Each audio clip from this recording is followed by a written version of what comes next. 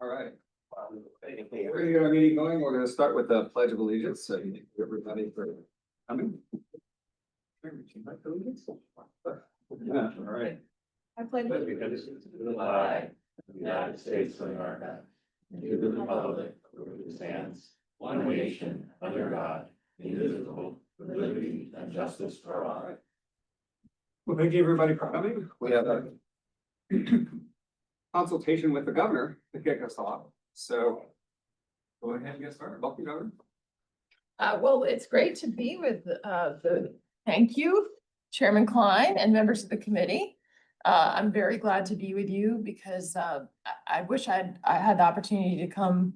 Obviously, myself, I know my chief of staff came to consult with you on Commissioner Davis, but I'm really pleased to have her in that position and glad that she's working with all of you. And I want to thank each and every one of you for all your important work, because there's no more important issue than what we're doing for our children and the standards for education in New Hampshire. And I've spent my life here, born here, raised here. So mother of two children myself. So this is sort of at the heart of everything we do, and you all work very hard at it, and I'm appreciative of you volunteering your time and giving it to the state in this important work. So I'm here today to ask to consult with you really on a deputy commissioner to serve under Commissioner Davis, and that person that we would like to consult with you about is Richard Sala. And he is someone that we believe, and I know the commissioner believes as well, will bring an extensive record of leadership to this position. And he's already serving at the Department of Education in the vocational area. And in fact, he's transformed that area. He's done a lot of great work in the vocational rehabilitation to make sure that our services that we're providing in this area are delivered more effectively, more efficiently, and really connecting to those services and the people that need them. So Rich brings more than 2 decades of proven leadership and experience across complex organizations. And he's spent 21 years in the Marine Corps. So certainly service is at his heart. And he followed after his service in the Marine Corps, he held senior roles at the department, and they've equipped him, I think, very well equipped him to serve in this position. He has a comprehensive understanding of our education system and governance, having served as deputy administrator, general counsel, a state board member. He has extensive experience with education in New Hampshire. He's directed federal and state programs, advised on statutory implementation and compliance, and contributed to policy decisions. He has a proven success in personal management and organizational turnaround. So he's a very good manager and good with people, which I think is really important to work with the staff at the Department of Education and with the commissioner. And he has a practical background in teaching and higher educational experience. He's a law school professor. He's developed and taught courses in administrative and constitutional law, giving him a practical understanding of what it means to be in the classroom. And so, as I looked at his resume, and certainly consulting with the commissioner, this is someone that the commissioner thinks is the appropriate person to be her deputy. And I put a lot of weight in that because it's important that we have a team that works well together on behalf of the students and the teachers in the state. And his leadership, his resume really speak for itself. And so as we look at the experience requirements under RSA 21-9:5 and what the department needs, really his resume lines up perfectly. So I'm honored to consult with you about putting Rich in this important position. And I certainly have confidence in his ability to do this, and I know the commissioner does as well. And I will say I had the opportunity to meet with him myself and talk with him in the course of my getting an opportunity to decide what I wanted to do at the Department of Education, and I was very, very impressed with him. So happy to answer any questions you have about Rich. I know you've worked with him before or anything about his background, or any issues in general that you'd like to ask me. How's that? That's pretty wide open. Well, I'm not used to that. That's how it is. It's the New Hampshire way, right? Right. Excellent choice. Thank Excellent you. choice. Does he have his cool truck still? That's That- a Jeep. I bet you the commissioner could answer that. Yeah. He does. He was an invaluable member of this. Yes. board, And his voice, Yeah. like, has been nothing against all the other new members, but has been missed, so like to have him be this close to us again. That's great. I mean, it's also awesome that he brings a unique, having served in your position, in the oversight position, and then also, you know, in the on the commission to be able to decide those roles, sort of looking at this level, and then also to have the background serving, you know, within the agency. I mean, that's rare. Yeah. Very good. No, I think it's, you did back to back home runs, with these two nominees. So Rich is, like you said, the experience that he brings is unique.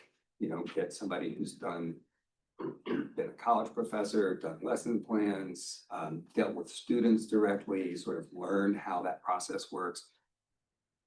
Done oversight of the system on the board, but also been a really, I think, valuable member of the team in the department and stuff he's done. You were talking about transforming the area that he's in charge of. I mean, Rich is the kind of guy that when he gets a hold of a task, he asks all the important questions. He figures out how things work and he wants to make it more better for everybody. And I think it's just he's a great pick. Excellent. Well, I'm glad to hear that. Appreciate it. Well, Yeah. thank you. Thank you very much. And I just say hoorah. But I thank you for the opportunity to come before you today, and thank you again for all the work that you're doing. Really appreciative of it.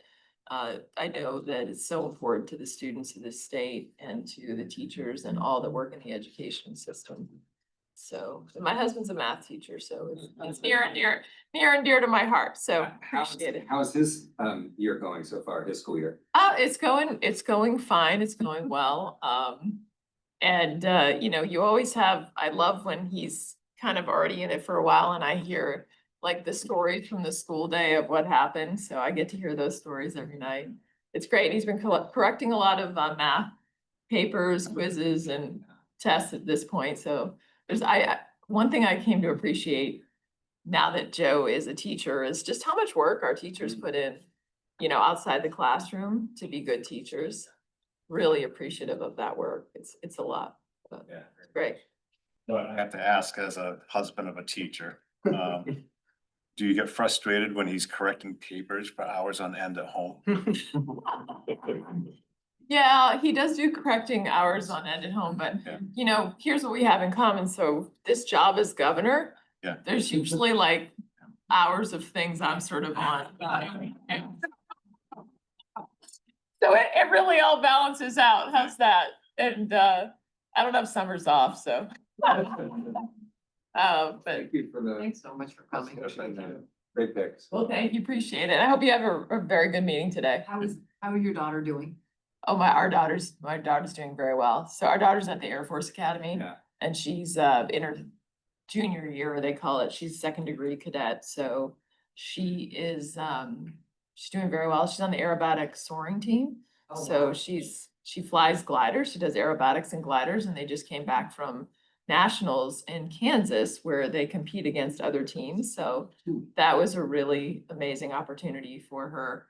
And you know, the Air Force Academy is intense academically, so she's working hard academically, but she's enjoying it. So it's great. That's it. Thank you for asking. That was very nice. Appreciate it. Well, have a great day. Thank you. Thank you. Have a great day. Okay. Say hi to Morgan Hughes. All right. Oh, Morgan, that's great. Thanks. Okay. So I how can about just that? add, I just pulled up for DeSales online here, and I didn't have the opportunity to meet with him. Yeah. Obviously, but the one thing that I like as a veteran is that being a Marine veteran, he has a lot of human experience. I say that as a veteran, so. It's a good guy, good sense of humor. Yeah, thoughtful. thoughtful, Yeah. the word that comes to my mind, very thoughtful. Yeah, Rich has that really unique combination of having all the right skills for the job, but all the right soft skills too. Like he actually listens very well. So question, will he be sans or with? Yeah. I don't know what the answer to that is. I believe when he interviewed with the governor, he was clean shaven, so I don't know if she knows he has. Wow. That may be a shock for her. Right? Costume and doesn't have a beard on. All right. Captain, congratulations. I'm very excited about this. Yeah, you guys are gonna be a good team. Yeah, and the role of the deputy is a more inward facing role, because a lot of the manager, if you look at the law that establishes the deputy position, it's, our contracting, our HR, our managing our staff. We have a lot of improvement we can make in that area, so I'm looking forward to having a partner to do that work with me. That's great. Also, I'm very excited about it. Let's try. Well, I just want to say that at least some of us got the message that I know. it was a brown The flag. governor did too. And Anthony. You know, I was literally seconds away from picking my brown check jacket. And made the last second call to go great, so I missed the board. You know, we could all match one day, though. That would be so fun. Would that count as a meeting though? We're all. We have to coordinate in this meeting for the next meeting. Right. Around November. There you go. Everybody used your second one. That didn't work, so next summer. All right. So we have another presentation before we get to public comment. Representative Hill. Morning. Welcome. As a reference. Good morning. So for the record, Tim Carney, I'm the administrator of the Bureau of School Facilities now. And I have Representative Greg Hill with me today.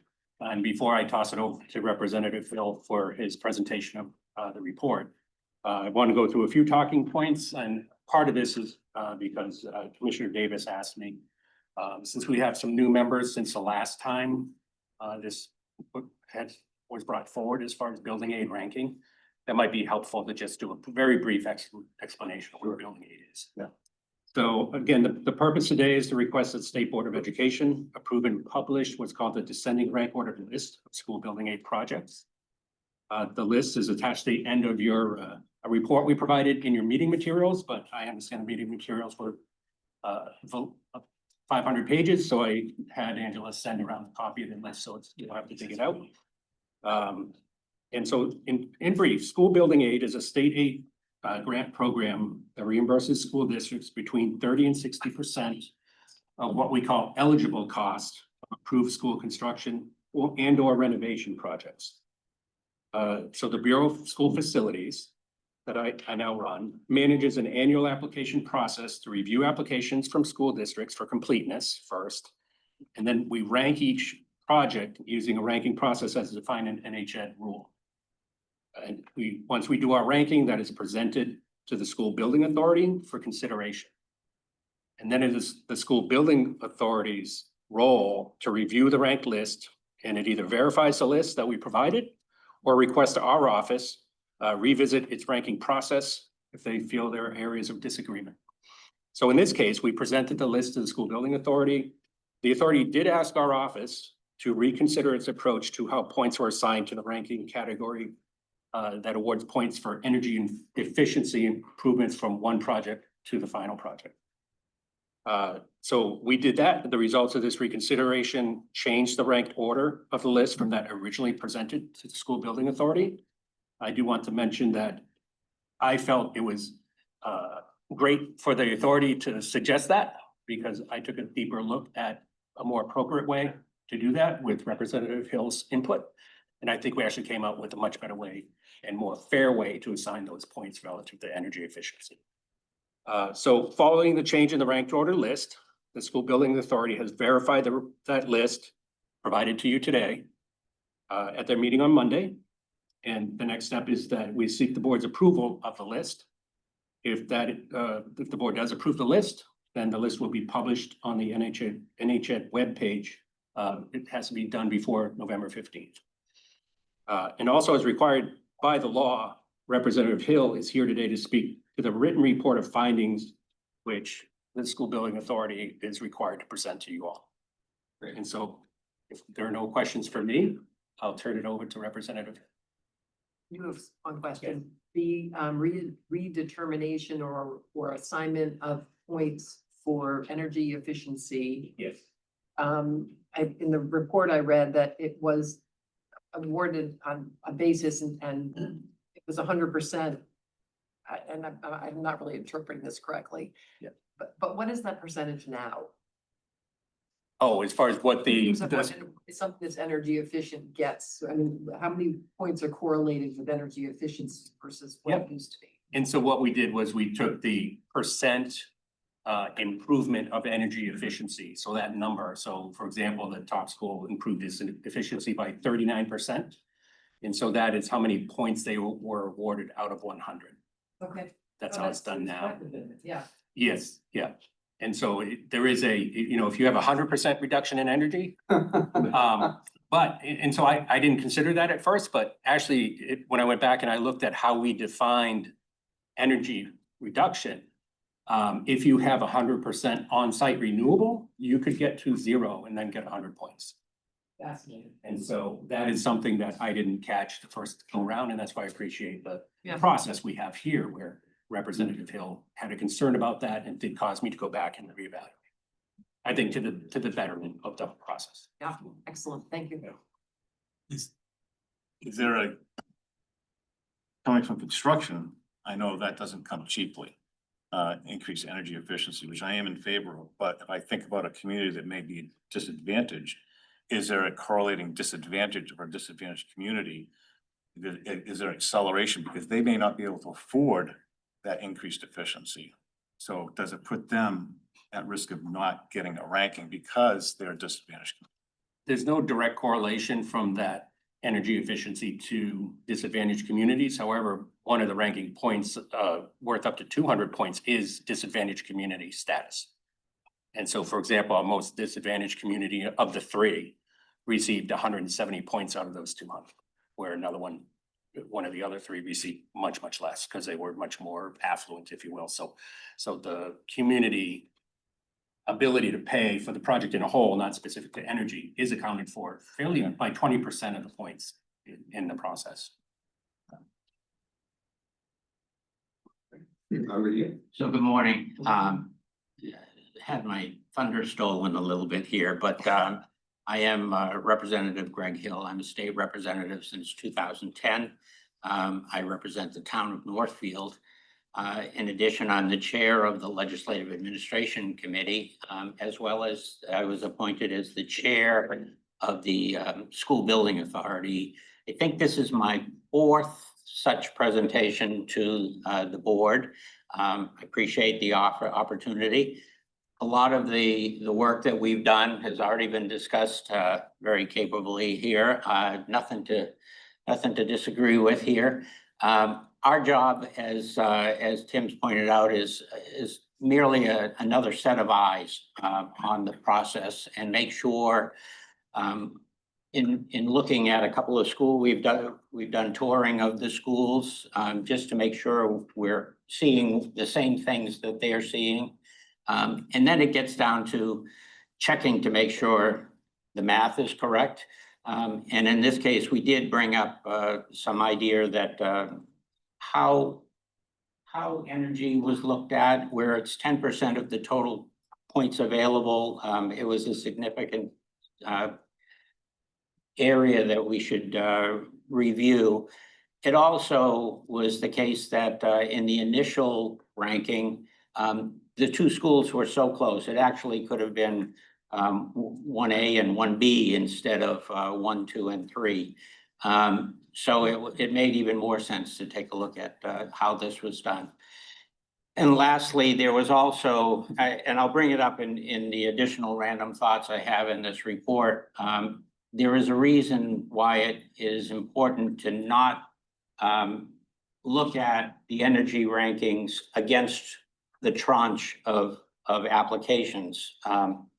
Under current law, we are not allowed to change the ranking in successive bienniums. So someone that's ranked and 1, 2, or 3 can't be anything less than 1, 2, or 3 when the next tranche of applications comes in. And it would be very difficult in this, the way the energy was calculated, to re-rank them or not re-rank them. I mean, we do need the ability to take a look and, if our goal is to try to find the most or the highest priority school, it's very difficult if we have our hands tied, not being able to rank any of the newer projects ahead of any of the older projects. So it just made sense to look at this energy category. I would like to point out to the board that these applications this year were much different than applications in the past. And I've given you an example of why that was the case.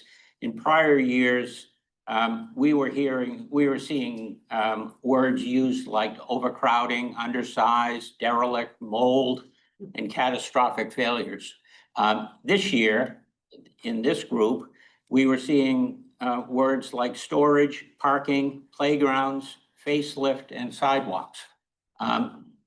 Much different. I'm not sure what that says, but I wanted the board to be aware of it and to also be aware that many of the items that we saw in our tours were items that typically would have been handled by warrant articles or typical maintenance items, but the volume of them is what I believe sent people into the category of building aid.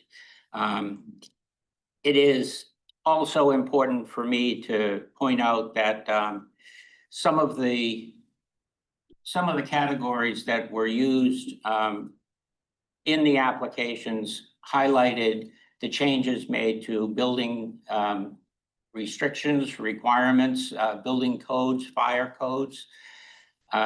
Rightly or wrongly, there's a large volume of them, and whether I guess the board or probably the legislature more so needs to be cognizant of the fact that there's a significant cost to these changes of codes. And I'm certain that if we were to have building aid, which I'm also responsible for, I guess, there is a concern that even by the time one of these schools would be completed, they would be out of code for the pace at which these codes are being changed. So I also think it's important to recognize that these items, in some cases, that are being combined to create an urgency for building aid, I'm not sure as a taxpayer and as a financial person, and that's why I'm on this board, is the financial background. I'm not sure many of them are suitable for long-term bonding. You know, we had a couple of the items that they're doing is demolition of a storage building that they just use for outside play equipment. I don't really want to pay for the demolition or the movement of a storage unit for 20 years. You know, it just doesn't seem like it makes sense. And on the school building authority is also the state treasurer. And interestingly, that was the item that she brought up as well.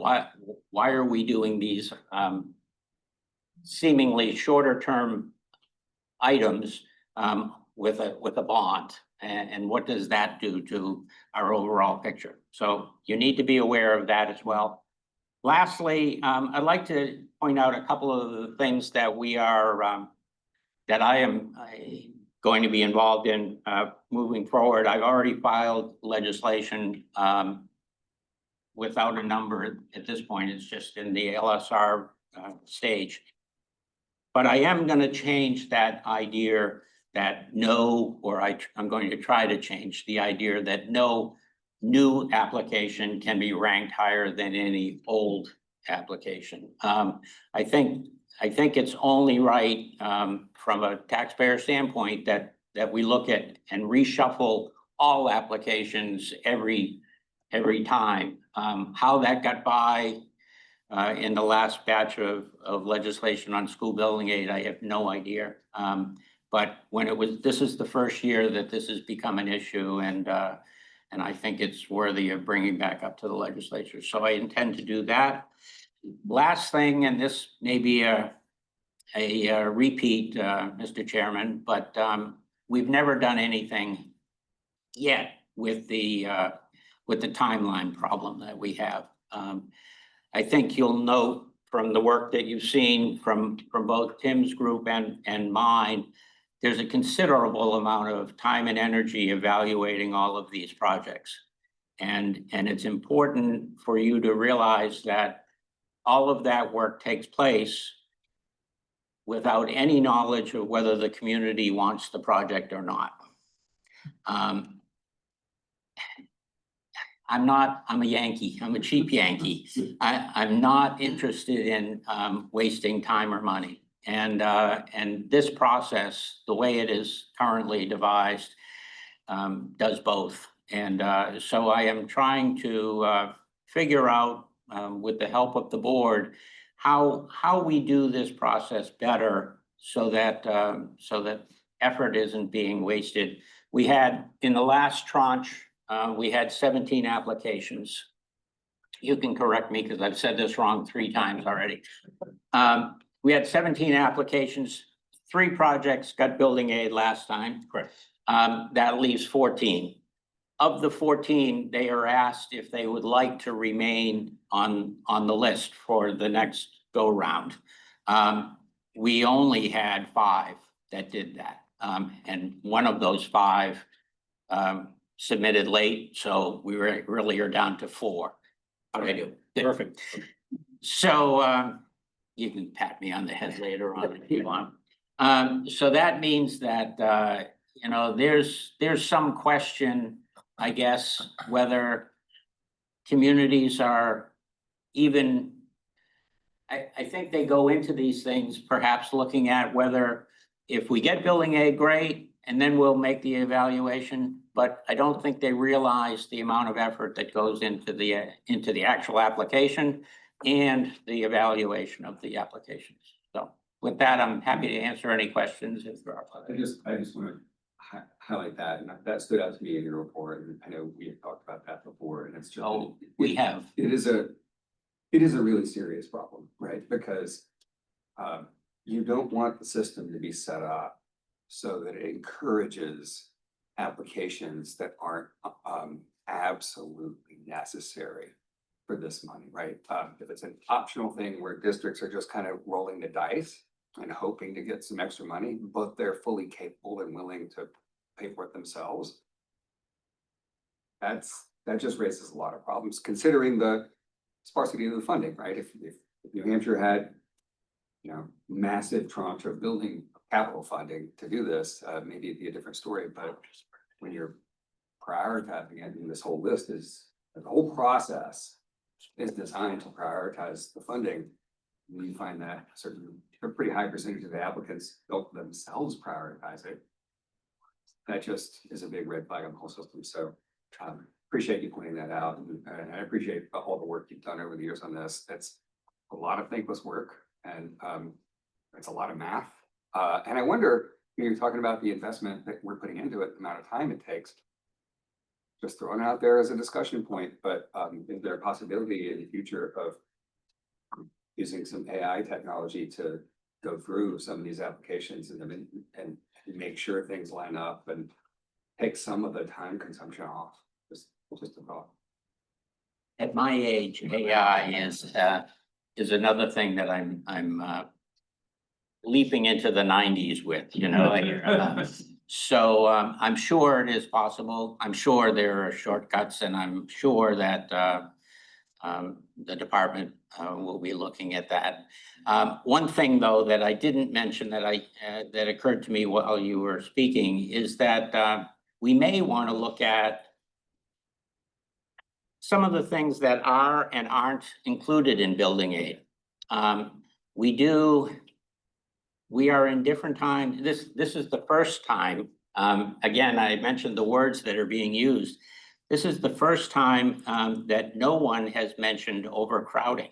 And I'm wondering if we need to review more closely our restriction on modular classrooms. And one school did mention to the fact that they are concerned about bringing in parents or others for IEP meetings. And they would like a separate site for, or not a separate site, but a way of segregating that conversation from the student population. So, which would make sense for a modular, perhaps attached to the school or not, as a conference room. We have never looked at those items. Perhaps we can reduce the restriction on building aid by increasing perhaps some way of a funding source for either modulars and or storage units. That too is not allowed under building aid. But the storage translates to a lack of classroom space in some cases. People are bringing storage in, and that restricts the amount of use of the space for students. So, and we had also talked about the size of some of the special ed equipment that they are storing in places, and it's enormous. So even just figuring out some way of, I don't know, either a lending, separate lending fund for storage units or modular classrooms may eliminate a good piece of building aid. Maybe, and I just think these sorts of things that you find when you're doing this work maybe suggest that we've had sort of institutional issues with school building design over the years. You know, if your design for your campus doesn't include enough storage, it seems to me that you would need to build that into your plans for a school, certainly for a district. So to make sure that you have enough storage on site. If you're taking up classroom space because you don't have enough storage, that seems to me to be a design issue. But you know, like some of these buildings are from the 50s, so. More than some earlier than that. Yeah. But if storage is a design issue, boy, would I ask some of these teachers and school administrators for their input, because I have never seen a bunch that is smarter about storage of creating storage than this group. So it's clever. Anybody else? Thank you so much for your Thank you. report. For my edification and maybe for others on the board who aren't as familiar, what is the process of building aid? Where does it come from? What's the frequency that it actually exists? And when it's awarded for the top four, how long will they wait? How much time do you have? Just an overview. So I'll answer that. Thank you. So, the building aid process, building aid is appropriated to the Department of Education each year or every biennium as part of a biennium budget process. So the Department of Education in law right now can request no more than $50 million as building aid. And then if the legislature were to appropriate $50 million, first, the Department of Education is responsible for paying for the tail. So we have building projects that the state committed to under the old way of funding before we bring projects to paying a portion of their bonds over the life of their bonds, so 20 to 30-year bonds. So that's the building aid tail under the old program. That old program was put in moratorium and then phased out starting in 2008, totally phased out by 2012, but we'll be paying those tail payments until 2041. So that amount decreases each year because a group of those are paid off, but this year it's $14 million out of the $50 million that goes to that tail. Then the state also bought during a period of financial downturn, the state bonded the payments of building aid. And so in addition to the amount that has to come out that $50 million is the state's bonded amounts for the building aid projects. That is now illegal. The state's not allowed to do that, but that was something that had happened. So that would leave the state in theory, or the department in theory, $30 million to award for new building aid projects for potentially each year up to biennium. That would have been this year in the biennium. The department, so when we do our budget, we have a couple of different ways we do our budget. So we've put in what you need to fund things that are existing law. And then we have something called prioritized needs. So we put that difference in for that prioritized needs and the amount for the existing bond payments and the existing tail payments in the regular department's budget. The legislature then looks at our prioritized needs and decides whether or not they're going to fund that amount. So this legislative session, they chose not to fund that amount, meaning there was no funding available for new projects. The last two bienniums, they have funded additional funds and we have provided additional funds and we have then funded those projects. So that's how that process works. And then we go through the process, schools apply to us, which is a very rigorous application process. And then we go through, Tim and his team go through the process of ranking those applications. To the AI question, I do think there is probably some opportunity for us to make improvements to the application process, but we do a lot of the ranking by going to see those projects in site. It's a visual inspection. And so I think that really informs the process that the department does when it's ranking. So I don't know how much AI could be added in. But there's probably some opportunity, especially on the front side of the application process. And then, so once we know if there's going to be money or not, then the school then goes to its taxpayers and will, through a warrant article, see if there's a positive vote for the project at its regular town meeting. After that, if there's a positive vote, the school lets the Department of Education know. And we will go through the list and award building aid to the folks that are on our list. So this past, or 2 bienniums ago, we had the money to award 3 projects, and so we were able to do that. The schools then start the process of getting all their contracts and whatnot lined up. And then as soon as they start that project, we give them 80% of that project upfront, 80% of the state's amount that they're going to give, which is between 30 to 60% of the allowable costs of that project.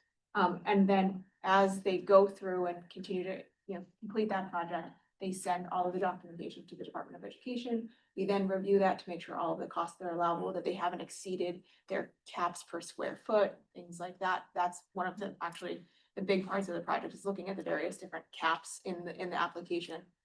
Getting any necessary waivers from the department if they do need to exceed those projects, and then the department reviews and will make the final 20% payment when that project is completed. That's kind of the full cycle. Tim Broderick, I can see him laughing and not laughing, I don't know, making faces in the background. He's in the middle of this. I can't help it. I know, I can't either. But so Tim is here obviously for the SAU update, but he's also one of our building aid recipients this year. And so if you want to ask how it practically works for a school, I'm going to put Tim on the spot. I just texted the commissioner an A+. Seconds ago. It couldn't be better described. That would have taken me an hour. Does everybody get that? Yeah, oh. There's gonna be a quiz. Yeah, that was really Have to support the amount been bonded, or they have to support the amount that's the tail.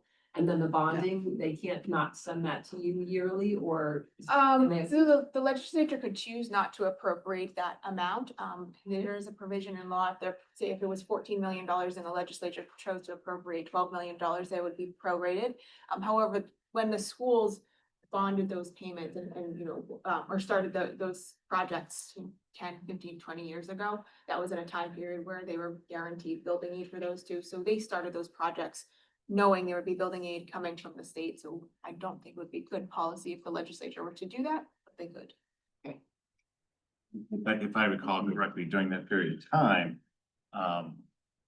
it was well known when local boards presented to the communities that the schools are obligated to, the district was obligated to pay for the full amount. However, building aid was available, but the state did not necessarily have the fund. They could actually back out of it, as how I recall back then. It wasn't obviously good policy, because that would obviously cause.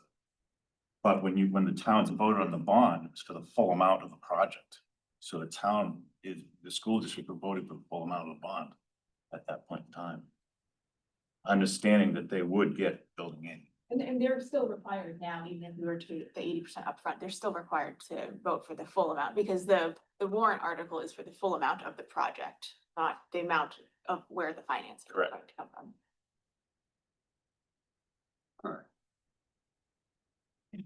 Learned something. Good. That's good. All right, well, thank you. Any other questions? Representative Harold? I could drag this out all day. I know you could. Still using RS means as a basis of cost per square foot, Yes, and what's that right now? it depends on the community. Okay.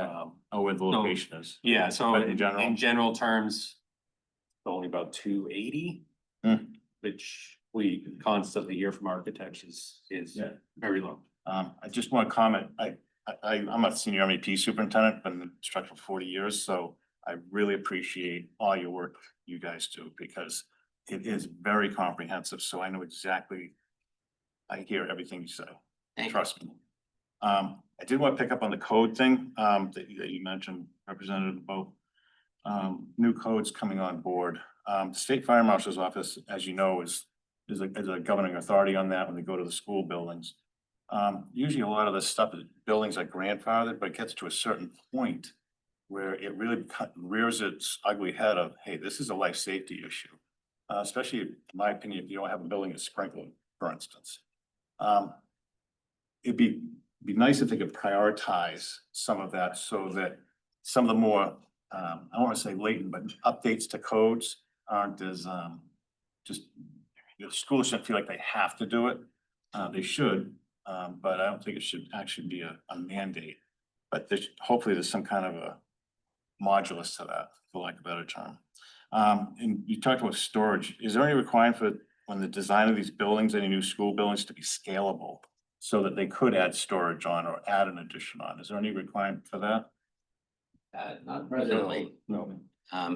In the past, as we brought in applicants, that typically is one of the questions that we ask. And in a time period of declining population, one of the questions was always, what else can we use this this building to do? But these are different times, and I think we do need to be cognizant of maybe making changes to how we do this. It's all in a vacuum, however, you know, if building A doesn't exist, maybe there's other ways that we can help some of these schools. I don't know if recover is the right word, but help with their ongoing concerns, even absent building aid. That's probably my main message. And what about other area schools? Like, so for instance, if one school district says, you know, building's built in 1945, we need a new one. But does the committee look at area schools that students could potentially go in others? Is there available floor space in other school districts where students could go without going to the people in New Hampshire saying, you know, construct this building? And I'll just, since we have Prospect Mountain here, I'll think back when the school first opened. There was actually classrooms that were empty, as I recall, back at that time. So they've become an open enrollment school since, that's a whole separate topic here, which I was glad to hear. But is the committee looking at that as far as other school districts in the area having available floor space? The authority isn't. What we have had conversations about turning this process more into the same 10-year plan that we do with roads and bridges. But that would involve us doing an evaluation of all the buildings, which is expensive, all the buildings, and then setting up that priority list and seeing where we are. The advantage, I think, of doing that kind of an approach may be what you're talking about, that we would now know where space exists. Yes. And maybe talk about consolidation, maybe talk about a lot of other topics along the That's way. it, because as you noted, declining enrollment. And those are some of the things that we heard back when we were building our school in our community. Which is one of those things that I have put in my report that I'm going to request the commissioner allow us to take a look at these modular school buildings and more importantly for me as the finance guy, looking at the lease and purchase aspects of it. If we can be adaptable to the needs of the schools through lease programs and you know, remove classrooms and or upgrade them with you know, one of the other advantages to modulars is that they can be up to code in a faster period of time than us building a brick and mortar you know, building that has a 50-year lifespan or something like that. So I think there's some work to be done in that area that I'd like to undertake. Yeah. Different topic, on this chart right here, the amounts awarded, which reflect the 30, 40, 50% of the overall project.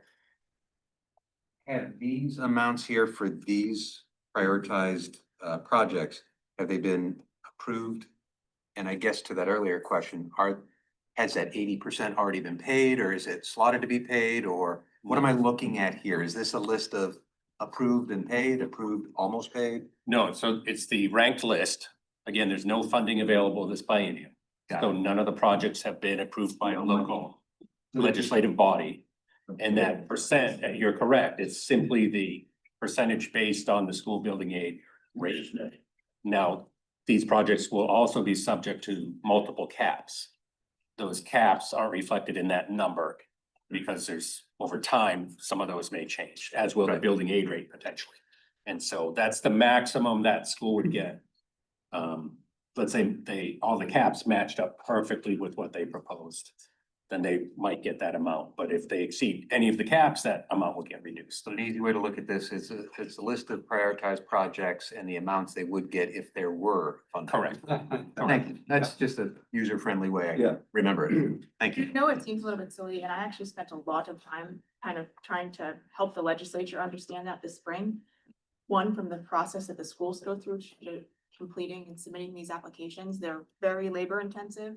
They are cost intensive for the schools to even put together an application. And then, so to try to make sure that they understood that.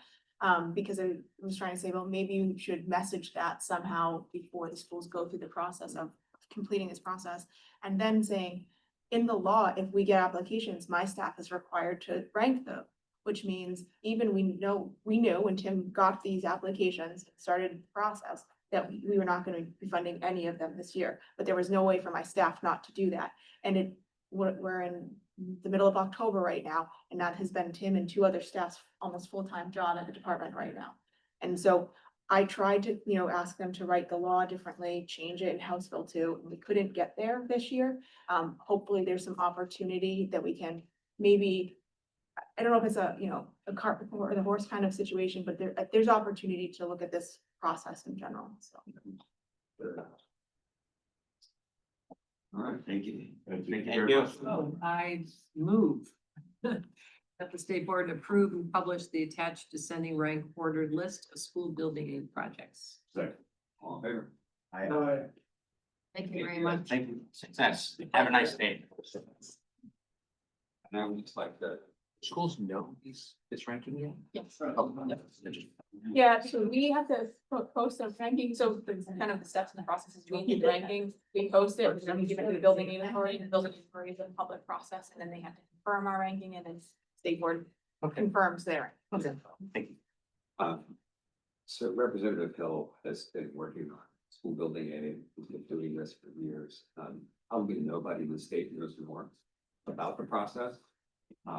And the agencies have spent more time doing it. The Commissioner knows the law and the process here. No, as I said to the governor earlier, home run, right? But I just think Representative Hill's work that he's put into this, and the staff of the department, because it takes a massive amount of time. I don't think people appreciate how much time goes into this, and there are legislative statutory constraints over the process. So the department is obligated to go through a lot of this reviews even if there's no money. Money. There's certain, Crazy. the criteria for rankings are spelled out and are very constraining. So it's a very complex, complicated process. Representative Hell's been working to make it better and just How kudos. old is the legislation?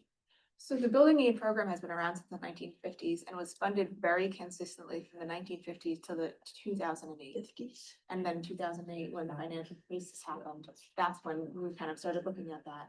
They put the moratorium on place of the current way it was funded. And then in 2012, they changed the program to the ranked program, but the way it essentially happened from the 50s to 2008 was schools presented a building project to the department and the department funded what was allowable in that project. It's a different time and it's just like, it's really complicated. Well, I like his point about let's take into consideration that our the amount of kids in school is decreasing. Yeah.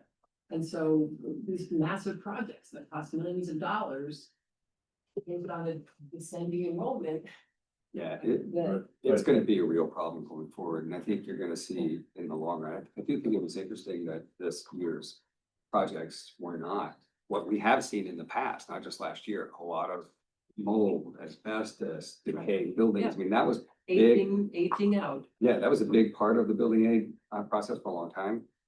Well, at least since the prioritization, right? So we'd be ranking things and those would be featured in the applications, and so they would make their way to the top.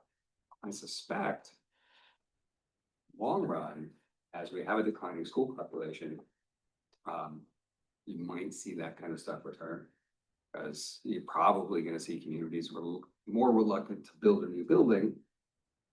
If there's a decline in population, they're gonna make best use of the buildings they have, and over time, you're probably gonna see decaying buildings again. Well, no, they get to the point of no return because Right. they've been But part of overlooked. And I think what was in Representative Earl's report as part of this process, was trying to avoid incentivizing districts to not maintain their buildings. So you noticed in the process, to get awarded, they have to have cash reserves.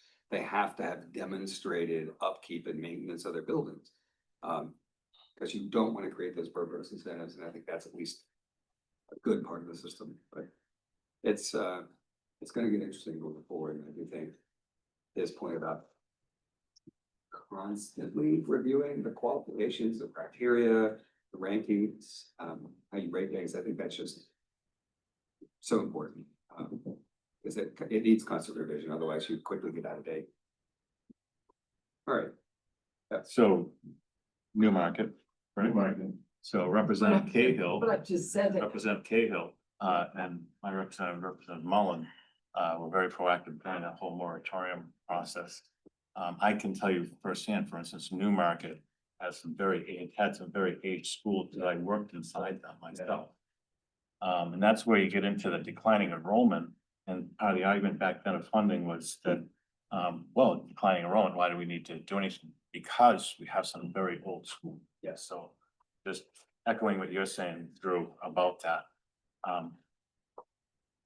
I will say, I think I've shared this with the board before, our school district constructed a pre-K to 6 building with a 2/3 bond vote, knowing there was no building aid. We built it ourselves. And we were eligible for 60% aid at the time. So we had a very significant need, because of a situation that we were in as a sending district. So but you know, one of these It's, other things going forward, and this is not, I think you're gonna see this in the long term, is with the client, if the population and the demographics continue the way they've been going. I mean, we lost 14,000 public school students since in the last 5 years.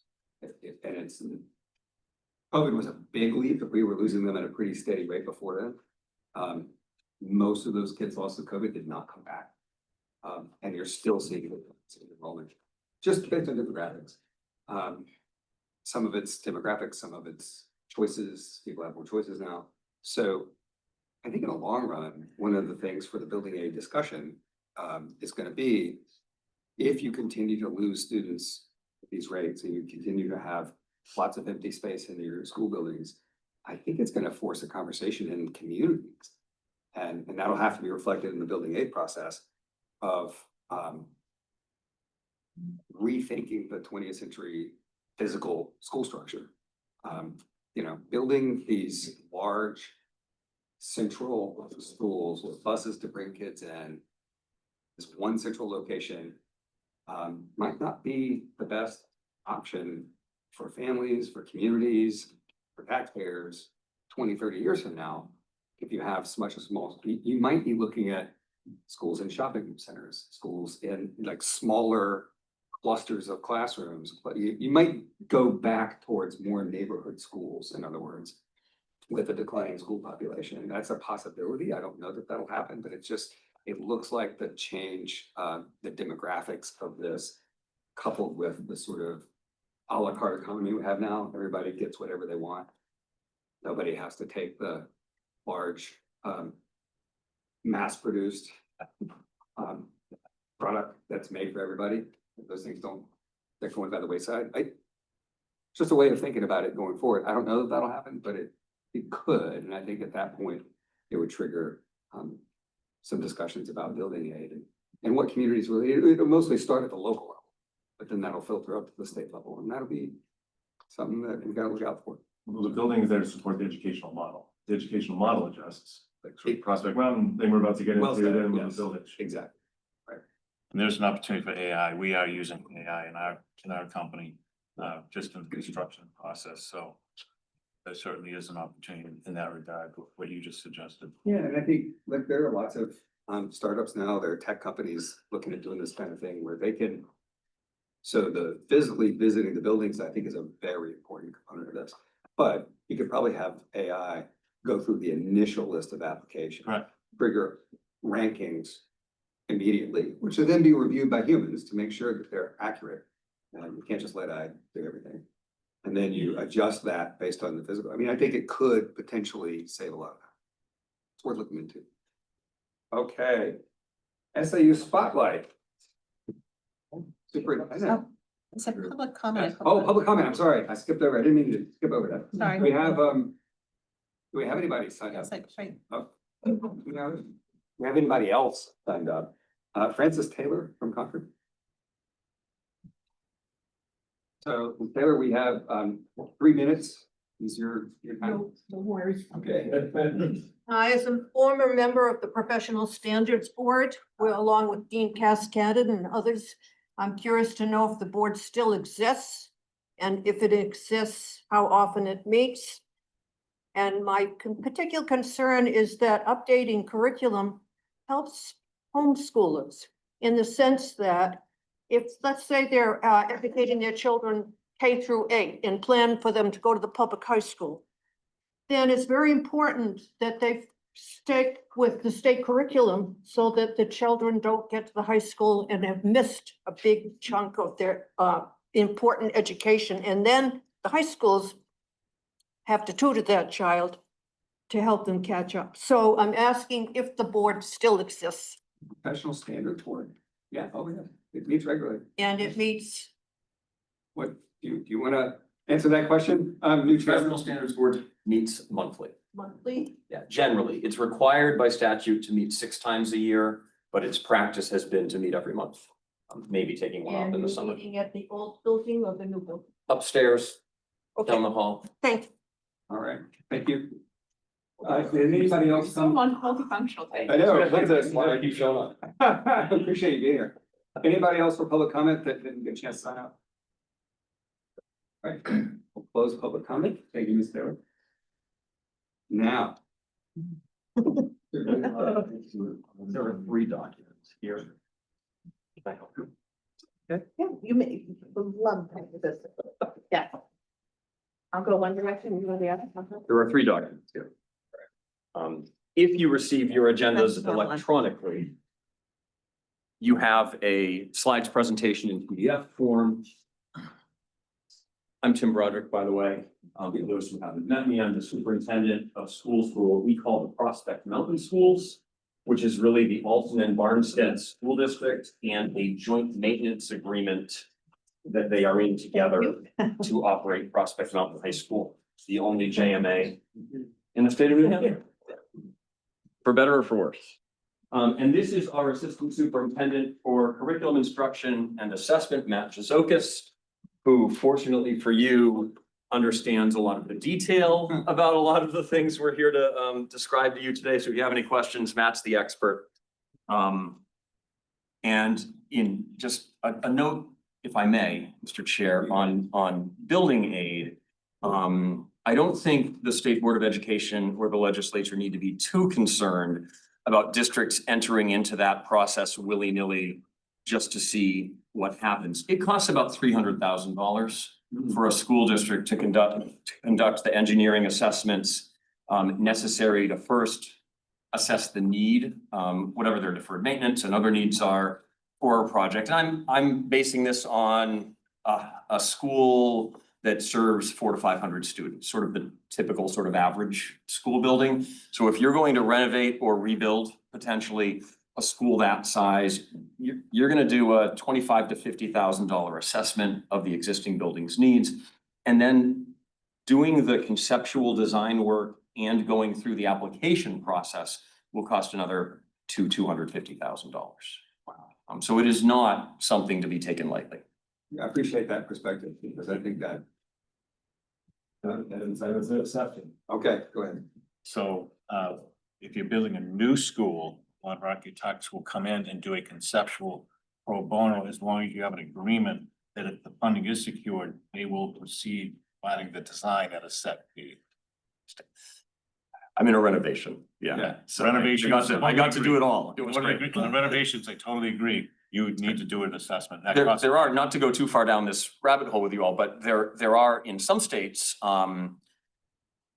standard designs have been approved as part of the state's building aid process so that districts don't have to design from zero because, you know, schools are mostly pretty similar. Yeah.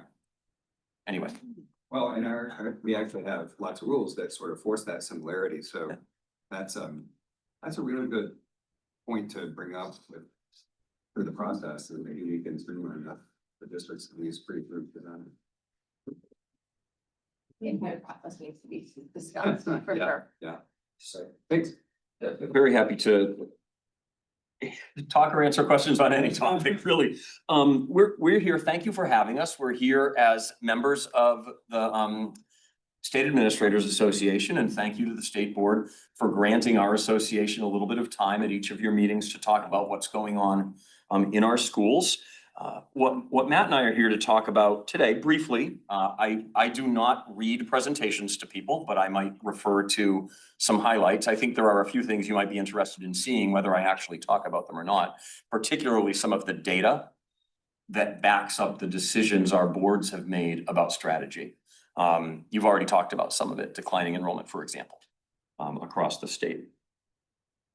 The theme here, though, is how we, over the last, say, 5 years, have tried to adapt and put into action legislative and state board laws and rules that we perceive as encouraging public schools to differentiate further, to personalize more, and to try to meet students and families' various needs instead of trying to fit every student into the same box that maybe was more our way of thinking in public education 20, 30, 40, 50 years ago. So I think that's the theme, but there's an important undercurrent for us that is economic, and it begins with changes in the landscape of public education. And this is what my first half dozen or so slides in the presentation are about. It's what has changed around us over the last, let's just say 20 years, because we've seen a tremendous amount of change in public education just in the last 2 decades. It begins with declining enrollment. If you look back over the last 20 years, we had about 216,000 public school students in New Hampshire 20 years ago, and about 160-ish thousand last year. It's about a 21% decline. In Alton and Barnstead, our communities, it's been a little bit more than that. We've seen a 23.5% decline in enrollment over roughly the last 20 years. It's not going to get better. Yeah. I guarantee it is not going to get better. And if you want to know why, look at the trend in United States birth rates graph that is in this presentation.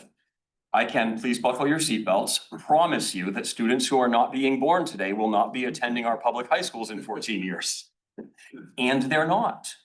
We have seen historic lows in United States birth rate year over year for the last 5 years. So while we may see a rebound in student population someday, it won't be during my career. I can essentially guarantee that. So today, where we are and where we've been over the last 5 years or so, what are we doing about that has been one of our central questions. There's also been a mission shift in public education. And again, I'm not reading to you, but I am referring to our presentation. There's far more interest in career and technical programs among our families these days. There's been tremendous growth in home education, especially since the pandemic. Charter enrollment has increased, and I think there's an overall sensation that I feel, at least, that families just have an expectation of choice that is different than it was even 5 years ago, really since the pandemic. Family expectation of choice is much greater. And more attention to return on investment. I think that's important, not just among taxpayers, among families. How much do we pay for a bachelor's degree these days? How much debt does my child incur for that bachelor's degree? And then what's available on the other end that's going to justify those costs? 20 years ago, I didn't hear families talking about that as consistently as they do today. And one of my favorite bits of data about public education and some of the changes we've seen over the last few decades is another chart that I've given you, which is the percent of children in the United States earning more than their parents by birth year. I characterize this in the slides as loss of confidence in the American dream, right? I believe that we used to have a promise. I grew up with this promise. If you work hard and play by the rules, you're gonna end up better off than your parents. If we said that to our children today, I think they generally wouldn't believe us. That if working hard and playing by the rules means coming to our public school, doing what we say, following the curriculum, earning your high school diploma, is that a guarantee of economic prosperity or an economic position in our society beyond what my parents were able to achieve? And I think parents know this, families know this, our kids know this. So we don't have the same kind of authority and influence sort of as a part of that compact that we once may have in public education. So I'll move on. We've been focusing on enrollment. Our goals, we have 7 strategic goals that we've been working with for the last 5 or 6 years, but the overarching goal is to retain students and to attract students in our schools for obvious, I think, reasons that I've also demonstrated. And enrollment equals funding, right? Money follows kids, generally speaking. And program quality, while it is not guaranteed that spending more money yields better results and better program quality, it is probably pretty likely that less funding means lower program quality, or at least less breadth, right? We will have to cut programs if our high school continues to get smaller, right? Economic forces will compel us to do that. Yeah. So this is obviously just axiomatically true, like enrollment is funded.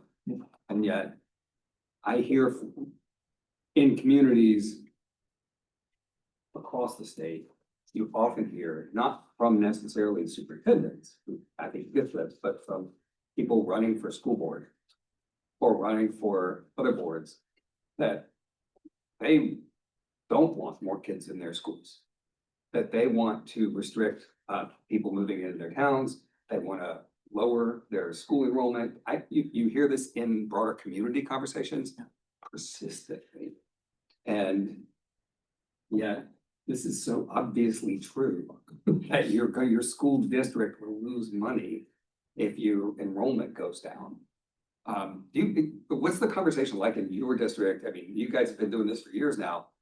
How has that gone in sort of the broader conversation in the community? We've talked about this a lot, particularly in our work around open enrollment that you're probably all aware of. Certainly you're all aware of.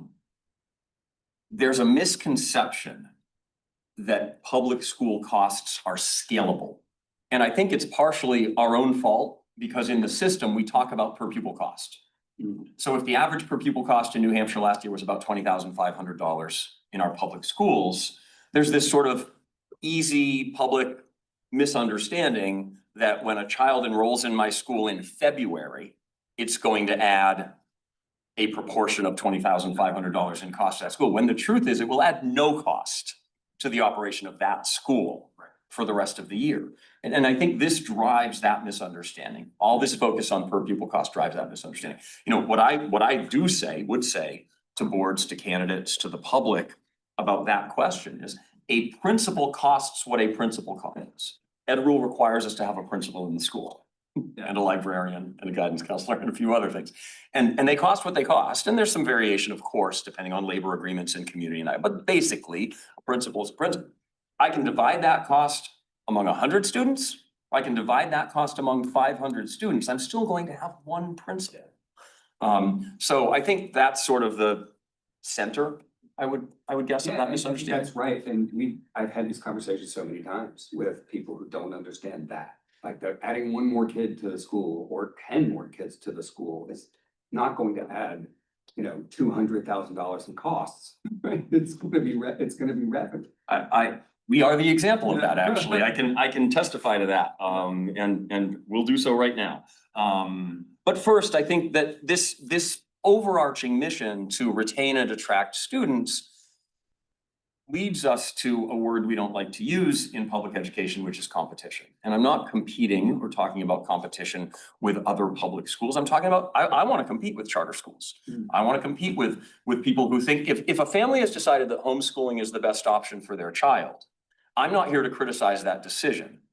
I'm here to try to demonstrate value that will bring that child back to our system, even on a part-time basis, which is one of the things that we've done that we want to talk about a little bit. And we want to do this, we are trying to do this within the public school system, right? We didn't quit our jobs and go start a charter. We aren't starting a private school. We're trying to do this within the public school system because public schools are accountable. Look where we are. We're here talking to you because we are accountable. We follow your regulations. Our educators are licensed. I serve on the Professional Standards Board and we meet nearly monthly. And we review and make recommendations to this board about licensure standards for educators. Educators get background checks. They are bound to a code of ethics and a code of conduct. We want to innovate within this framework of accountability, and we serve all learners. We don't have that moment where we look at a child or a family and say, you know what, that's too much for us, we're not doing it. We do it, we find a way, for better or for worse, right, in some situations. So I think those things are really important. And then the other thing that I didn't mention is we provide access to technology that not necessarily every family can afford. I think the school that doesn't provide a Chromebook for every student, at least above a certain age, would be, I don't know if it exists anymore. And I think that for some families, that is the child's window into our connected world, into technology. So we do all those things. We do them because we are public schools. So how do we innovate within the public school system to try to bring in, attract and retain more students? This brings us to Matt's work he's been with us for 3 years, entering his 4th, has done a great job. Every student in our high school completes a personal pathway. You have an 11x17 sheet in front of you that shows what a 9th grade pathway planner might look like. That's a real one with the name redacted. And then on the flip side of that is what that pathway planner or a different one would look like by senior year. Matt?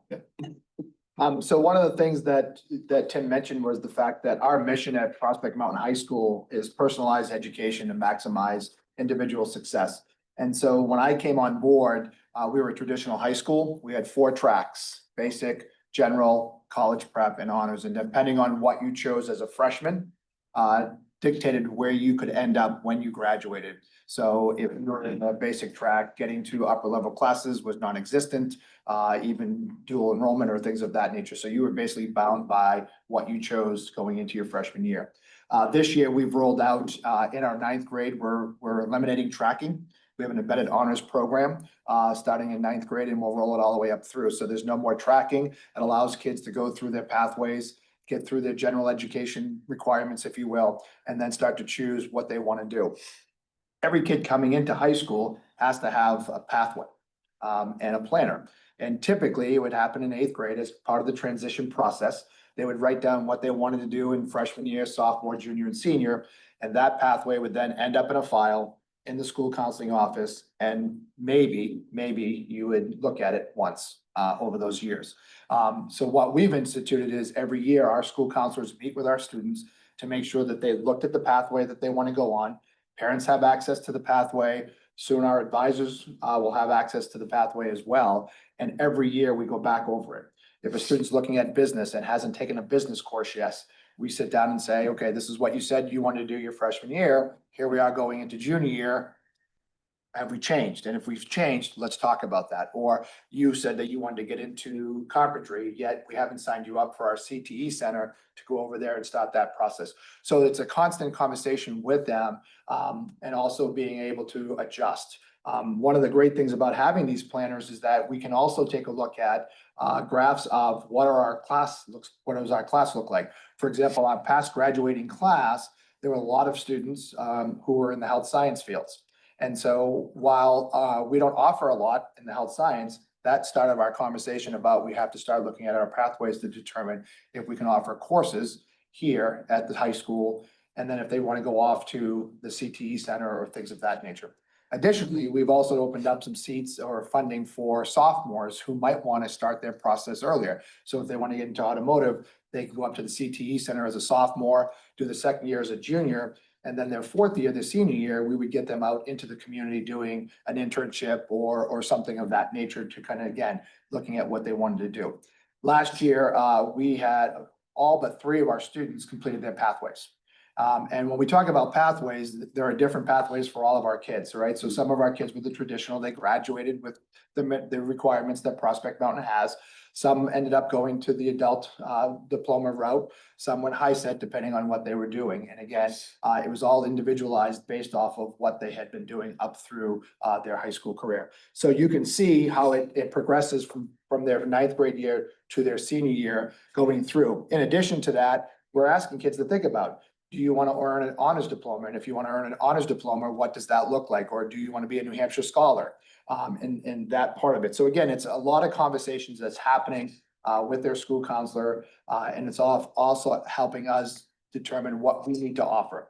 Last week, I sat down with the department chair for our English department talking about logic and rhetoric. And that's basically changed the conversation to how do we look at English 11 and English 12 and start to look at maybe offering, instead of the traditional English 11, look at electives. Making sure that we follow the state standards, but also looking at where are our kids going and what can we do to sort of continue to spark their interest. And so that's what you see here. And you know, the other piece was ELOs that we've done. We've done a lot of work with ELOs and we're continuing to build off of that. I'm gonna give you credit for a second. Yep. One of the things Matt was able to report to the school boards and myself over a year ago was that in beginning to talk to our students about to have these pathway conversations, roughly 20% of our high school students were interested in entering the healthcare field at some level after graduation. So we've added coursework, we've added electives, we've added staff. And hopefully we will continue to add more pathways for kids that lead to those outcomes. And by the way, I understand that asking a 13-year-old, what do you want to be when you grow up is not, but we're all, I think in this day and age, we all change careers several times. Is that sort of what we expect adults to do? So giving kids purpose and a reason to come to school connected to something they think they want to do, in my opinion, is worth it, even if they don't end up doing it.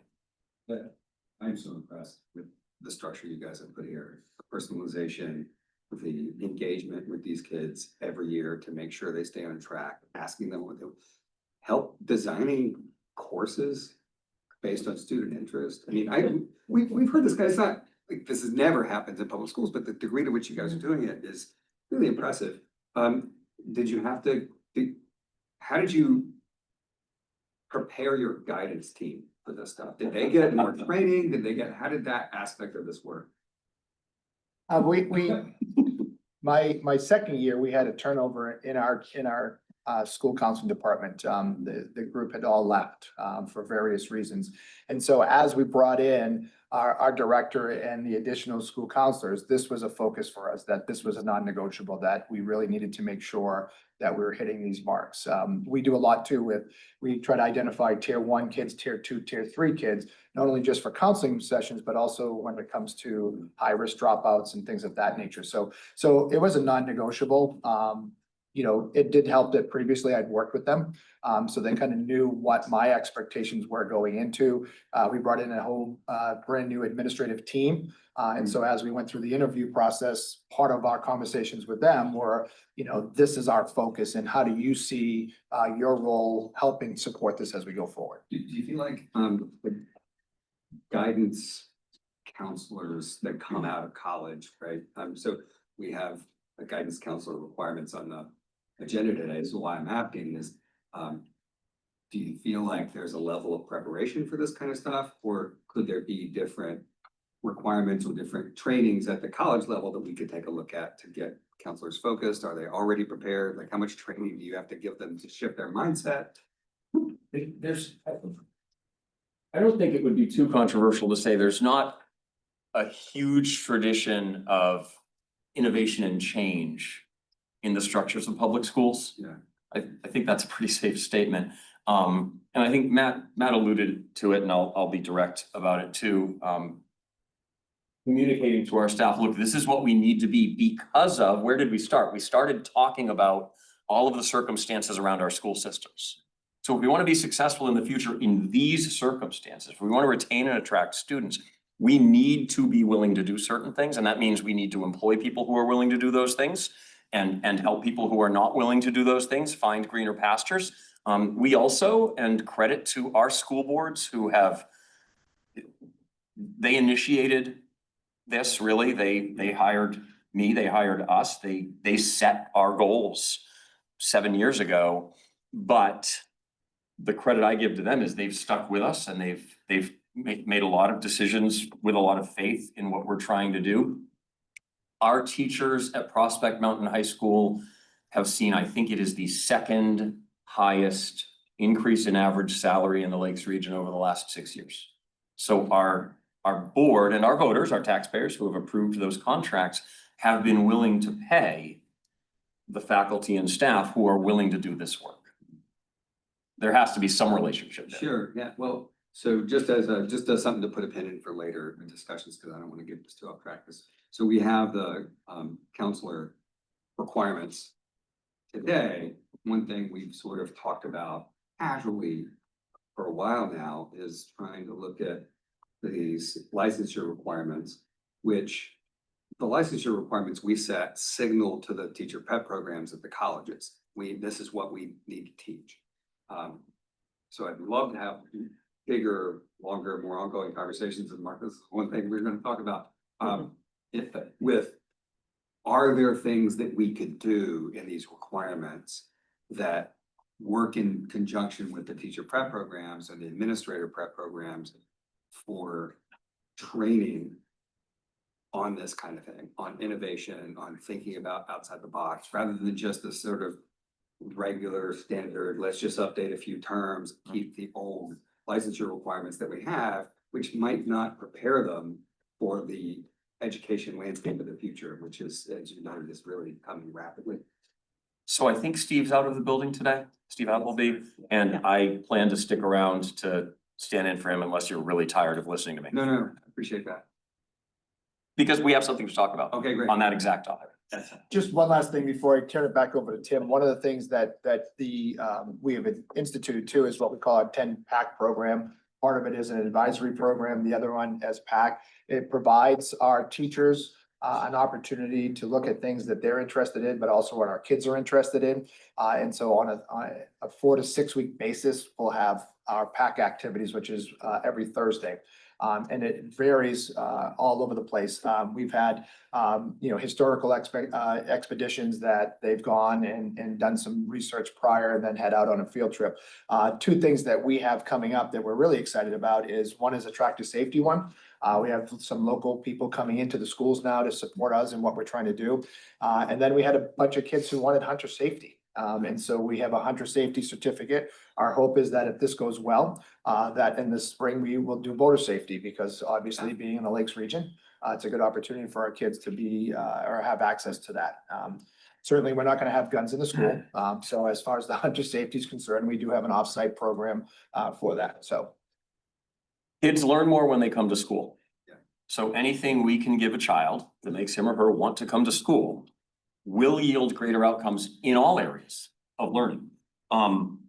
This all leads, you'll see if you look at the presentation, a growth in alternative learning plans. We've had regulation on the books in New Hampshire, and we've had policy locally that allowed alternative learning plans for many years. I'm not sure if it's 5 or 10, or it's probably close to a decade would be my guess. I'm sure the commissioner knows. But no students, we had never done it in our schools. We've started doing it. And this goes to some of those students who are not receiving the honors diploma or the 24 credit Prospect Mountain Board diploma or the 21 credit state standard, minimum standard diploma, but some of these other outcomes, the GED, the high sets. Many of those students are on alternative plans now. So they're getting some ELO credit for work experience connected to what they want to do. They might be in a program called Project Second Start in Concord that we can pay for those kids. Keeping these students in the past, here's what would have happened in our school, and I assume others, 10 years ago. These students would have unenrolled from our public school to go do these things. We want them enrolled. They continue to meet with our school counselors. Many of these kids on alternative plans are still taking a couple of classes in our building, then going to work, then coming to Concord, then doing whatever the other thing is they're doing to get to that outcome. One political note for you that you may have already heard about from Dr. Green or Commissioner Davis. Last year, the Federal Department of Education came to New Hampshire and decided that some of these outcomes will no longer count in our 4- and 5-year graduation rates. So I predict you are going to see, and you may have already been told this, you are going to see a decline in New Hampshire high school 4- and 5-year graduation rates probably next time they're reported, because these outcomes are no longer being counted. We're going to keep doing it anyway, because this is what we think is best for our citizens, for families, and for kids in our communities. We do continue to receive support from the state legislature and the Department of Education in the form of adequacy and differentiated aid for these students who we keep enrolled.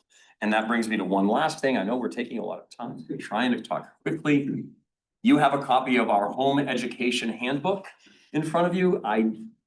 We didn't do this, it already existed at Alton Central School. We've adapted and updated it. We've met with some folks from our homeschool community to update it and make sure that it answers people's questions and meets their needs. We are really trying to bring our homeschool families into our schools for things they might want, especially, my wife and I have homeschooled a little bit in the past. My sister homeschooled 2 kids for many, many years.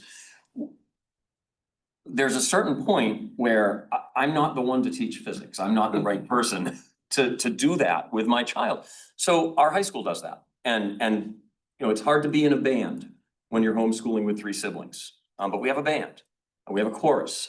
And we want, I suspect there's some tradition years ago in our public system to kind of push homeschoolers away, but that is the opposite of what we want.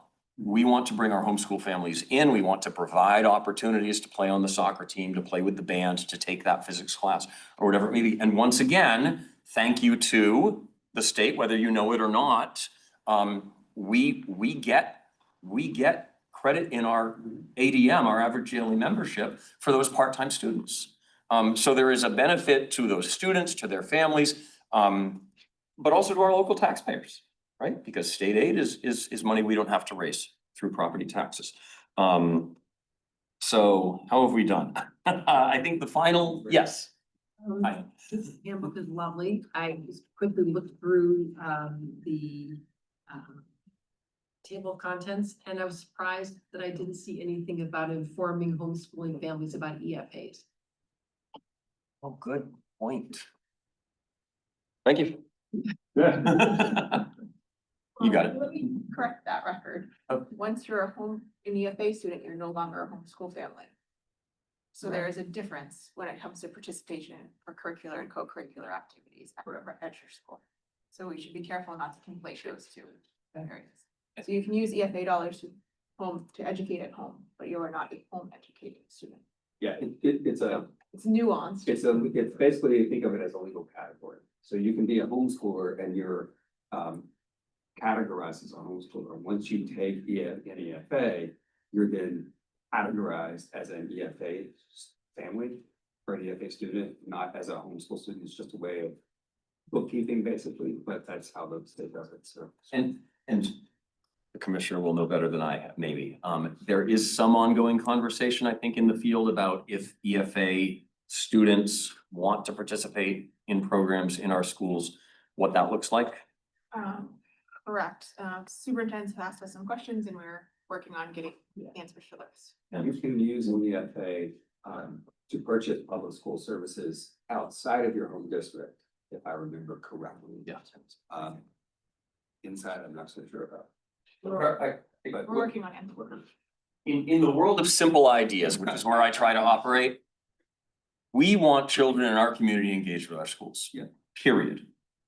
Their parents pay taxes, they vote, I hope.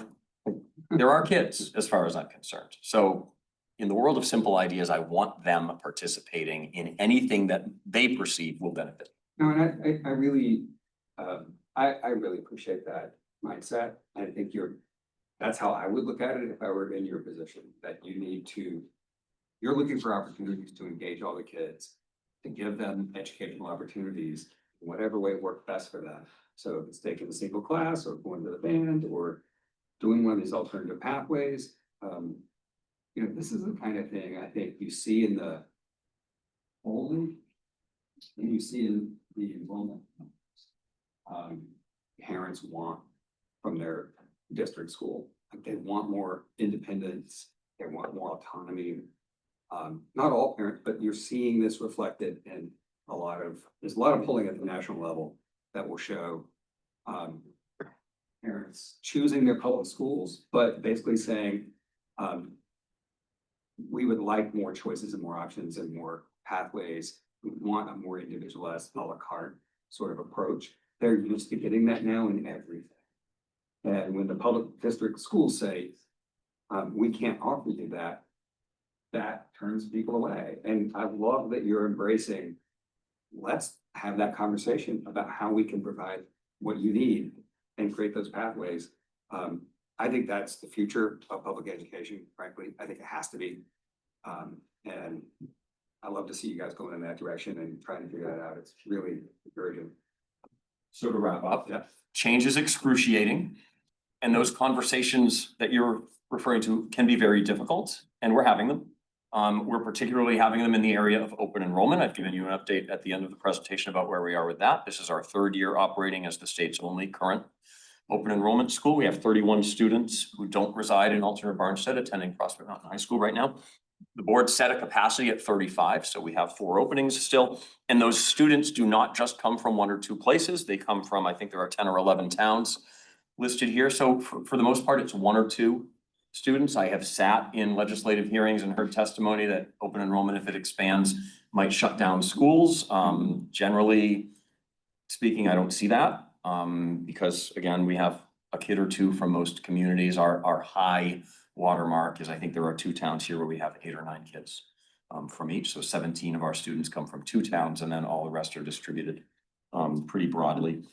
And then some of you will recall that 13 months ago, you approved our innovation school designation, and the purpose of that was for us to launch an alternative program that we call Granite State Academy.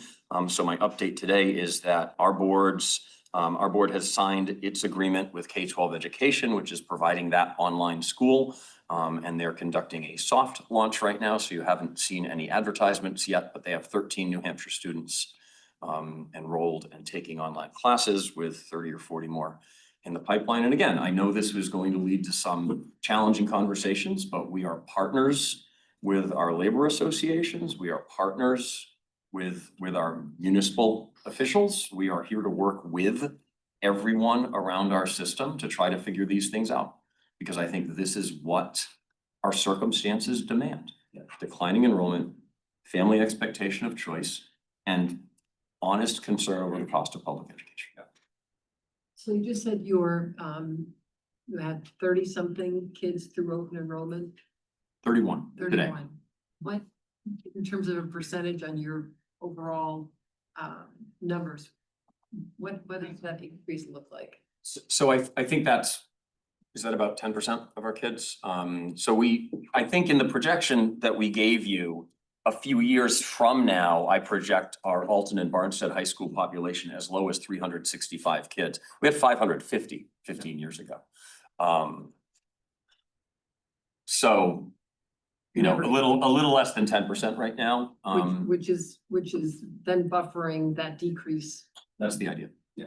Right. That is the idea. I mean, and again, this is about serving our communities. We have a wood shop, we have a metal shop, we have a STEM program, we have a business program, we have family and consumer sciences, we have 2 art studios.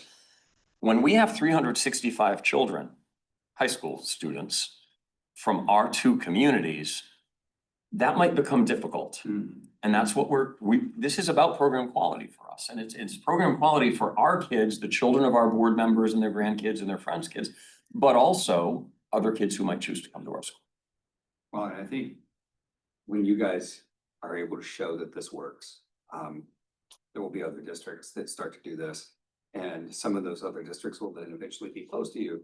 And as you've said here, but multiple times before, you're not afraid of competition. And I think when you have multiple districts doing open enrollment, that's going to be really interesting, and it will spur a lot of innovation. And we'll have kids from your district who say, you know what, their offerings over here are more aligned with what I want. And you'll have cross open enrollment, and the kids are going to win in that situation. But each district is going to win too, if it's planned and done right, because they're going to get a student they wouldn't otherwise have had, and they're going to create more options and opportunities for students who want that. So in the long run, it's going to lead to some really, I think, innovative, creative options for kids. I like to try to let adults speak for themselves, but I don't mind speaking for my friend Mark McLean for a second, who on many occasions we have talked about, and you all know, right? Yeah. You know who Mark is. On many occasions, we have talked about, at Prospect Mountain, we have a pretty good robotics program. Some of you already know that. And maybe that becomes a magnet for some families. Somebody else in our area might feel like they really do well with the arts. And they've got theater and music programs, for example. I think ours are pretty good, but maybe somebody else becomes a magnet for another school. That's not necessarily, and I know it's painful, change is excruciating, but that's not necessarily a bad outcome for families in a system that has to contract in some way, given the enrollment facts. Yeah. It sounds like we'll save public education. Because I think Nobody accuse me of that. well, but I think you guys, and I there's kudos to the whole district, to your board, to recognizing the need to start to innovate here. Because I think the real death of public education will be trying to just lock in the status quo and tell parents, we're not giving you options. Sorry, it's going to be the way we've always done it. That's going to spur system. What you want to do, you're exactly right. You want to engage those families, attract them up. So there's this whole movement in leadership, executive leadership, about the why, right? And people have read books about this and talked about it. And I think that's what a lot of families are telling us since COVID is missing from their local school districts, because the why, and you're seeing this in the absentee numbers particularly, right? The percentage of kids who hit 10 days absent, they don't believe that they need to go to school. And their parents don't believe they do either. They're not getting that why. And I think your approach seems to me to be, we're giving you that why. We're telling you, come to school every day and we're gonna put you on the right path. We're gonna have fun. We're gonna get you on the pathway that you want, that will be meaningful to you and give you purpose, right? It's not just college. And having that sense of purpose and that sense of why is what I think some families are communicating to us that they don't feel like they're getting. And so I think that's a really important part of the whole thing. You guys look like you're doing it really well. And you've given us a tremendous amount of time. Thank you. Oh, we're not done. If I was to distill it down, what I'm hearing is community network at the student level that is only gonna carry on to the adulthood in the region. So I really appreciate what you're doing. I think that's a big component of this. It's really about community networking. I do have a question for you, Matt, because you did mention about the CTE. Yeah, I'm pretty sure you guys are going up to Kingswood, right? So you mentioned health science, obviously they have the HOSA program up there. Kathy Tatro is still up there. Yes, she is. So as you look at the different programs they have up there, is there any consideration possibly expanding? Because it sounds like you're really supplementing. Yeah. As they progress up to the CTE program. And we've talked had some preliminary conversations at Prospect Mountain about that fact, because there's only so many seats available. And they can only offer so many sections as well. So we're looking at the opportunity of providing our students the opportunity to start out there and then work their way up through that piece of it. And worst case scenario, if they don't get in, at least they have some other means of getting that type of pathway. Maybe metal shop and your wood Yep. shop in the high school. Yeah, we do have kids, so we have sent kids to Hewitt in Laconia, we've sent kids to Concord. We have a child at Dover because they want to do animal plant science, then they're the ones that have that piece of it. So we're expanding out as well. We've talked about maybe doing some cosmetology at Prospect Mountain. That's another area that kids are excited about, so. That's great. Well, you're smiling a lot when he said that. I'm hoping she's not listening. We talk about a lot of things. We do some of them. In conjunction with Lake Street. We ask a lot of questions. Because the difficult conversations, the devil is in the details. And again, we're doing this within the public school system, right? The public school system is worth working on. I'm a product of public schools. You're all here serving our public schools. It's worth it, but it's hard. So we call this people in this building and ask questions like, if we wanted to have cosmetology in our school where we don't have a vocational center, what would that look like? And a few heart attacks probably take place, but then we have the conversation and we find out. And so but we have cosmetology, we have high school students doing cosmetology at CTE centers. And, being able to get out and as of this next year, they'll be able to practice right away because the state just lowered the licensing hour requirements. So the reason why you couldn't look at doing that in your high school, it's great. It's a real high demand. I love it. I graduated in 81, we had cosmetology. Well, I mean, there's so many things we could talk about that used to be in the school. That are now in CTE. But I love it. So thank you guys. I appreciate it. Thank you all. Thank you for all your time. Thank you for your effort. All right, so we're at 11:13. We want to take a short break. Okay, let's take a couple minute break and then we're gonna come back to our hearing.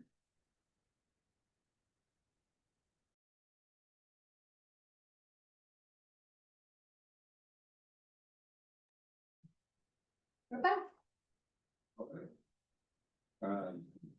All right, so at this point, we have a hearing and we're going to do this hearing in non-public sessions under. Do I have it written out here on the agenda? Yeah. RSA 91A32C. So we can do a vote on going non-public. All right, all in favor? Let's do a roll call. Aye. Aye. Aye. Aye. We're gonna clear the room and go into non-public sessions. And can you just, who said second? It was it you, Jim? Yeah, Jim. Yes. Jim, second. Jim F. Jim. Jim, the real Jim. Oh, you're The other Jim. Because he's No. the Jim and you're the.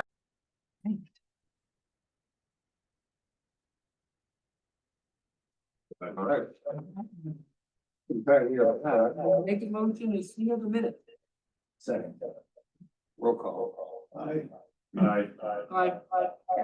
We have an echo. Yay. Gotta shake it out. On this.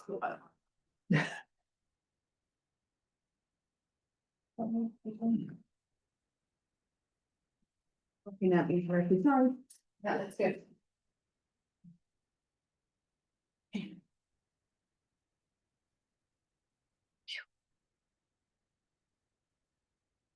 So commission of non-public, is that our next?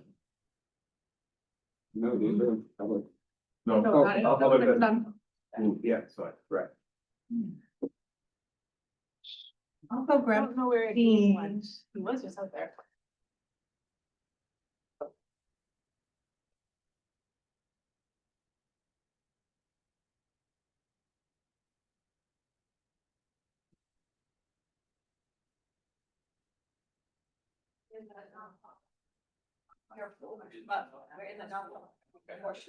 The program.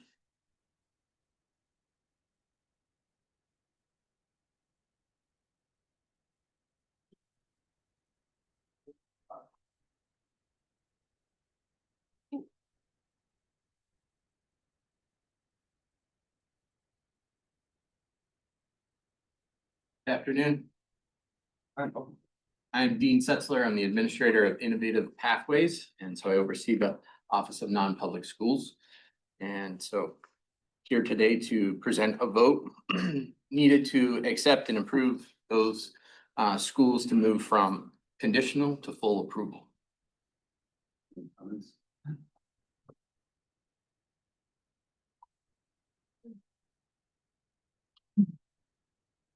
You must not like it.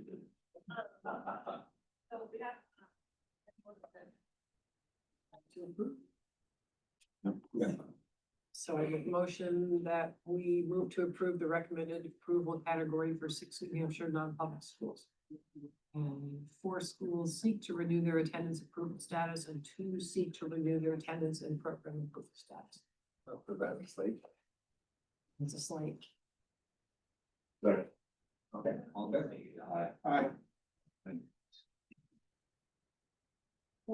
Okay, so we're Catholic University of America. Anybody have any questions or issues with that application? Can do a motion on that one. Your computer is moving quicker than mine. Oh my God. Meetings going faster. Liz was speed reading something, walk out. Boy, it's taking A long time, but yeah, the internet's not.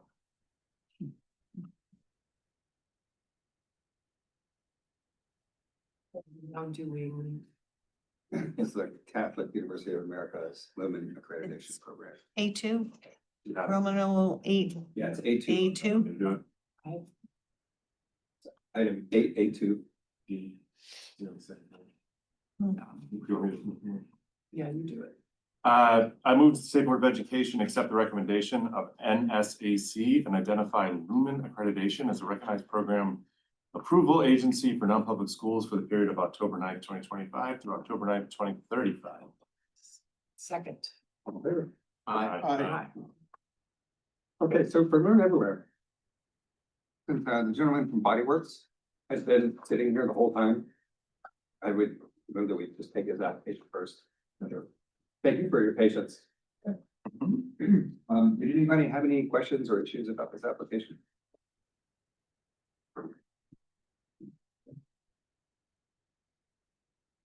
Happy to do a motion, but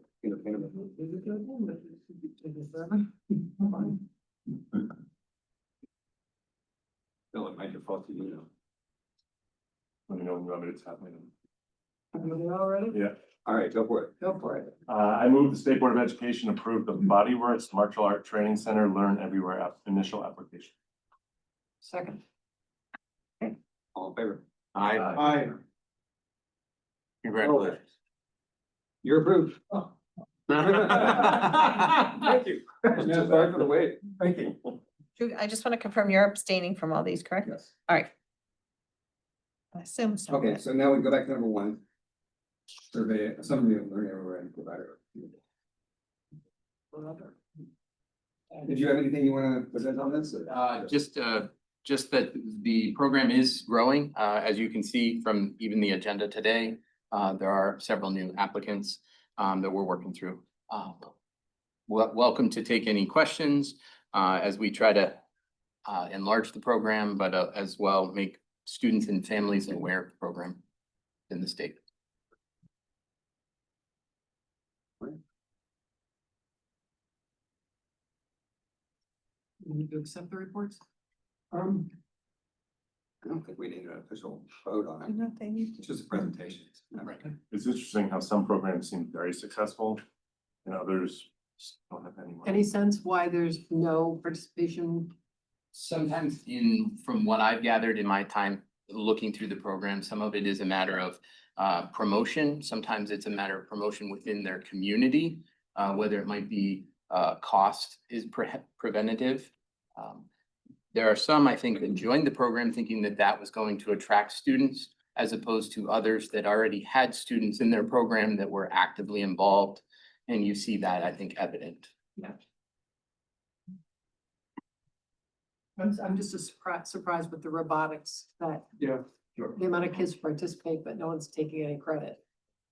I think sometimes that can be, they are participating, but they're not signing up for the credit part of the program. And they might not finish that component so that they're receiving the full credit.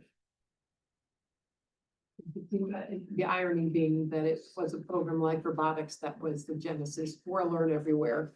And that the kids right through, I mean, it was one of the earliest, or again, so many, the concept behind Learn Everywhere, where kids are out of school performing and taking an education. Why? So. I don't have direct information on this, but my guess, based on the way First Robotics functions, the type of students that are crowded. My guess is you have a lot of students who already have those credits. It's math and science, there's business credit. But I suspect that the students who are already enrolled in First Robotics are looking at this and going, well, I already have all those credits because I'm taking advanced math. I'm taking these other courses, and so they're not applying for the credits. That's just a guess. But typically, that is not every First Robotics student by any means, but that tends to be a lot of them. Okay. So is there anybody here from New Hampshire Energy Education? Yes. Aubrey Nelson is here. She was in the other room. Yeah, that's okay.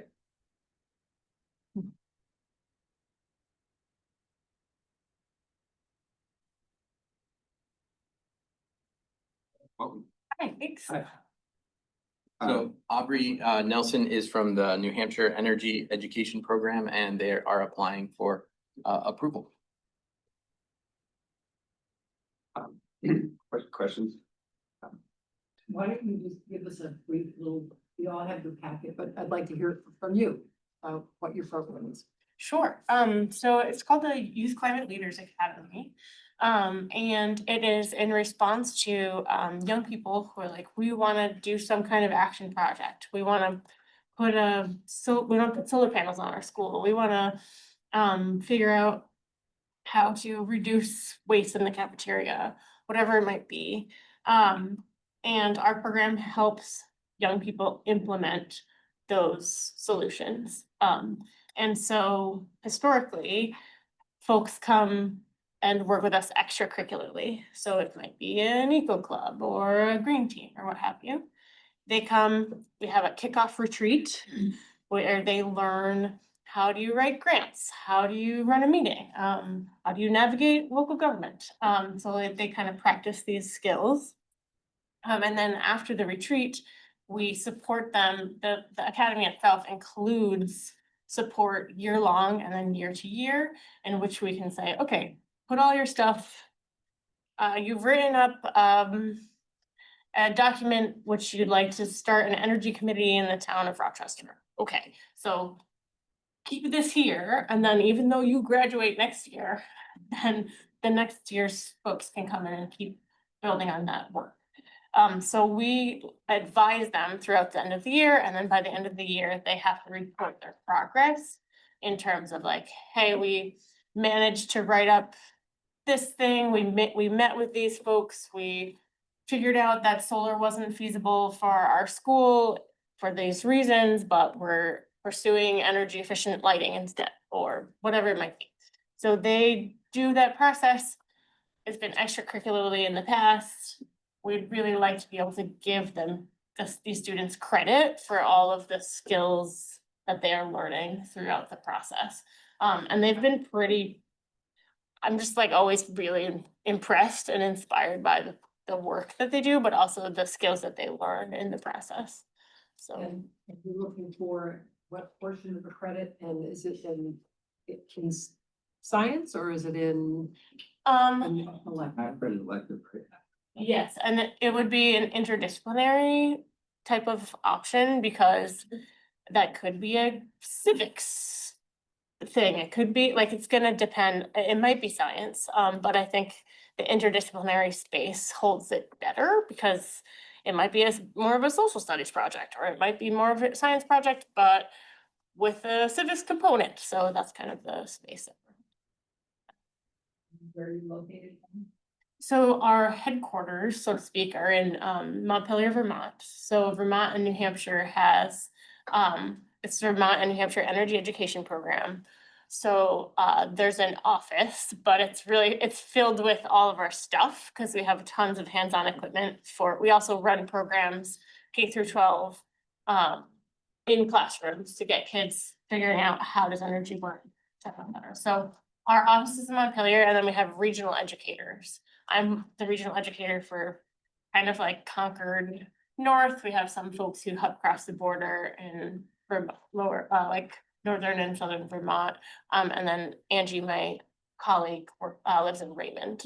So we advise teams depending on their region, but also depending on like our particular set of interests or connections. So if there's a solar project, I might advise on that because I like know the folks who work in that industry, but then my colleague might consult on compost because she used to work for Audubon and knows a ton about like living systems. So are your potential clients students who are currently engaged in your programming, or? It could be. So right now, the kickoff retreat is in December this year, December 5th and 6th. If it was ready to go this year, we could offer like, hey, if you're already doing this program, you could get credit through Learn Everywhere if that's something you'd like to pursue. It also could be a draw for more students that like in the past haven't been able to prioritize this type of work. And we've heard from our students, many of whom are like, it shouldn't be like a privilege to be able to go and do this work, what it ends up being, because you need the time and resources to set aside. And if you have to take class and do this and do a job, like it just doesn't always work. So yeah, so we're trying to make it more accessible to students who maybe have to work a job and go to school. So maybe they could do both and be getting credit at the same time. So as I look through the application, you've got this laid out on what you're measuring, but I don't see any energy education here at all. But what's the energy education component to it? So that's a good question. So the energy piece of our work, like is the Youth Climate Leaders Academy is a program within our like broader organization. And so the energy education program, part of the reason that we focus on energy is that energy in terms of impact on our world is huge. And so understanding how the energy systems in our world work is a big part of my work in the classroom, let's say. But then for these students, we try to help them see the impact of energy climate projects. But if they choose a different project, it's a student-led decision process. We help them map out like, which of these things has the most leverage? What do you think, like which has the most impact? But at the end of the day, it also is like, what's relevant? What systems can you work within? So it doesn't have to be an energy related project that they do, but we also have like in-house consultants. If they choose an energy project, we know more about it versus if they choose a composting project, we might partner them with a professional at Fox Hill, like someone who's doing composting, and they would serve as a co-advisor as opposed to just us doing it. But I would still be the like, I'd be the liaison, if you will, for them. Yeah. So for the kids enrolled in this, for this Learn Everywhere application. Yeah. Um. What is the energy education component of this program? Is that your energy education is a separate part of what you guys do and it's not part of this? Yeah, it's, so the Learn Everywhere piece, those students don't necessarily engage in like the energy education stuff that we do in schools. Yeah. So they're getting, so this portion that you're submitting that Learn Everywhere application Mhm. for is the activism, right, component of it. It's do the project management, do communications, like a plan, like it's grassroots kind of that side of it. It's not the Indian education side. Yeah, and then there will be content related to whatever, so it might end up being energy. Yeah. Because they're gonna figure out like, oh, if we change, like, White Mountains Regional High School, for instance. There's a lot of project management pieces where they figured it, they got $107,000 grant from USDA to change out all of their lighting and appliances. And then there was a part of that though that was like, oh, we have to do a survey with the student population. And there was like a graphic design aspect because they had to figure out how to market it. So there are all these kind of different pieces. But then the content could be energy, it could be life systems if it's compost, it could, so that's a little different. I think as I read this application, a couple things stand out. One is when we do these member applications, we typically ask the provider to give us the content, or at least a large portion of the content of what the kids are learning so we can see it. And there's not really that part of this application. So if they're getting taught energy related education, whether it's through your class types or just part of this, like here, guys, if you want to do an energy conservation project, here's what we're educating you on. Here's what we're teaching you about this issue. There's nothing like that in the application. So I don't know what content these kids are being taught in terms of related to energy. All we can see is your program is structured to evaluate them on their activism. And so I'm just trying to make sure what we're actually looking at here. Yeah, and I wouldn't say we're not trying to evaluate their activism, but rather their critical thinking skills, their ability to like figure out how to problem solve. And so that piece is more and more relevant, especially as like content is accessible, with my thumb so like they definitely have a piece that like, as they're doing their project, they need that content piece. And that is provided through a professional connection to somebody who works as a professional in whatever Gotcha. area. So that raises some concerns for me because we have, so if we were to prove this as a Learn Everywhere program. Yeah. We see that the kids are being measured on their project management skills, their plans for executing the project, their community Right. engagement, all this, like, those are the numbers. Yeah. But what we don't see is who those people you're engaging with to teach them content. So I don't know what sort of, what they're being taught that forms the basis of their community engagement and how they're trying to, so at some point they're translating or transforming what they've learned into action. So we're seeing the action side of it, but we have no insight into what they're being taught in terms of how energy works, why you want to do this, what's sustainability, like all the stuff that they're learning to then to go advocate for. That's a black hole for us in this. So that raises a massive concern for me. I see that your application is designed on that back end of their project, but what they're being educated to advocate for is dark to us. And I would have a problem if that were any group that does community engagement that comes to us and says, measure how well they engage the community on issues that we won't show you. Not that I'm saying you're intentionally hiding, it's just like that we don't see what they're being trained or taught to advocate for is a real concern to me, in this. And so I don't know what your organization does. I didn't go look you guys up. So, we don't have any insight into how you're educating them on these topics. So I would be very reluctant to vote to approve a program that I don't know what you're educating them about, or what you're teaching them, or if it's aligned with our science standards. So that kind of stuff is just, you have a bigger organization here, and there's Yes. lots of components to it. And we're seeing one tiny part of it, and that can possibly work. I'm not sure how it works in this context with students. So you had a question? Yeah, is the percentage of a credit science? It's elective,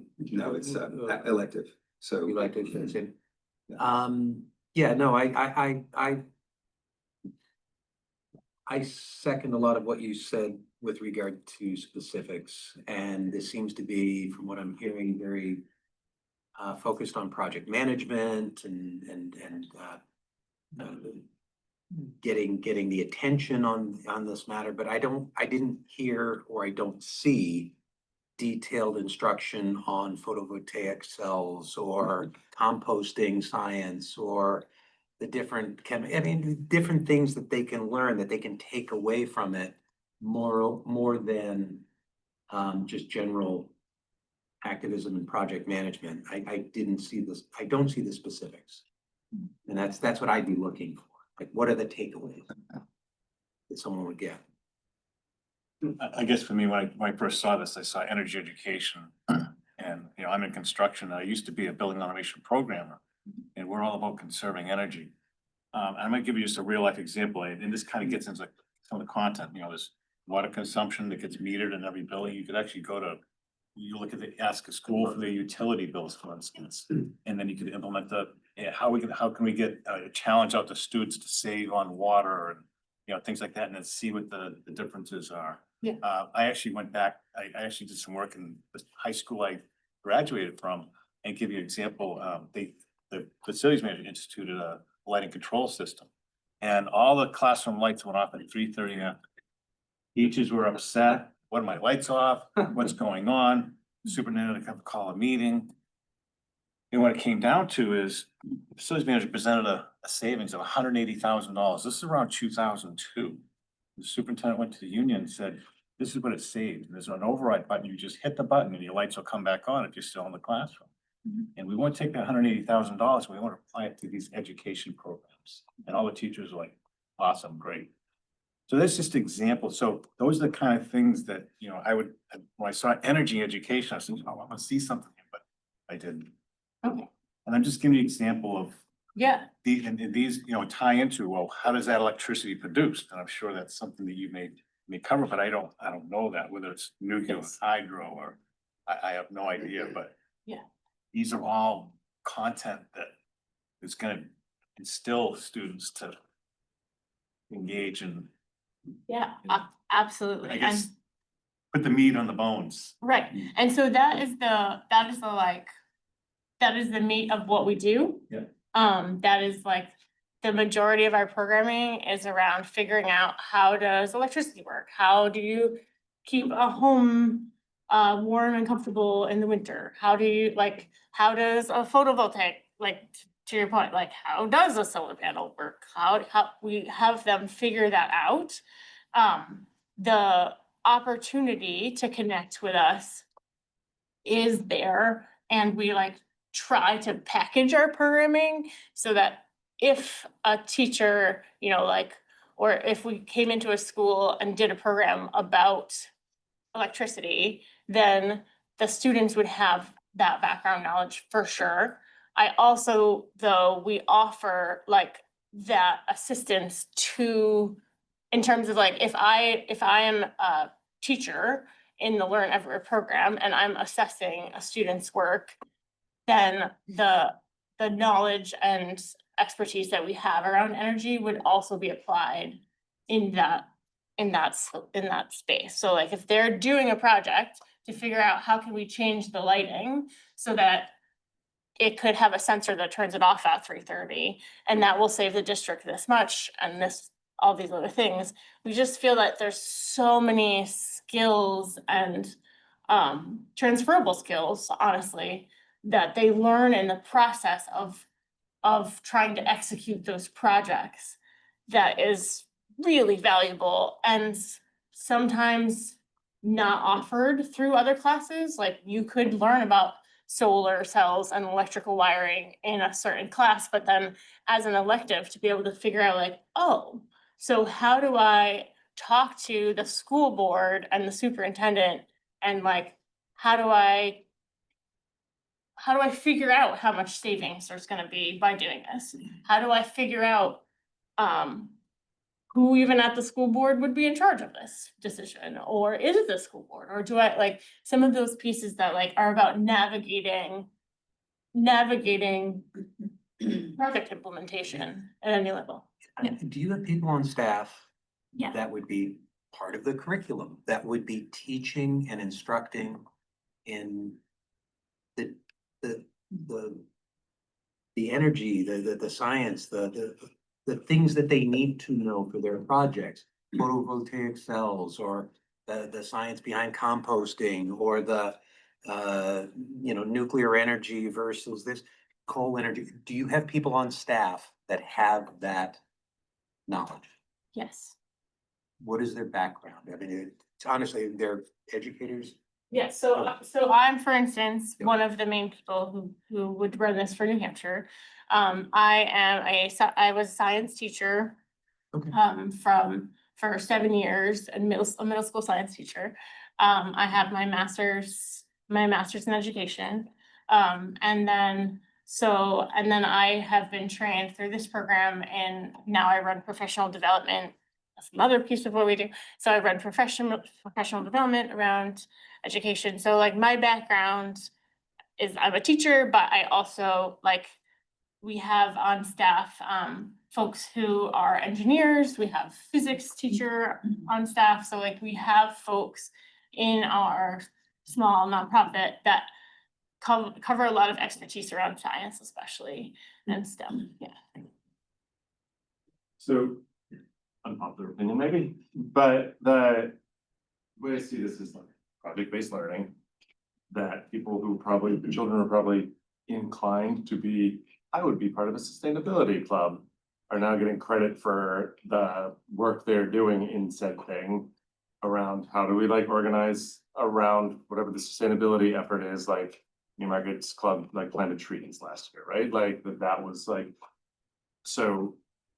I'm a little more agnostic, these are probably things that are happening already. When I look at deeper in the packet, there's clubs that are organized around this, they're doing this stuff, it's just do they get credit for the soft skills that they're getting? This is my read on. Yeah, I think in that analogy, so if it's a school-based club, there's a school and the parents have say in the program content. And what we don't see here is the program content. So that just gives me a big pause. We've had video game, we've had applications that we've asked. So we had one where we wanted to play the game, see the game, because we're not going to approve it was a game to teach kids skills, right? So they were not, the content of the game wasn't really the application so much. It was partly that, but it was the skills. But we wanted to see the whole package and see the content. And I feel like I don't know what these kids are learning, right? I know these skills could be valuable, but without insight into what you're teaching them, and you guys are teaching them certain facts and motivating them to be engaged in their community. But if they're going to get high school credit for it from New Hampshire, we consistently have asked them whenever applications to show how these align to our standards and that kind of thing. And it's not in this application. So it's not that they couldn't be at some point, but as the application is right now, I don't see that alignment, and I see a big hole where I'd like to know more about what these kids are learning. Sorry. Yeah. segment, Bill, all this, all the examples here are great examples, and I guess bring these examples into the mapping and the curriculum that we're asking for. These are all great examples, but it's not in the, I guess, not in the application on the curriculum format. So, just so you know, so we don't necessarily have, so this is a weird application in the sense that you're asking to give the kids credit for certain skills that you're teaching in one part of this program that might not actually map to a curriculum that we have, like they're not gonna map to science standards, these activist stuff like that. So that presents an interesting problem for you. That's not insurmountable because you're not asking for a science credit. But because it's science-based, because the whole point of your program is to teach kids about the environment and get them to be active and engaged in their community on the environment, that brings in a science component to this program. Because you guys are, as I read the application, like you're committed to, this sort of education on one specific area. So in other words, you guys aren't a school to teach leadership, right? So if you were a leadership school and it was that, and the kids totally got to pick whatever their topic was, and you were only teaching them the skills, that's a different application. But you guys are teaching them discrete, actual facts. You're teaching them science. You're teaching them, as I read it, right? Maybe I'm wrong, but a component of what you guys are doing are, here's some facts on the environment. And that forms the basis of what they're doing outside of this, right? So I couldn't go into your program and create something not related to the environment or to environmental science. I couldn't create something to do lemonade stands, right? So you have a specific content component, which we're not seeing. Is that right, or is that off? I think it's right, and I think there's a piece, I think that it's right that we have a correlation with climate projects. But I think that is so broad as to like, an example of a project is like, someone they're like building, they wanted to build beds for homeless shelters because a part of their curriculum was like, it's girls at work, so they like have to like build stuff. So like, they're like, that's not maybe a climate problem. And we're like, well, like, but it's making the world a better place. So we're not in this specific place of like, okay, like, we're gonna say no to all your projects. For Youth Climate Leaders Academy, the content, like if you were to map out what are the students learning throughout the day, the workshops that they attend at the retreat are like back of the envelope math. How to run a meeting? How do you communicate a narrative effectively? How to talk to people who you might disagree with. So these are like the specific types of workshops that we bring. And those workshops, they then take these skills, they've come with their own, what we call seedling idea of the project they want to do, which is not like plucked out of thin air in terms of like, they have no interest in the environment, only because usually it's eco clubs or that we've been drawing from. So they're usually projects to make people, planet, and prosperity enhanced, right? So they look for a project to do that. They come with their seedling idea. And then we help them think about, through those workshops and networking with each other, how do you actually do this thing that we said we want to do? And so if there's content that comes later, it'll be like, oh, well, we need to present to our school board about which of these is the most cost-effective option. We actually have to understand the science Yeah. of this thing in order to make a good presentation. Yeah. But the workshop and the skills that we want them to get elective credit for is how do you make a good presentation? Gotcha. So I feel like, again, so we don't have any access to this workshop, the content of the workshop, right? So that is an issue, like we would normally ask for that in Okay. these applications. And then if there's additional, so if they ask you, oh, well, so I need to learn about wind or something. I think we want to see, hey, who are your expert advisors? What are they teaching them about if a kid, so it's not necessarily that you guys say, okay, here's our science curricula, but you have guides or whatever they.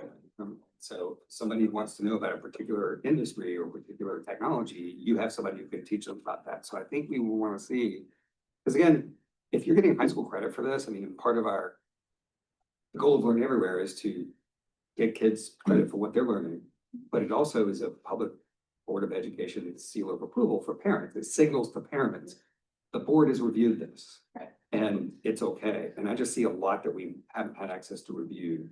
So I'd want a lot more robust application here with, I want to see the content of these workshops. I want to see who you have advising the kids on these technologies. What are they being taught about? Wind, solar, whatever it happens to be, like, and so that would give us a good sense then of, okay, this is something that we can feel comfortable about essentially recommending to parents. It's just too dark right now in those areas, I think, for me.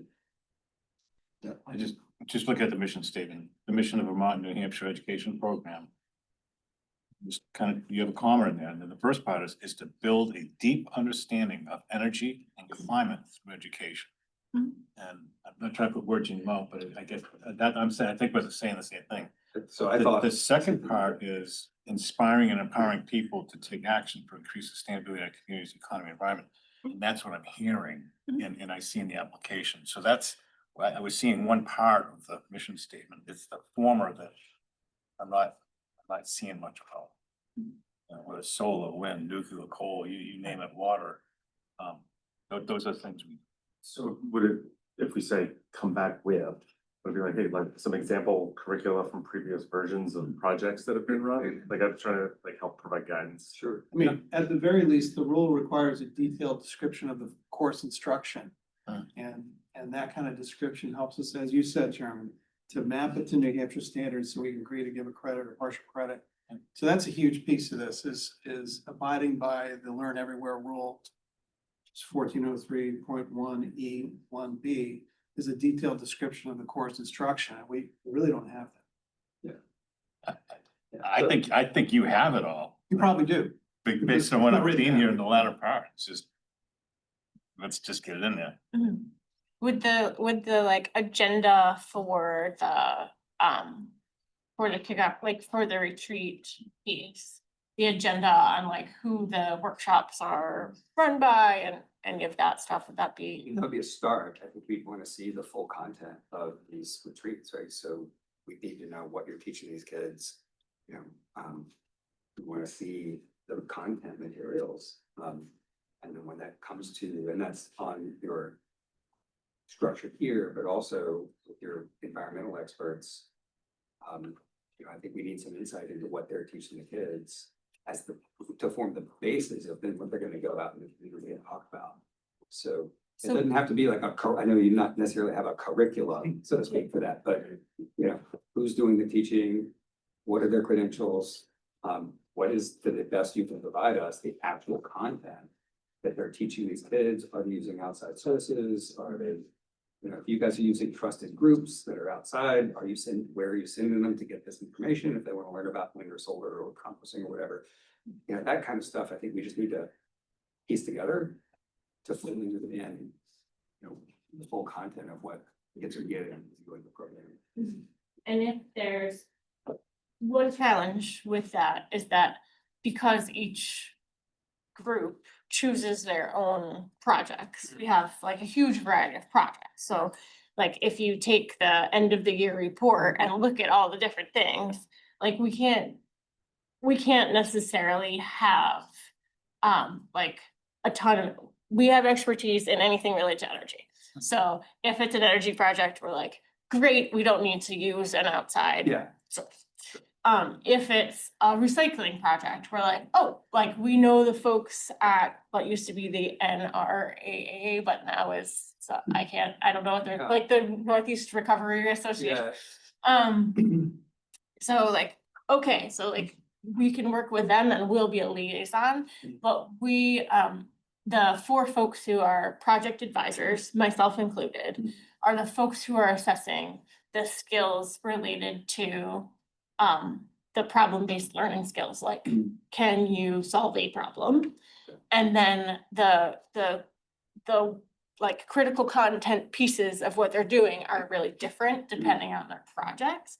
So do you think that submitting like a few examples of that would be sufficient, or do you think you need like every possible scenario? Like, I think as many as you can reasonably provide us, only because this is a different application than I think we've seen before. So Okay. your structure of your organization and how you've structured this application are different than what we've seen before. So we've had some applications in the past from organizations that did a lot of things. yeah, And they siloed off one thing from the entire rest of their content and said, we are only doing it for this thing. Here's the parameters. Here's what we're doing. The kids will not go anywhere else into anything else we do. And so that gave us structure and it encapsulated everything. You might not be able to pull it off because you do rely on outside sources. Typically, we've not liked to approve or never programs that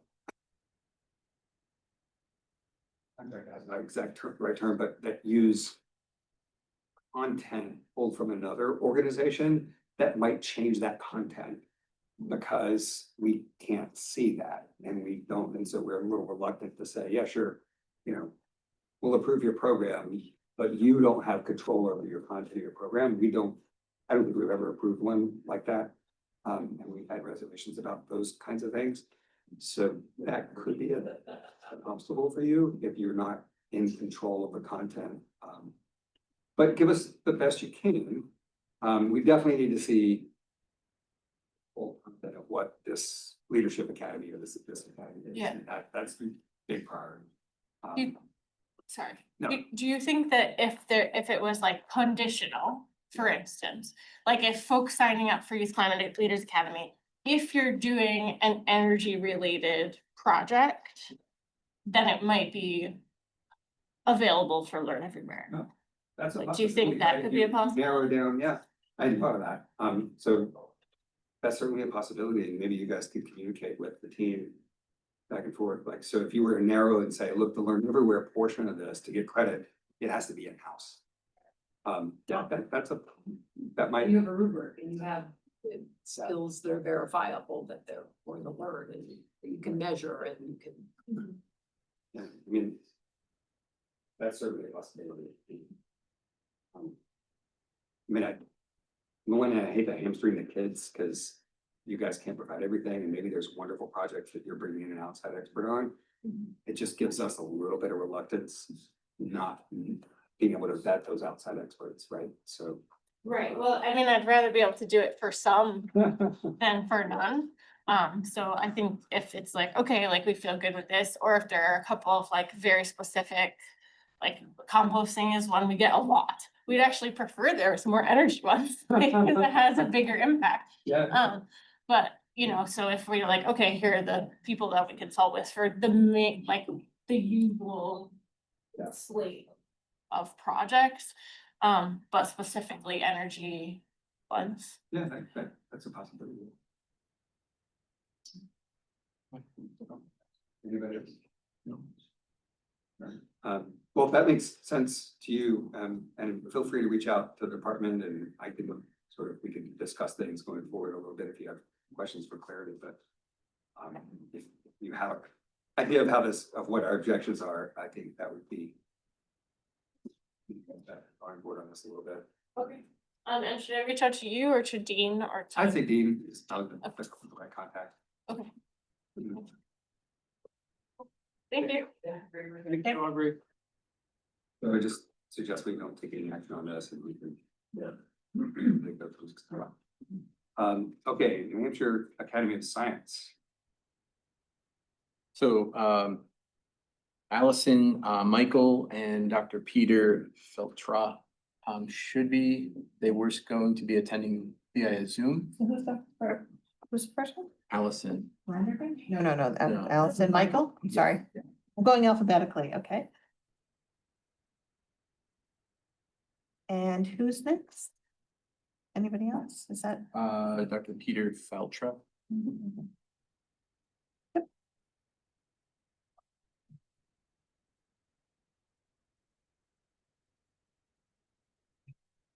You can check that out. Science. Hello. Hi, Allison. And is there anybody else? I'm sorry, Dean. Is there one other person or? Allison, is Peter gonna be joining us or no? I thought Peter was planning on joining, but he's working from home today and his internet's a little spotty, so I can field any questions that you all may have. Okay. I did try to promote him, but he's not coming Okay. through, so. So it's up to us to throw out some questions. Well, Yeah. if, I'll follow up with what Ann did last time. Would you mind just giving a brief high-level overview, just 1 minute, 2 minutes? Just, we have the information and the data here, but just sort of like an elevator spiel on what you'd like to accomplish with students. Yeah, so we primarily offer extracurricular science research activities, which we already have Learn Everywhere abilities for. And we also have one to offer AP Biology in a remote seminar, hybrid seminar-based course. And so we'd just like to be able to do that for AP Chemistry as well as AP Biology. It'll be taught by our PhD level faculty. And yeah, with an eye towards getting students able to score well on the AP exam. We are in an area of the state where it's not common for AP chemistry to be available at high schools. So we want to give the rural students that opportunity to get that AP level education that will really serve as a springboard when they go off to college. I think you guys were our first Learn Everywhere. Yeah. We were. Yeah. We're kind of proud of that. Yeah, you should be. I remember being so excited when you guys applied and you were the first one. It was great. Yeah, we got the compliment from you guys that we set the gold standard and we've kind of been happy about the whole thing. It's been a wonderful program. Good.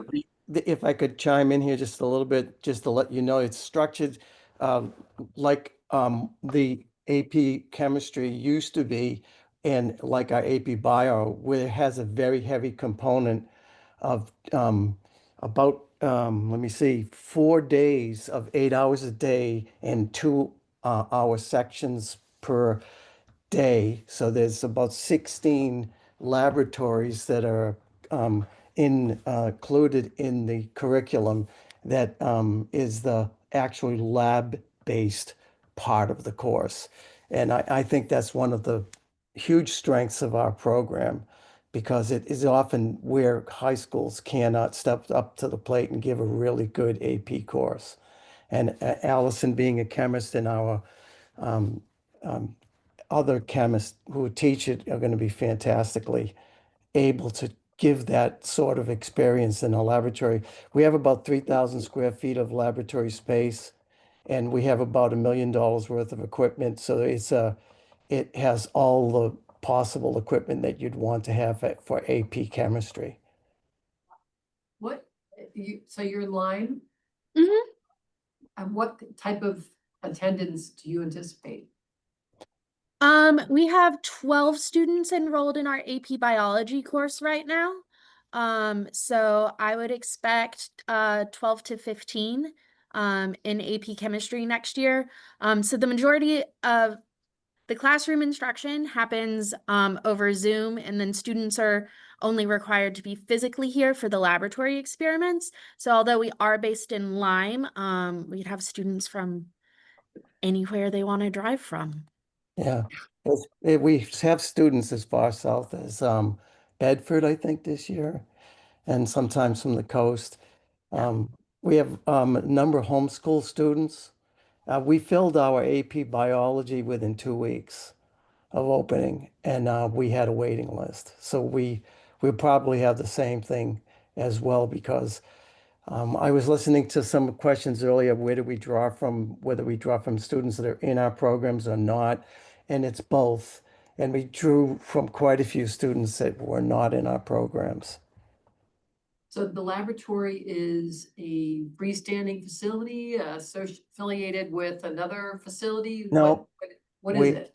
We lease a building, and we raised $1.5 million to actually build the new building in a partnership with a school, a private school, but we are a separate entity from the school. We have a separate lease, and we essentially have a permanent lease on about 3,000 square feet within that footprint.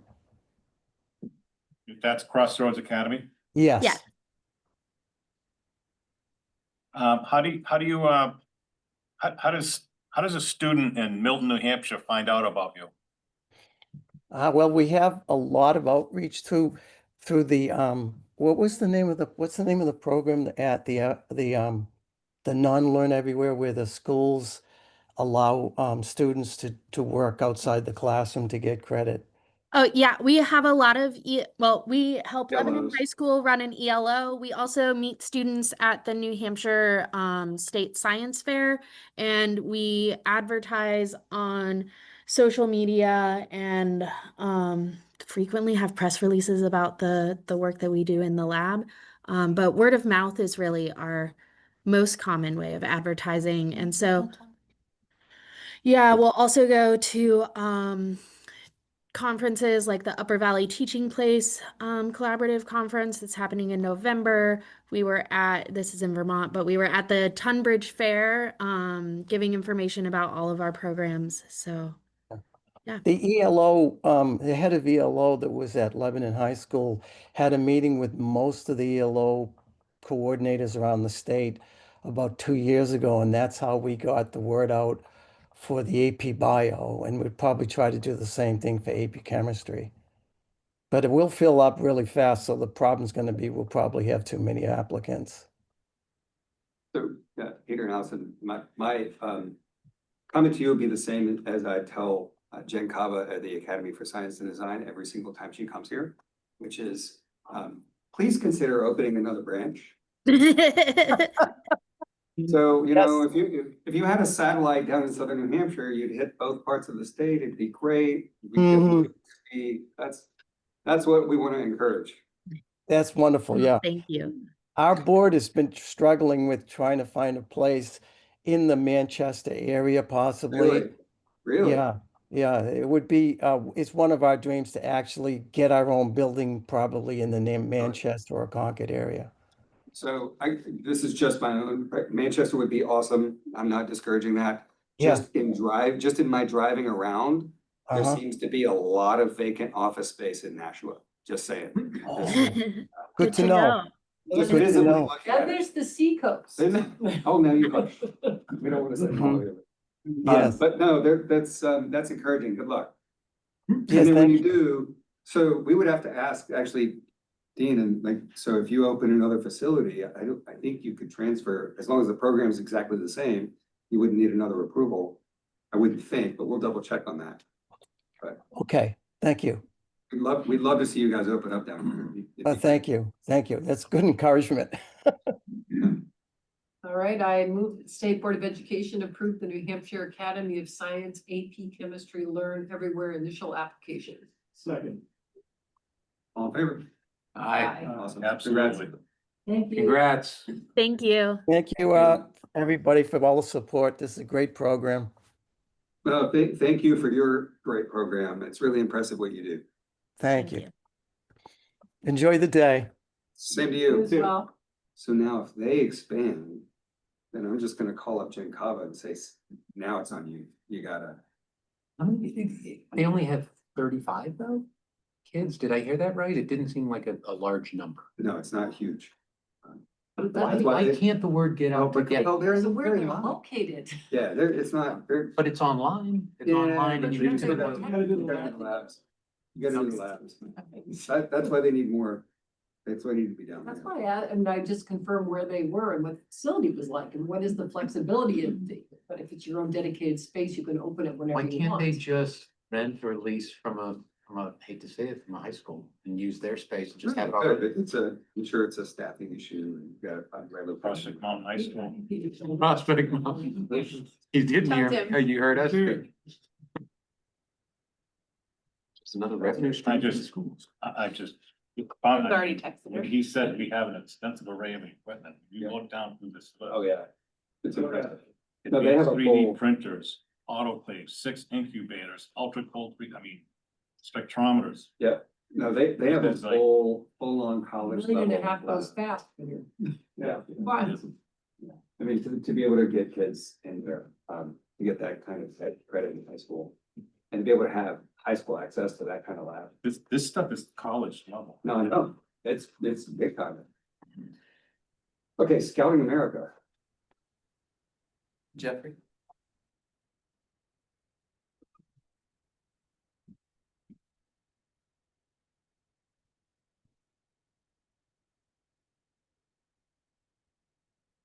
Good afternoon. Hi. How are you? Good. Thank you.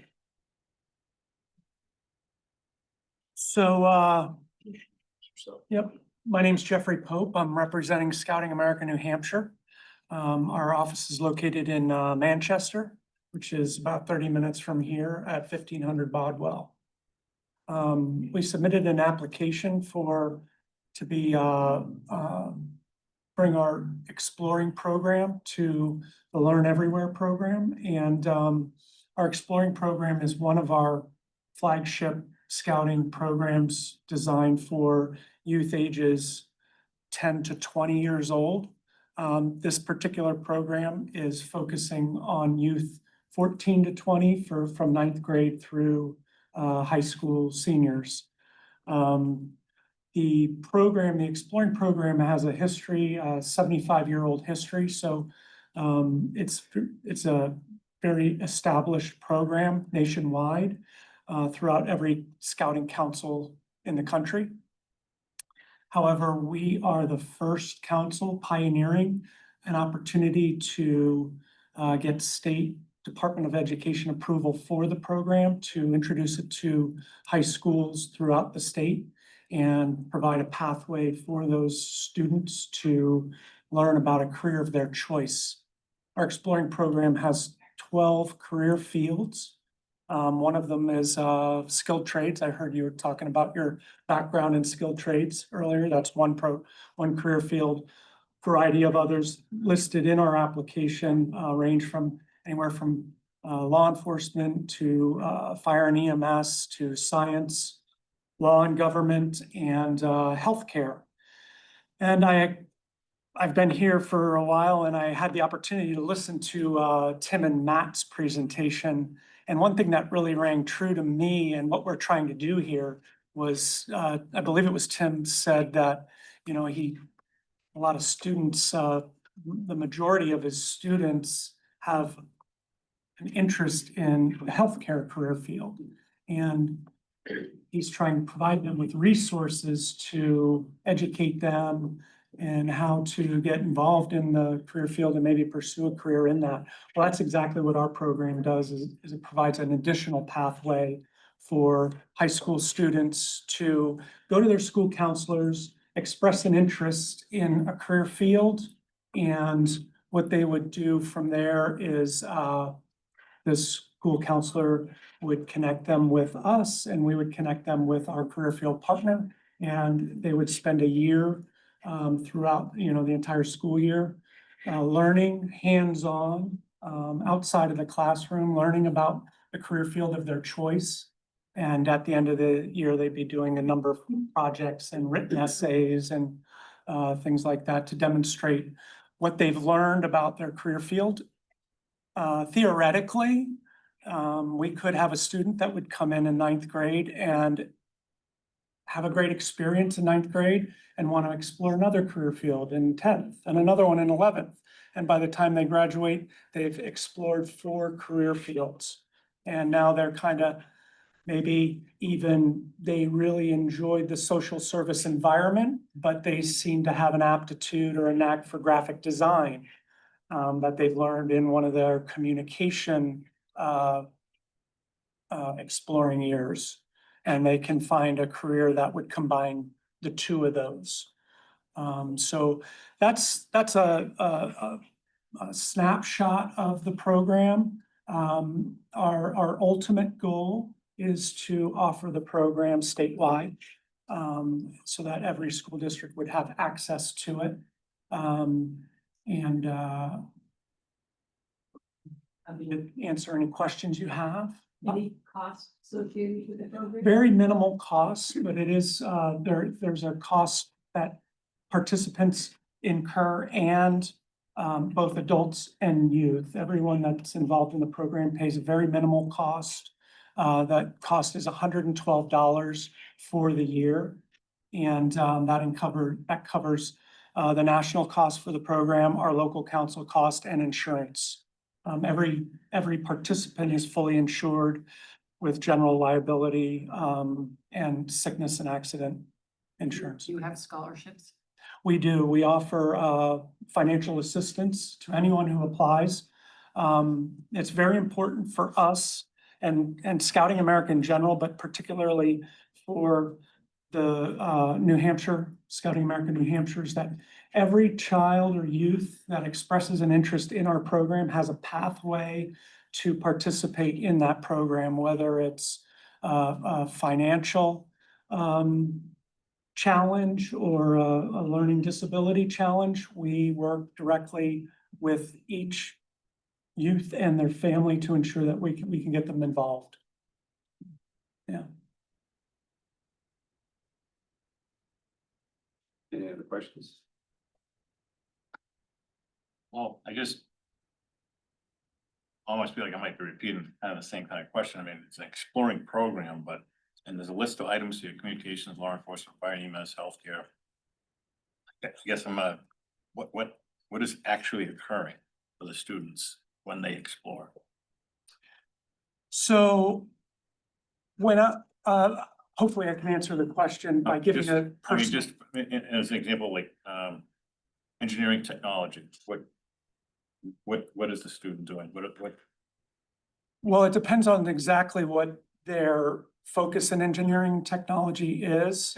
But we would have an engineering technology partner, which is a business or a nonprofit organization in the community that is partnering with us, and they have the established program to bring the student in for the year. They spend 6 hours per month, direct hands-on, working in the organization, learning, being mentored, and that can occur in as many sessions as the student and the organization work out. It can be 2 sessions at 3 hours, or 1 session at 6, or 3 at 2. But I can tell you from my experience, when I was a youth, I really wanted to be a police officer, but I never had the resource to really find out what it was like to be able to be a police officer when I was in high school. I never did go on to be a police officer, and I will tell you that if I had access to a program like this, where I could express to my school counselor that I'd like to be a police officer, is there anything you can do to help me learn more about it? And my school counselor said, yes, we have this Learn Everywhere program, the Exploring program, where you can spend an entire academic year and earn 1 credit toward graduation, learning about exactly what a police officer does. And at the end of the year, they demonstrate what they've learned through the various projects listed in the application. And the website, your website, Scouting America website has a whole section on the exploring program, right? It does, it's exploring.org, that's specific to, the exploring program. Our specific website for Scouting America New Hampshire, is more unit service oriented for all of our programs, Cub Scouting, BSA, Venturing, Sea Scouting, and Exploring. We have 5 programs, and Exploring is our career readiness, arm of our services. There's the link. I was trying to connect the two there in my brain until you just said that. Thank you.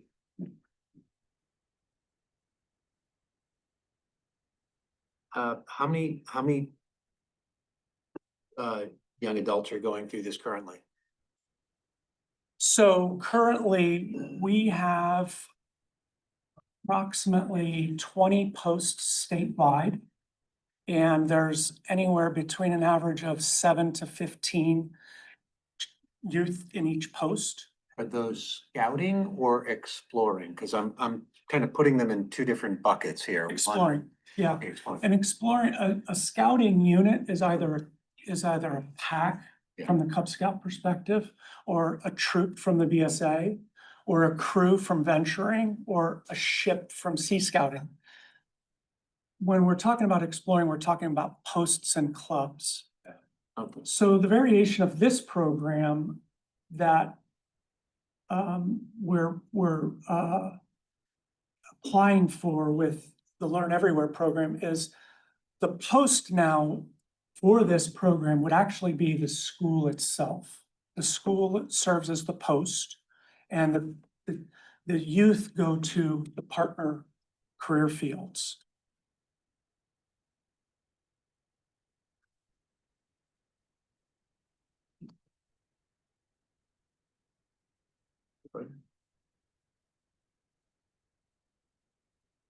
And the post, when someone wants to learn to become a police officer, a firefighter, a nurse, whatever it is, there's an actual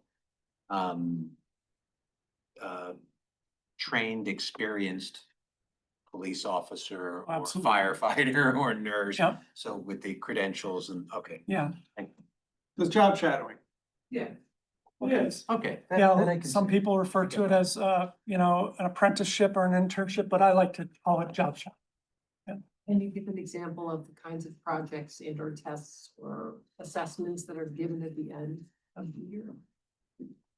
Yes, in the application, there are, we have several rubrics that, in order to earn credit, they need to demonstrate proficiency in, with a capstone project, a final essay, and, I believe there is one more. I can't think of it off the top of my head. It is in the application. And is there some kind of a log that establishes the frequency that they spent time with their? Yeah, they're required, again, all of this information is in the application. They're required to maintain reflection logs and document their learning experience and journey throughout the entire program, throughout the entire year. And if that's not done, then they would not meet proficiency or exceed proficiency. The goal is for them to exceed, but they're graded on meeting or exceed.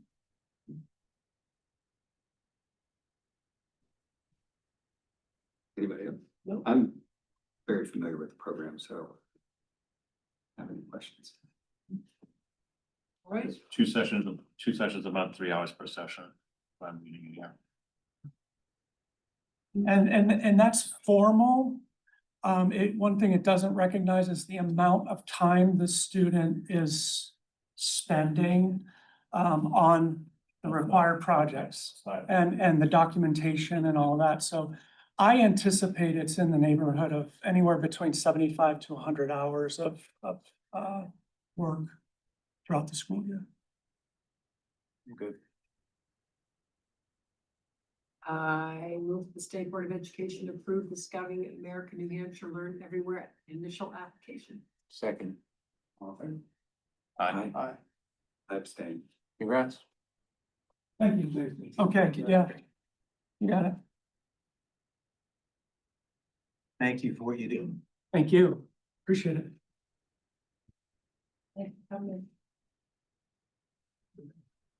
Homestay Health. I think that's,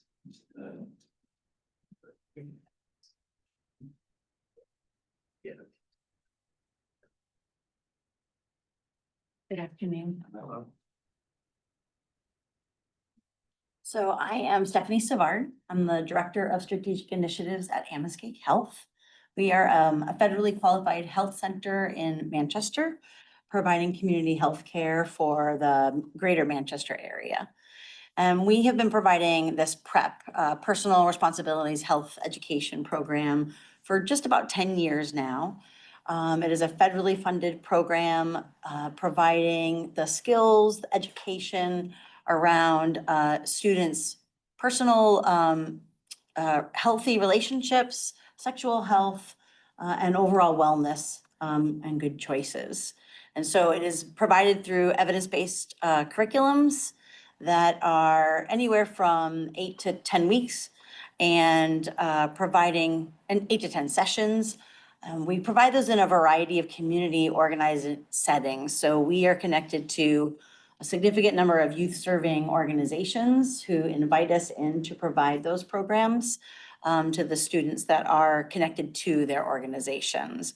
We also would offer up a Zoom option through our health center as well. We haven't done that quite yet, waiting to see if this would be a possibility first. What ages are we talking? High school, it does have the capability to do middle, but Yeah, we're, right, freshman to. yeah, it does require parent consent for anyone under the age of 18. Kind of where I was going. Thank you. Yeah. Um,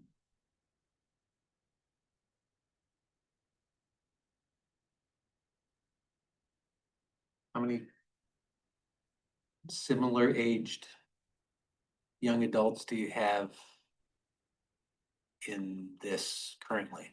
Yeah, each program is a little bit different based on size.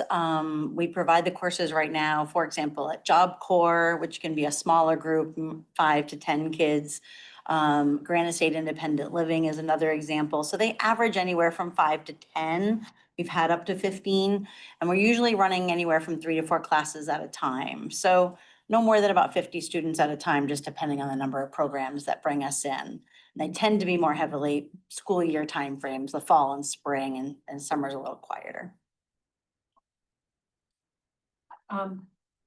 This is the second time you come before us, I believe. And I'm curious, we maybe discussed this the first time around, but I don't remember. Why are you applying for a credit in health? So we did, it was a different colleague of mine that was here, but yes, you are correct. We did apply for the health originally. The concern that was expressed back was that it was only one targeted area of the health education and it didn't bring in other areas like substance misuse prevention.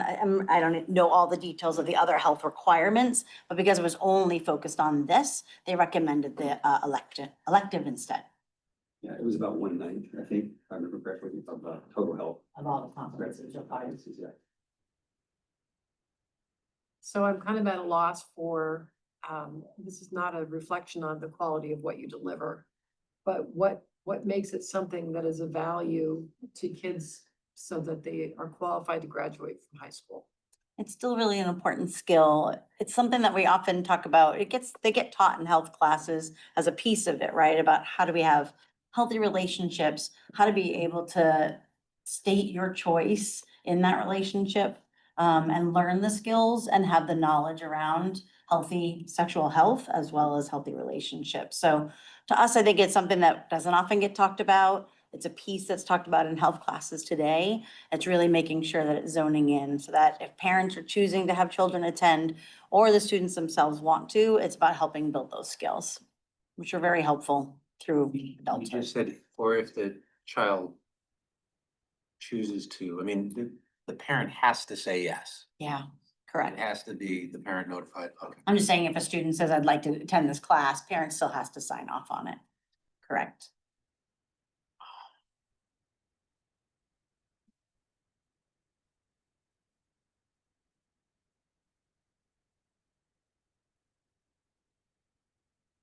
I don't know, so I'll just speak, I went through the application again, and it's the same application, except that you've changed it to an elective, but you still only have a very small program. And so you're asking for half a credit for what is essentially, if we take the health program as an example, you're 1/9 of a semester credit. So it's a very small program. And honestly, it just doesn't look very robust to me for a high school credit. The multiple choice questions you have here are very thin, right? It's not the kind of level of education, of content that I think gets anywhere close to half a credit. So for me, I just, this just doesn't meet the standards of what you would want to, what I think the school system would provide for half a credit of an elective. It's a very small program and just doesn't seem like you've got, you know, for the core stuff of what you're teaching, I see what you're going for here for these kids. But I mean, it's not even a quarter credit worth of material here. That's where I would fall on this.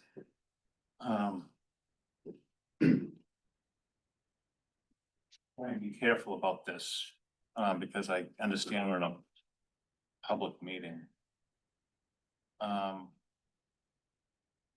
When I read page 4, it says sexual health aids available optional. And there's a mention of dental dams and lubricants. I'm not gonna get into the details of that. But I guess right now I'm asking myself, because we're talking about minors, where do we draw the line when it becomes enticement? And I do believe there's some statutes, and I quite honestly am reluctant until I read the statutes relative to enticement. I do understand a lot of this. Sexual health has a lot of good stuff here, but I'm kind of brings a lot of question in my mind. I guess, and relative to law and protecting children. When I see these 2 items listed.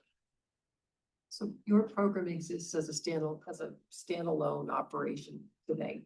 What you are offering in this is offered through your organization. And I, as representative of the State Board of Education, look through a lens of this educational skills that kids need for life. And the skills you're offering, while one parent might consider valuable, another would deem them being their responsibility. So I'm just not in a position to support the application. And I do think that's why we have the parent consent, because obviously there may be some parents that choose to say, this is my choice to teach this. We would certainly support that. I'm gonna be the libertarian amongst the bunch here and say, I disagree with a lot of the stuff in here. I'll just be candid. I think that it should be a parent who ultimately has the responsibility to do that. And to your point, if you have a parent who wants to say, agrees with everything, outsource it, and have their child in this and signs off on it, I could be okay with that. To your point, maybe a quarter credit instead of a half credit or something. I don't agree with it, but being a libertarian, I'm like, if a parent sees this, says they want that, it's elective, it's a quarter credit, they want that for the kid. Doesn't break my leg nor pick my pocket. What concern is it of mine? Thomas Jefferson. That's just, I don't agree, but it's an elective. So I'm just gonna throw that little piece in there. Then if parent signs off on it. It's just my 2 cents. I think even if you're on that side, go back to the it's like 9.5, not even 9.5 pages of multiple choice questions for the evaluation. That's. That's just really thin. It's just not, you're gonna get half a credit for answering the multiple choice questions. I think that's so far below what we would expect of a worthy course. And this is 1/9 of a health credit if we're in health. Yeah. It just doesn't seem robust enough. And we're gonna place our imprimatur on this. Again, like, even if you went down to a quarter credit, there's still not enough material here for a quarter credit. And you'd have to be more times. I also battle with that approving a program like this has our blessing on it. Right. And so a parent who might be looking for guidance might rely on our expertise or lack thereof, because we're not educators. And I'm just not willing to take that chance. What the age range of the kids who are currently in your program, is that also high school? Yeah, high school level. The curriculum is available for middle school, but we've solely focused on high school students at this time. Yeah.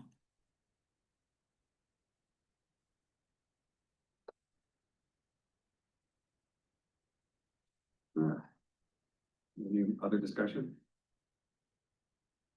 Questions?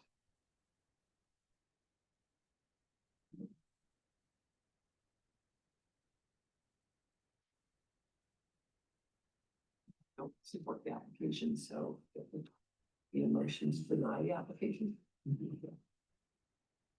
I'll get back to the beginning.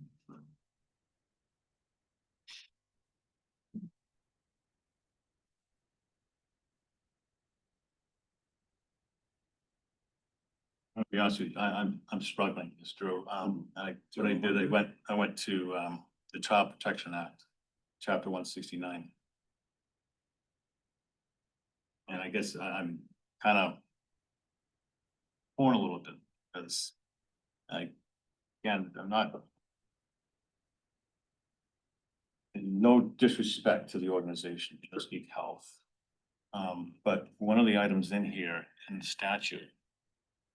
And it actually brings up a broader discussion of sex education in high schools as well. You know, but there's a certain, I guess, boundary line, I would say, of how far do you go in sexual education? And maybe there's a conflict in our law, in our statutes. And I am by no means accusing anybody of sexual abuse, but one of the things here it says in one of the sections, sexual abuse means the employment, comma, use, comma, persuasion, comma, inducement, comma, enticement. Or coercion of any child to engage in, or having a child assist any person engage in any sexual explicit conduct. You know, you can go on. And I guess that's where I've always struggled, even as a local school board member, of, you know, how far do you go? Right. And I guess that's those two items I listed earlier, I feel crosses that line. And that's actually getting into instruction.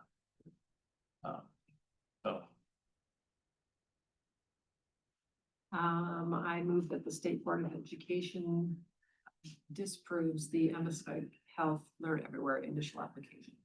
Rejects. Rejects. I'll second that. All in favor? Aye.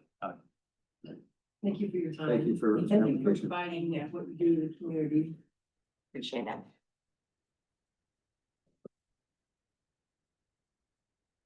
Did we have another break? So we did. Oh, maybe. Yeah. Just a leg stretch, maybe. Like my Like liver really surgery short. And over here. Yeah, let's take just like a really quick, I don't even know if I'll do the gavel, it was officially a break, but let's just be right back. He just his lips kind of like. Yeah. I see that. I'm not gonna go and move maybe. Right, I think we're fine. Yes. Okay. Oh, my goodness, Julie, that could be your new name, Julie, Ruli, Unreal. I've been called Julia today already, so Ju- have that. Julie? Um, All right. yeah, I have, Tim Broderick here. Kind of, poor guy. Don't leave. We keep trying. Telling him to leave, he stays. I got some yummy snacks. And so I don't know if you need to motion to, take these off the table to. I need a second. Second. To What do we- remove I'm the, sorry. we're removing the first two from the table. Physical education teacher and health education.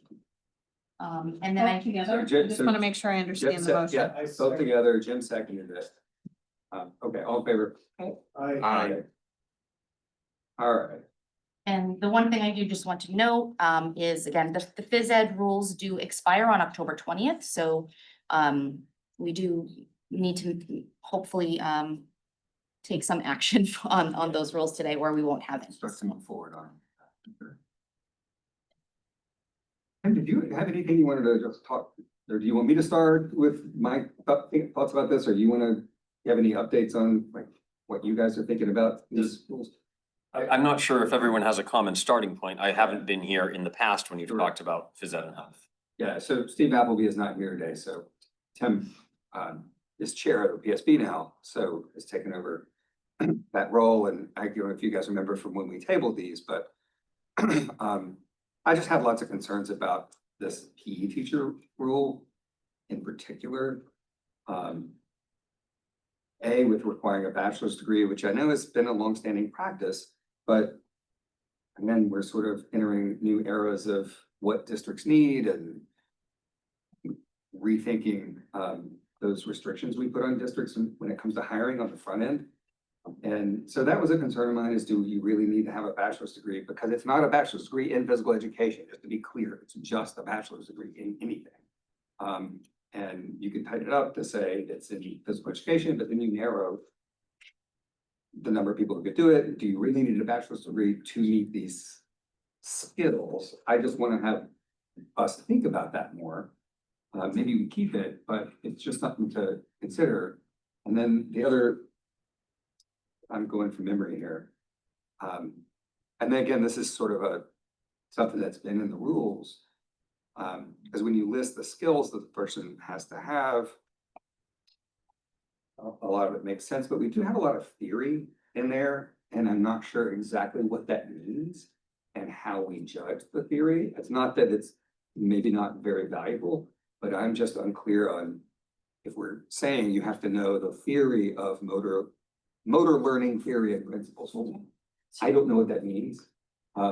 So And I don't know how we measure it. my question related to your question Yeah. is there an alternative pathway to be a physical education teacher? Well, not if we say you have to have a bachelor's degree. No, that's what I'm just wondering, would the alternative pathways would have a whole different set of credentialing? So what this says is you can requirements. come through, like you can come through one of the three pathways. You meet those requirements. But you have to have a bachelor's degree and you have to know these things. And maybe these things are like, again, maybe they're what we want to require. I just want a little more understanding of when we say you need to know the theory of this, what exactly are we talking about? Is that something that's taught in the bachelor's program for, like, if you're getting a bachelor's in physical education, do they go through theory? What does that look like? Because again, we're setting a bar, we're setting the lowest rung of the bar here. And so we're doing that with having to know certain theories.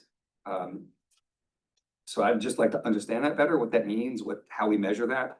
And then one of the competency areas is that you have to demonstrate your competence in fundamental movement, sports related, dance related, and health related fitness. So we're requiring every PE teacher to know dance. Well, football players take ballet. Again, as the lowest rung, right, to be able to get in the door as a PE teacher. What percentage of our PE teachers teach dance as part of physical education? I don't know the answer to that. And so, No, I think you're closing the door to so many possible physical education teachers, and if is it a critical shortage? well, no, but I'm just saying, like, I don't wanna set requirements for that lowest level of entry that aren't really related to doing the job. And so if we expect every physical education class to include dance, then that makes sense to keep that in. Hey, they made me do square dance in sixth grade. I remember that. So should we reduce it to an associate's degree? Why? I don't even know if we need it, but so, again. And I'd love to get the PSB's thoughts. I know you're new to the chair of the PSB here, but We're ready. so I just wanna have this I'm all ears. conversation, right? Should it be an associate's degree? Should it be a bachelor's degree? Should it be No degree. a high school diploma? not? Because if you have people who spent careers, if you graduate high school and become even a minor league athlete right out of school, You've and got the you- qualifications right there. I mean, with you your might training, well be a everything you- perfectly fine PE teacher and never having gone to college. So Right. I just want, what do you have The thoughts on most that? Qualified individual. I go back to almost the charter school type philosophy of bringing in the teachers or the professionals, the Yeah. educators that are the most qualified. They're not always the most papered, but they're the most qualified. Yeah. So So I'll turn it over to you, Ted, for your thoughts. As you all might imagine, on the Professional Standards Board, where there was no, let me be clear, the PSB has not taken a vote to take a position. This is a conversation now Sure. on the table in front of the State Board of Education, and it is yours to have. We serve in an advisory capacity. Only if you asked us to take a position, we would certainly do that, but you have not. Nevertheless, we had a conversation at our most recent meeting, and it was a spirited discussion. You might imagine that many members of the PSB expressed some concerns with a certified teaching position that did not require a bachelor's degree as a minimum level of education. However, there is an analog for this. We have a few areas of teacher certification in New Hampshire that do not require a bachelor's degree. They are career and vocational certification areas. And when those rules were most recently revised within the last 2 years, I think, last year. Yeah. And I was on the committee that was involved in that. One of the things we talked about was of ensuring in those rules that folks, like you were just talking about, had life experience or career experience that we could reasonably expect would result in expertise, but also as a convenient side effect, place some period of time between their high school graduation and their walking back in as an educator. Yeah. Which is a concern. Yeah, and I think, I talked to Stephen about this, and I think that's a legit issue, so it appears that over the years, this board, in past versions of this board, and just sort of standard practice, has used a bachelor's degree, sometimes to map to actual education that you want, but often the bachelor's requirement is not in the field at all, and it's kind of used as a proxy for experience, right? It's used to create that age gap. And I don't think that's an appropriate way to get that age gap. You could have a bachelor's requirement, associate's degree requirement, or X years of experience, I thought right? you gotta be 25 years old. Sure, you could easily throw that out there, right? I mean, So the way we did it with career and vocational certifications, and I'm not the commissioner, I may not be able to do all the detail off the top of my head, but it is along the lines of, with a high school diploma, the candidate then has 6 years work experience in the field, licensed if required separately, like as a plumber or something like that. With an associate's degree, fewer than 6 years experience, 2 years or 4 years experience. With a bachelor's degree, maybe you can go right. We created a sliding scale, and the board adopted this sliding scale of a combination of education and experience in those vocational areas. And it might be, and I'm not speaking for the PSB because I know there would be a variety of opinions on this. I guarantee there would be a variety of opinions. It might be that we could view physical education in a similar way. I think there would be some objections to viewing some other academic subject areas in that way, but that's not the question today, is it? Yeah. So just as an example, right, so the rule as proposed would require a bachelor's degree, and that would be the minimum education level we have to have. Manchester Community College offers an associate's degree in, is it physical science education? I think health and exercise science. I mean, if you get an associate's degree from MCC in health and exercise science, I think that's Probably sufficient. it's probably sufficient. It's probably better than a Probably- bachelor's degree in English. Right? So like, what I'm saying is it's gotta be connected, right? So that's where I wanted to have this discussion and say, look, let's try to make the requirements line up with what we actually want the teacher to know, because you have so we spell out the skills we want them to have. That's all in here. So that's covered. Like, they have to know these things. And we're kind of arguing about the bachelor's degree in itself does not line up with the content knowledge No. that we have listed below. Doesn't. It just doesn't. So this is just a great opportunity to have this conversation of, should we set that as the bar? Honestly, I mean, an associate's degree is perfectly fine, especially if you have. Either or, an Well, associate's degree or you equivalent experience over a couple Well, of years. right, precisely. So what I'm trying to get at is, should we think about saying an associate degree? In physical education. Yeah, not in Well, basket weaving. well, we don't want to say physical education. We don't use language in which a degree doesn't exist, right? So we used to say in health science or related Okay, field, good, right? yeah.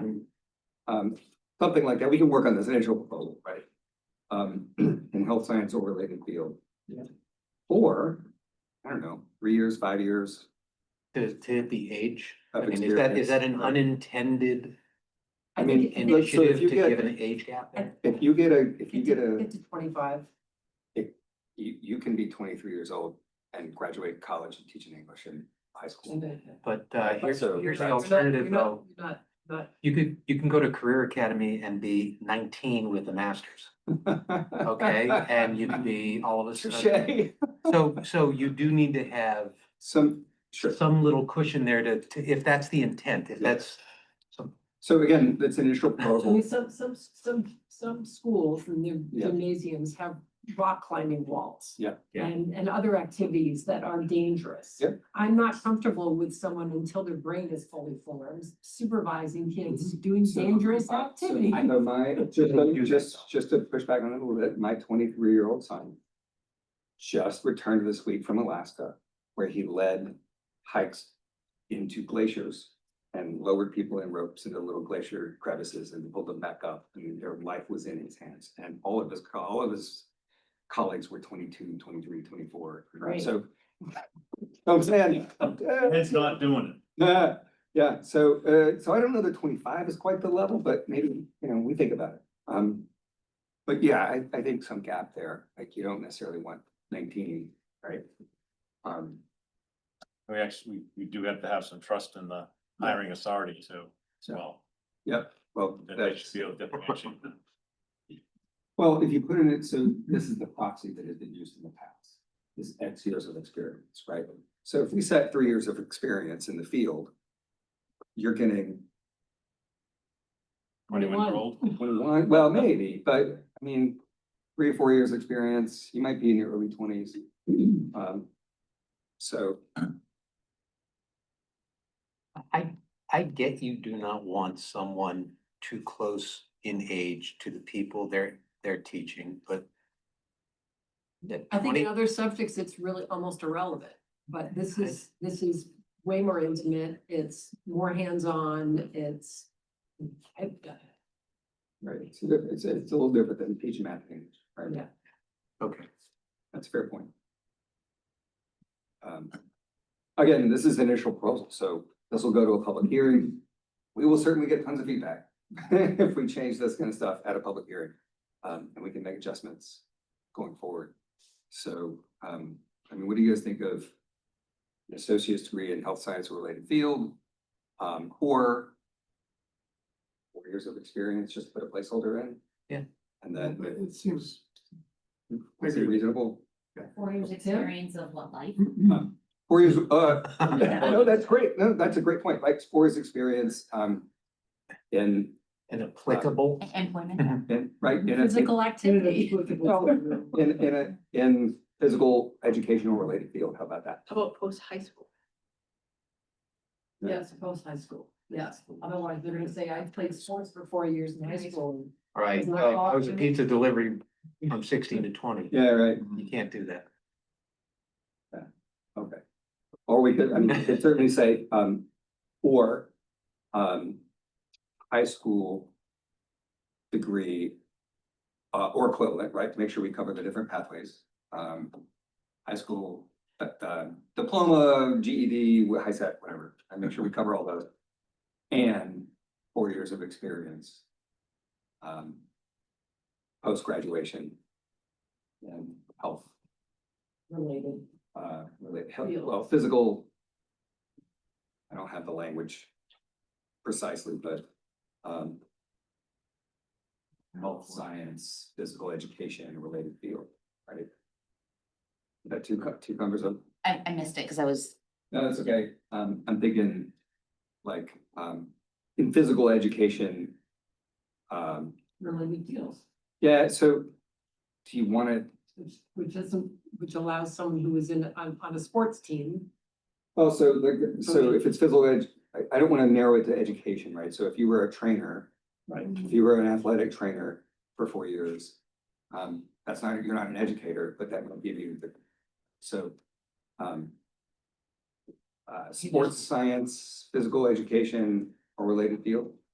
Again, these are placeholders. We'll work on the language as we go forward. I want to go a bit of a wide opportunity. So when we talked about this at the last PSP meeting, we also had an understanding that this is an initial proposal. Yeah. And what we talked about for some of our newer members, what the process looks like Yeah. from here and what can happen. Sure. So whatever happens here today, I will report back to the PSB, and if I may, there's Yeah. other things we have going on that I think dovetail with this, although this is not the reason we're planning this. I mentioned earlier, it just happened to come up that while we meet almost monthly, we're only required to meet a half a dozen times a year. And one of the things, I've been the chair of the PSB now for about 6 weeks. So one of the things we started talking about right away is, if we don't have things on our agenda, do we have to meet every month?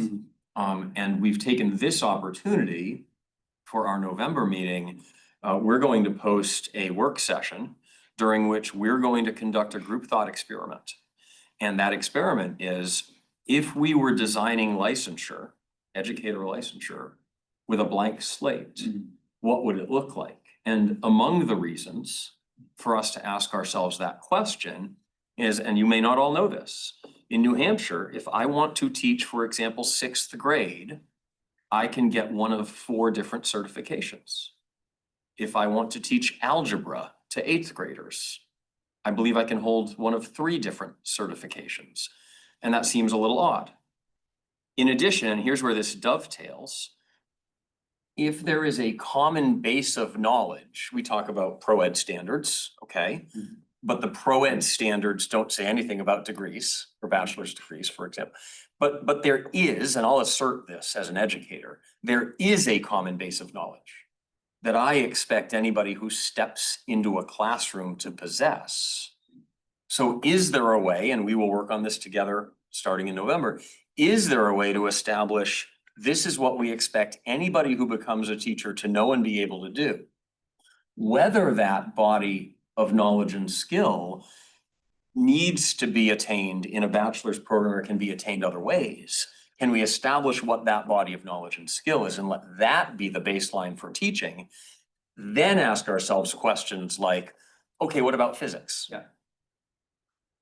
And so on and so on and so on. And there are many dozens of questions that come after that. So this will not be a fast process. Yep. And it may, in the end, not lead the professional standards board to come to you with some revolutionary or different kind of proposal, But at a minimum, it should inform how we go about our routine work, which I think for, at least for the years I've been involved with the PSB, it's very much a follow the pattern, push the things through, make little tweaks and changes without ever zooming out and looking at the big picture, which is what we intend to do now. Well, the beauty of it, from my lens, is that it then gives educators confidence about their colleagues. That we all have this, I don't have to guess if you know this, or you're new to the building, or but I don't have to guess that you're not equally or adeptly at the risk, because you have to have this body of knowledge to even begin to walk through the door. And I think so the system has been sort of structured to outsource a lot of this to the colleges. And with the decline in college enrollment, I mean, how many times now in the last 2 years have we had programs come to us and say, we have no enrollees in these programs? I mean, we're seeing this massive decline in enrollment in education programs, yet our whole system is structured to funnel people into those programs. And that's partly where we get the bachelor's requirements, because there was an assumption that you had an abundance of candidates. The applications used to be plentiful. People applying in the 70s and 80s for teacher jobs, you had to filter them out. And the bachelor's requirement was a way to filter them out. It's not that world anymore. So I like that you're taking an approach, and I think that's really the right way to do it. But I think that then comes to us and thinking about how we license and following, you know, your recommendations. And just thinking about tying not putting up proxies anymore. I think the proxies have become a problem. They weren't always a problem before, because you had this abundance of applicants. And you could throw a bachelor's degree requirement in there and just guarantee you're still gonna get a quality candidate. I don't think we're in that world anymore. And, you know, we need to take that into account when we're making these licensure requirements. So as long as we can set some rigorous standards that are actually related to the skills that you have to have, then we shouldn't be relying on these proxies that don't always map to the skills you want to have. And those basic skills are not content area skills, right? Those are the skills of educators. Those are pedagogy skills. Those are planning and curriculum skills. Those are engaging with the public, not only with children, but with adults. And like those skills, everybody needs to have. In addition, what does a phys ed teacher need? Okay, now we can figure out what phys ed should look like. Yeah, and I think so in the past, I think this board and the PSB have tried to get to somewhere close, sort of approximate that, but I don't think they've gone all the way we need to do. There's still so much outsourcing to the PEP programs. So I like that you're thinking about it that way. Do we still do the praxis test? Yeah, they still have best practice. Is that not effective or needs to be better, or? I think that's an interesting discussion. I think it depends on the subject matter. Cause I mean, there's a practice, I mean, just to be a assistant in the classroom. Yeah. There, thank you. No, we still have practice requirements. And then practice has, you know, another level, which brings you into the subject matter. But I don't, again, I'm not qualifying, I'm just, you know, on that model, perhaps. That's the same. Well, and that thing. gets to, I mean, that opens up a whole other question of just for discussion. I'm not making advocacy here, but just, you know, if you can. I think Tim's point that there's certain teaching skills and competencies you have to have that are not subject specific, that are very important. And I think it's part of why this board in the past has outsourced to the PEP programs, because they're supposed to do that. We have heard complaints over the years that for some programs, people don't feel like they're getting that robust level of learning and how to do a lesson plan, right? They're getting a lot of theory sometimes in schools, but maybe not always the practical stuff they need to have when they get into the classroom. So that's been an issue over the years. But then once you have those classroom skills and relational skills with children and with parents, like those sorts of things you have to be a good teacher. If you can pass the practice, then that should be sufficient. You know? So, but we don't have it structured quite that way. And it does seem likely, at least to me, and in the end, when we make decisions, I vote once as a member of the PSB. But in my opinion, there's a range of what we do in our public schools that once we can feel confident that candidates possess those skills, that knowledge, teaching third grade, teaching fourth grade, teaching a lot of our elementary grades and subjects should be covered. There is certainly a time, like when I was talking about, potentially being a homeschool parent a couple of hours ago, and well, maybe I'm not the guy to teach astronomy and physics. Just examples, but there are many other examples, right? By the time we get into some specialized fields where it seems like we would almost certainly require some additional demonstration of knowledge, however it comes. Yeah. Exactly. All right, so we feel pretty good with where we are. We'd have to adjust the dance issue, but. Back on physical education. How about a physical standard? Ooh, now you're getting controversial. I know. Hi. I'm just gonna say, That wouldn't have. well, I mean, you certainly can do that. Look, we have, relative, I'm not saying it's real military or police, but if someone is gonna be standing up, saying and promoting physical education, should they be physically fit? It's not in the standards right now, but it's worth a discussion. I could beat my college tennis teacher in tennis. And I still gotta be, so. That's why. It's. The real question is, I don't know, what's the argument against? I've gone to doctors and they don't, I'm admittedly overweight. And I have been to doctors who are overweight and they don't comment on my weight. I'll go to doctors that are not overweight and they will comment on my weight, and that's what they're supposed to do, because they're my doctor. It's just a reality.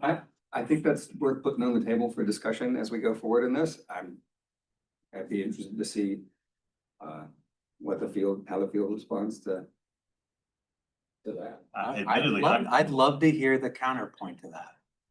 No, I'm supportive of it, but I can tell you, I had very few PE teachers in my public school career who were physically fit. Very few. I had one that was like Jack LaLanne. Yeah, me too.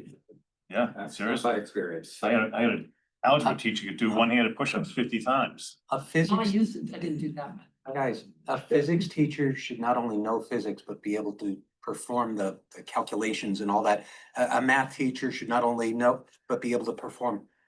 A gym teacher should not only be able to say what to do, but have also done it himself. So I mean, the same logic applies. I'm gonna have your back. Well, about time.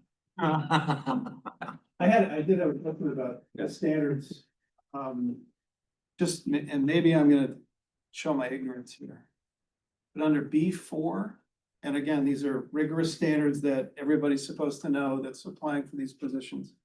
In the area of professional practice, demonstrate behaviors essential to becoming effective professionals through exhibiting professional ethics and culturally competent practices. What's culturally competent practices and how do we measure it? If they're practices, then list them. What does that mean? It's a buzzword. I don't know that I would venture to know exactly how they intended it. But essentially what it in general tends to mean is you have an understanding of different cultures and how to communicate with kids who come from different cultures. But how we measure that, For a phys ed teacher. I'm not sure. See, I wouldn't have imagined that. Yeah. What you just said, but that needs to be, I actually agree with that, but it needs to be spelled out. That Probably should be spelled. Well, but we should actually go back to. Should that be just a blanket requirement for all teaching positions and not put it in every single one, right? But again, it becomes a measurement issue. So if we're gonna require cultural competency, that can't mean you speak Spanish. But what does it mean if you're dealing with kids if you're a teacher in Manchester where they speak 70 different languages in the public schools, what does it mean to be culturally competent and how do you measure that? And then are you gonna get fired for not being culturally competent? I don't know how we measure it. It's a good aspiration. for sure, in a pluralistic society.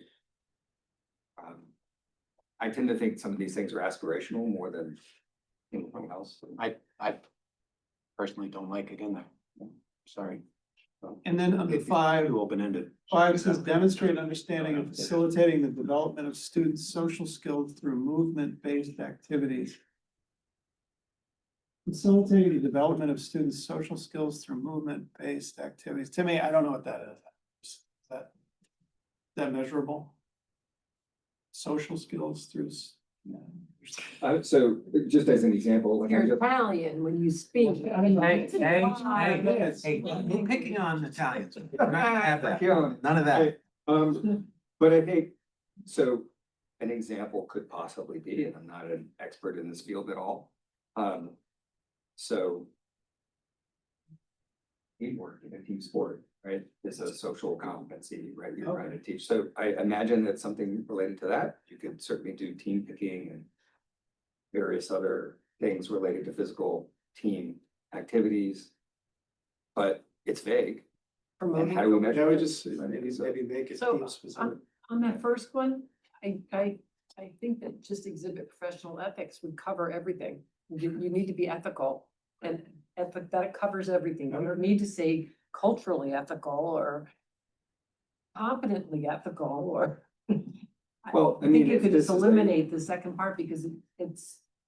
We've dealt with a lot of things through the minimum standards when we did that revision, through some of these things where they'll, we have buzzwords of the moment that get thrown in without any measuring aspect or definition. And so it's certainly worth having a discussion about what does that mean? Do we have a definition? Can we measure it? How is it measured? Like you don't necessarily want to put in something that's so vague that it gives a administrator an opportunity to fire somebody for something subjective that maybe they shouldn't be expected to know, right? So it's just could potentially be a problem, although I don't think it was intended to. I'm sure it wasn't. I just don't know what it means.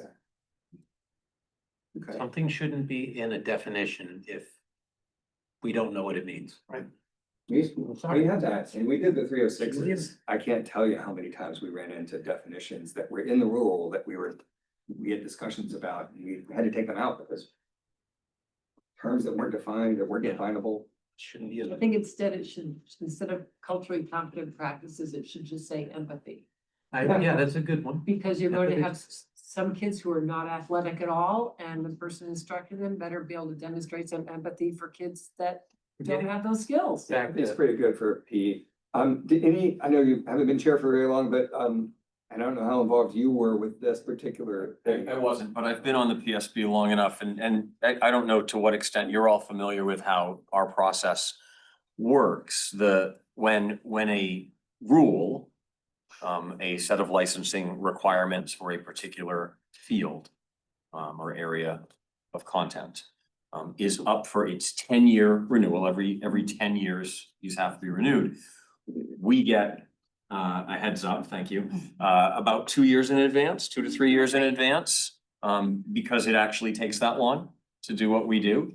The PSB appoints 3 of our members to form a committee, and they engage the field.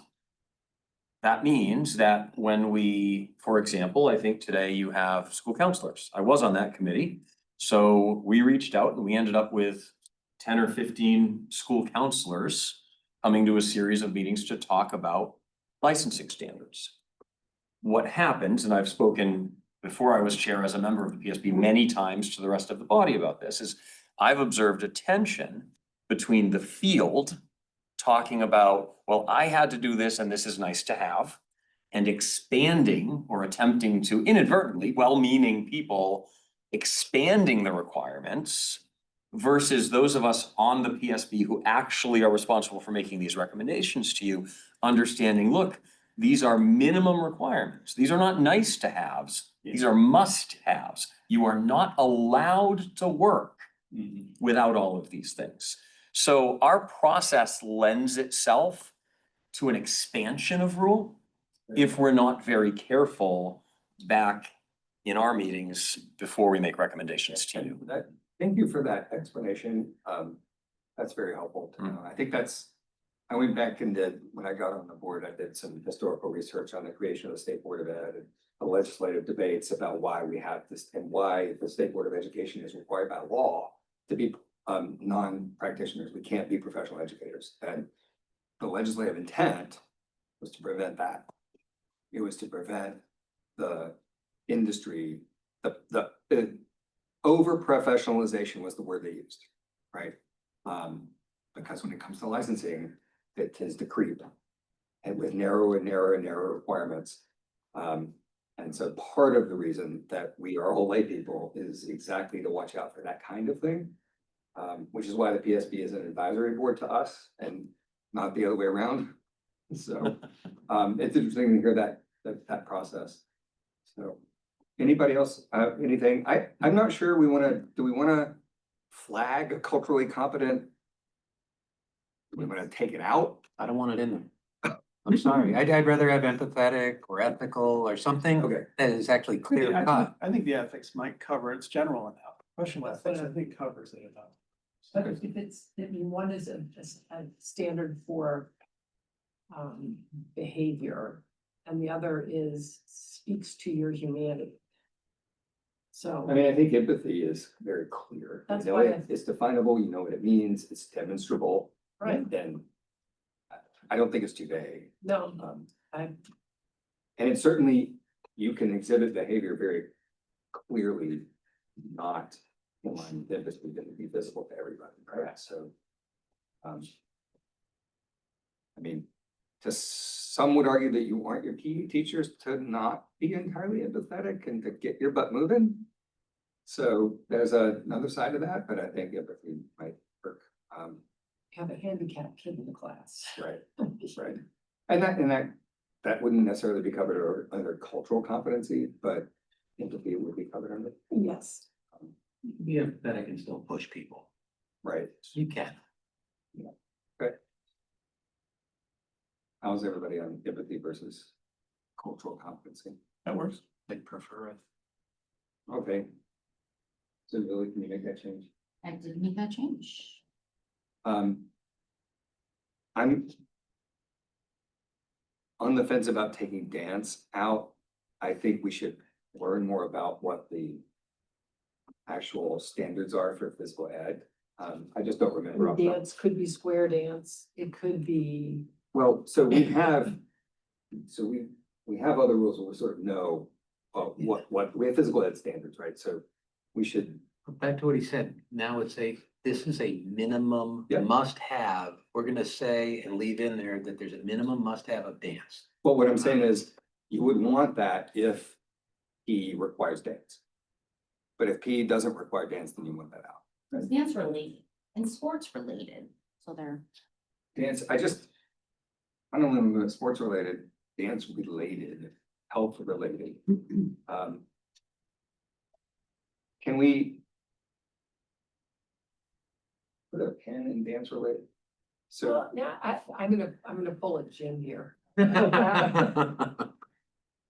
I don't want to set the bar, the minimum bar higher than it needs to be, is my point. Right, so. The keeping dance in there, it represents. Sports related. Football, hockey, soccer. Primarily, except for soccer maybe, and hockey's getting better, but primarily male sports. Dance related, I see where you're going. primarily female sports. Okay. I mean, you're right, you're like, it's guys, I mean, you're not gonna have. dance. Or dance related, I see or, but It's not. not a word, and. this is an and, these are things you have to know. I could see or, because what if you have a professional dance So person who's very. what if we kept it in for now? But we'll put a pin in it to go back and review phys ed classes and sort of see. I mean, that's a fair point about. It's demonstrating or called to be demonstrating competence in motor skill performance for these activities. It's including, so that's inclusive, so it has to be in there. That's an and. So we're saying it has, you have to be able to demonstrate you have competence in dance-related movement. That doesn't mean you have to be an expert in every type of dance. No. It just means you have to show some competency in dance-related movements. So let's keep it for now, and then we'll. Okay. We can ask, maybe, Tim, would you? Can we ask you if maybe going back to your board and saying, hey, what do you think about the dance-related? Why is it in there? And then we can look at the Again. the standards for the course and see. The other thing I would say too is Yeah. the standards that were just approved in the minimum standards, it may be a good idea to look at. Well, that's what I was just The saying, so then we curriculum can look at the minimum standards part, because Yeah. I just don't recall off the top of my head if there's a dance component in that. If there is, then you would have to have it in there. If there's not. That's a different discussion. Okay. Did you say something about expiration at the beginning? Yeah, these rules expire soon, so we need to start the So, process. right. We need to pass um, this today. You will see these rules again, because there is going to be a second draft, so this is not the end by any means, but we do need to get something to OLS to start the process so that it don't expire. So to prevent expiration, we have to pass an initial proposal. So. But it's not the final version by any means. Okay, so are we covered for this initial proposal? Anybody else? Because then we can take another crack at this as we move forward, but this will get the ball rolling. Okay. Why is there B and C? How is C different than B? Confidence, motor skill, performance, so it's performance concepts and it's motor skills? Which be, which. So that suggests to me that we're now. Where we just were, it's number we're- 2. It follows health-related fitness. Right. I feel like we've now delved into theatrics. That you have to form performance-related concepts related to skillful movement. I don't, So, yeah, what does that even mean? what does that mean? Again, I feel like now we're. Wonderful wants, but not minimums. Well, but they could be minimums if we knew what they meant, but Yeah, and it may be beneficial to have, I mean, we have several phys ed experts up in credentialing that may be able to shed light. Is that instructors in the entire state, they all can dance and they all can have this theatrical movement. too. I Anybody mean, can dance. We can all, and we all can dance. Experience of the. Yeah, well, to define experience. hey, look, we all watched the Olympics with Ray Gunn, breakdancing. So there's a low bar That's. to dance related movements, I think. That's, you know? couldn't, I can't roll. Okay. like that. So like C is also something to put them in. So this is, it's a little different, right? So it's performance concepts. Again, I don't know what a performance concept Words now, What's performance authentic concept. physical activity versus non-authentic physical activity? I don't know. I mean, I think you want. Yeah, it's performance dance. This sound like- Likes phys ed, they might not be acting authentically if they are being required to do it. It's starting to sound a little bit like a Starbucks coffee order, right? I'll have the vegan, non-GMO, No, this is fine. authentic physical I think these are activity. rules that they're rehashed over and over and they just kept sentences in there without really looking at it. Well, and sometimes, we know this, I'm not saying this happened in this case, but we have a long track record of getting stuff that was with verbiage downloaded from a national organization that is just Yeah, well, copied the and pasted. changes are just the blue stuff, So- black stuff, but we don't know how long the black stuff's been around for. Yeah, exactly. So anyway, let's put a pin in C as well, and maybe we can have somebody explain to us what that means and why it's important. And then we need to move on. Okay, all right, so we need a motion, on I this one. just need to know, I know I changed empathy, but as far as the actual top requirements, I just want to make sure that language is correct as far as the motion when you guys, for the Top requirements with, for like associate high Associates, yeah, school, okay. yeah. yeah, so you want more clarity on that? Yeah, right now I have high school degree or equivalent and 4 years experience in sports science, physical education or related field. And then I have an associate's degree and I couldn't remember what. I think, do you just want to leave it associate's degree for now, or we can say associate's degree in health? Related field. Health science or related field. Are we gonna add And then- the and or high school degree and so many years of That was experience? it, she had that. So I'll format that Yeah, she had that first, then the associates in a related field. And then we did empathy. Those are the only changes. Everything else is sort of penned for Okay, discussion. good. I motion to approve the initial proposal of ED 507.16 regarding the qualifications for physical education teacher with amendments, With recently discussed amendments. Second. with noted amendments. Yes. Okay, all in favor? Aye. Thank you for your patience, Joey, and understanding. Tim, are you enjoying yourself? Is that? I'm glad, because you're just getting started. One of the. Stay on that one, just, Yeah. okay, I just Do you want to have make sure. As a a practice. pin in the physical, So standards? dance and then see the physical concepts. Yeah, I've got a couple little highlighted pins Like here. pin cushion over here. Thank you. Okay. Um. So again, let's see, going through the statutes. And this one is not on the same timeline as phys ed, just so you're aware. This one doesn't expire until May, but Oh, okay. So we can take some more time. you could. Um. So again, we have at least a bachelor's degree. And then, so this was expanded a little bit after a previous conversation about this, including coursework and it lists a bunch of subjects, which is one way to do it, right? So it doesn't say what your bachelor's degree has to be in, but it says you have to include some coursework in these subject areas. But again, I would sort of wonder if there's an associate's degree that would cover that stuff too, that might apply. Maybe there isn't one, but I would just note that nursing is predominantly an associate's degree program. There are bachelors in nursing, but the vast majority of nurses that work in hospitals and doctors' offices around the state have associate's degrees. They would certainly have an education in most, if not all, of these topics. So my question would be, would we say to a nurse with years of experience in nursing, who also we would hope has the pedagogical stuff, no, I'm sorry, you can't teach because you don't have a bachelor's. So I have a question about a couple of these things that are listed. From personal and community health to mental, emotional health and sexuality education. The remainder of everything else can be defined. Well, except maybe substance abuse education.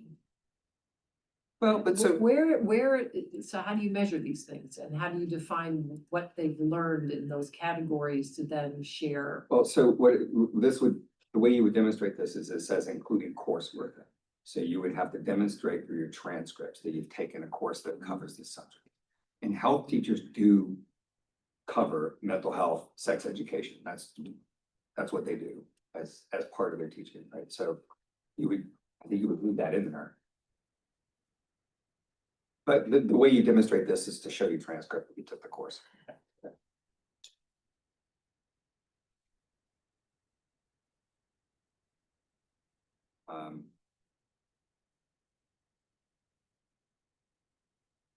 So again, this is not a rush.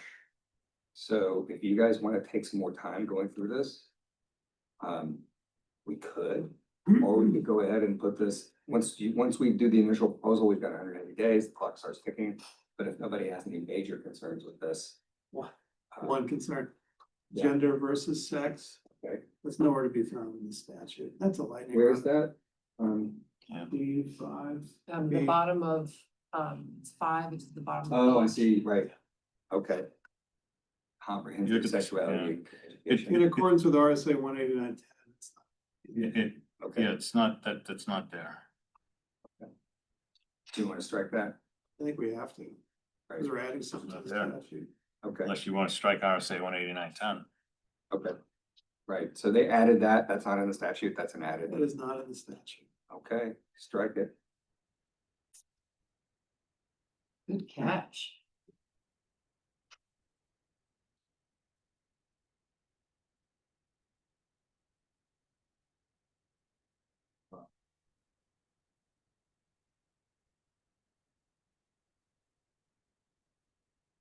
Because.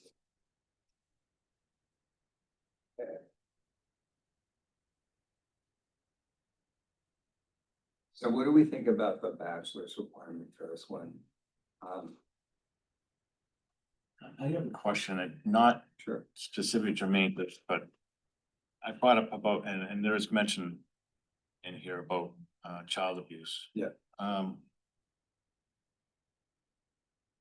As far as teachers on record checks, as Yeah. far as criminal background, I know, like, for instance, my wife's a teacher, Yeah. so she went through a criminal background check. But is there any update or check, like, is it just that one check for lifetime and then that's it, or Currently. Well, no, when they change employment. Oh, it changed, yes, it is. So what's that? if the teacher were just to stay in one school for their entire life, it would just be that one time. But if they change employment, then it's each change of employment. So there's no monitoring, like the teacher was like, goes out of state and commits a crime, we wouldn't know that? Or allegedly commits a crime? Not through our Nope. processes. Nope. I find out through Facebook, but. Yeah. Well, right, I mean, if it's Just a, got a message that, yes, first time only for licensure. Yeah. So again, moving around, SAUs, different Yeah. changes of employment, they will have their own process, but to get your first time license in New Hampshire, there's that one check, and then they don't check again for renewal. You gave the suggestion that it may be changing or could change, like not It would take, currently? it would take legislation. to change. Yeah. Just seems like it kind of makes sense, doesn't it? To have it more periodic. I don't know, that's up to the legislature really. So, Yeah, it is, I'm just My opinion is- curious. Unfortunately, I read the news once in a while, Unfortunately. and I see what's Yeah. going on, what some of the trends are going on in the world, so. I'm just asking for in the interest of students. Sure. Is the ask here to move this forward or? We could do that now, or we could hold on to it a little while. The rule doesn't expire till next May, so we don't have any rush on it. So one thing I'd like to sort of understand is, if you get if you get an associate's degree in nursing, would that cover the breadth of topics that we want, right? Or is there another associate's degree, something less than a bachelor's degree? That would cover, so, because what they say, just to be clear, the candidate shall have at least a bachelor's degree, including coursework. So the bachelor's degree is not major dependent. You could simply take this other coursework.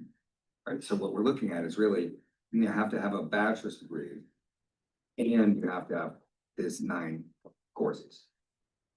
So we could change that to associate's degree and keep those 9 courses. Yeah, I would do that. But I don't know if there's an associate's degree that lines up with that. That's what I'm saying. So I'm a little, so in other words, maybe we take a little bit of time to look into it before we move this forward. I don't want to handicap ourselves. So what you could say is have at least an associate's degree in addition to coursework in these areas, Well, say- which yeah. doesn't mean that it's an associate's degree in that, but you have to have gotten that information somewhere. And associate's degree and coursework and. Yes. Instead of including, it will be and. Right. It doesn't specify what the associate's degree is in, Nor but does in order to get all this stuff, you most likely. most likely have it. All right, so I'd like to look into what the associate's degree and those courses would like. We just put this on hold. The title, There may not be a pathway for that, is what I'm saying. Like it might not be an easy this is, the title of this role is? health educator, health education teacher. Okay, I'm gonna throw a grenade here. To his earlier point, I mean, does that person need to be healthy? It's health education, it's not a performance job, so I don't know that I would wanna. No, I agree. Yeah, I just, P is a little different because you're in the gym. you're I'm kind of- thinking the person could have diabetes, okay? Teachers can get health complicated. I don't think I'm gonna put a. Yeah, I can't do that. Yeah. I see where you went, but I went there. I thought you said you were a libertarian. I am a libertarian, but I also had your back because you brought that up earlier. So now I have a discussion. I mean, I get modeling good behavior, right? You want the health teacher to be healthy, but, you know, there are those weren't chips that came in. those are I mean, if the health, life circumstances that. if that person is out in the parking lot smoking cigarettes every break, I mean. That was where I was going. Yeah, yeah. Understood. Okay. So you want to table this again? We just voted to take it off the table. We can put it back on and talk about it some more. I'm okay with that. Or do we start the ball rolling? We could. I think we start the ball rolling. I mean, it's not that complex. It's pretty short license. 2 pages, 3 pages. I think it would be That's true. interesting to change it to an So associate's just see what degree the feedback. and see what the feedback is. Okay. Rather than push it down the road and wait and wait and wait and then do it and have a, you know, You can always change it back. right. Okay.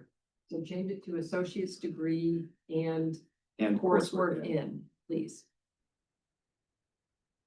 Again, and just thinking out loud here, but as we talked about with the PE teacher, we want people to have knowledge of these 9 things.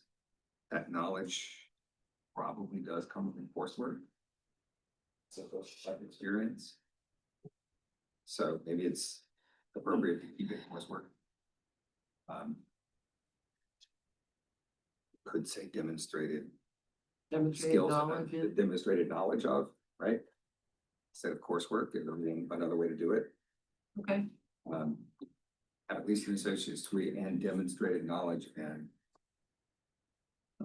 Days. And you could demonstrate that knowledge through transcript, right? Or.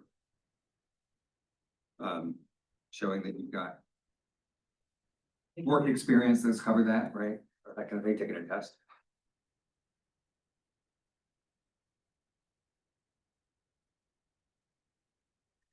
That doesn't limit us to coursework, but most likely people would do it as coursework. Okay. Let's see how many people show up at the public hearing. Tell us we're crazy. Yeah, some of the content here, I'm not quite sure that, I think I heard some mentions about, class presentation, you know, how it, I forget the term you use, but some of the, like you get into mental and emotional health, the way it's presented, really, I think should be somebody very competent and the ability to present and educate in that field, to ensure it's done properly. I don't know, I just, a little bit different than physical education, I guess what I'm getting at. And I say that because you could have students that are distressed, and so when that presentation is forward, someone has to really be dialed in, I think. Right.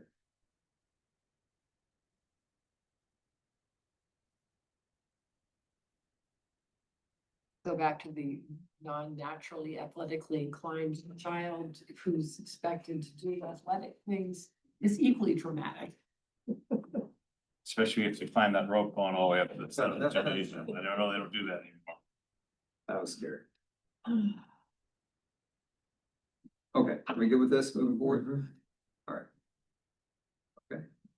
How about a motion? Yes, back to the beginning. I motion to approve the initial proposal for ED 307.15 regarding the qualifications for a health education teacher with amendments. Is that right? Second. 507. It's 50716, right? 507.15. 50716, it says here. Let's get health education teacher. I may have, it might be reversed, but on the rule that I'm looking at right now, 507.15 is health education and 507.16 is phys ed. I think they're. On yours, on It's on the agenda. what we were sent. But you're, Correct. but you're, Okay, the numbers are wrong on the agenda, but they're right. they're right in the So thing. That's all that 507.15. matters Yes. on the motion. Okay. Great. At least we all caught it. All right. Okay, so we have a second for Jim. All in favor? Aye. Okay, owner's project manager. That's a fun title. So Tim Carney had to leave, so he's no longer here. But these changes are being made due to some changes in the legislation, which is also attached with the packet, regarding the amount that's needed for the owner's project manager, and then adding that section to the waiver provision as well. So Julie, I have some questions on this, just based on your extensive experience and our conversations in the past. On page 1, paragraph 4 and 7, it removes the shalls.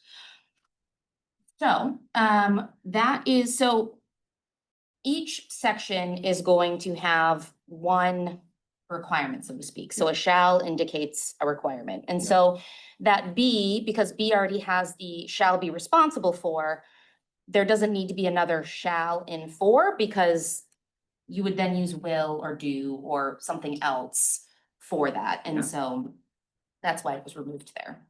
I think it just got missed last time. I don't know, it seems to me if you say these observations will not be But it's exhausted. prefaced by the opening statement that said shall. No, And then but just as a everything else matter is of English. Community. No, it's more of a matter of what does will mean versus what does shall mean. It's a big Yeah. difference in Right, construction. first shall conveys to the first sentence of each paragraph, but not the following sentences. That's the way I look at it. You could just say, instead of will not be, I could say are not. You know, I think I mean, if you did like these, and so paragraph 7, where it says, these observations, you could say are not Right, exhaustive yeah. and are supplemental. Right, yeah. That's.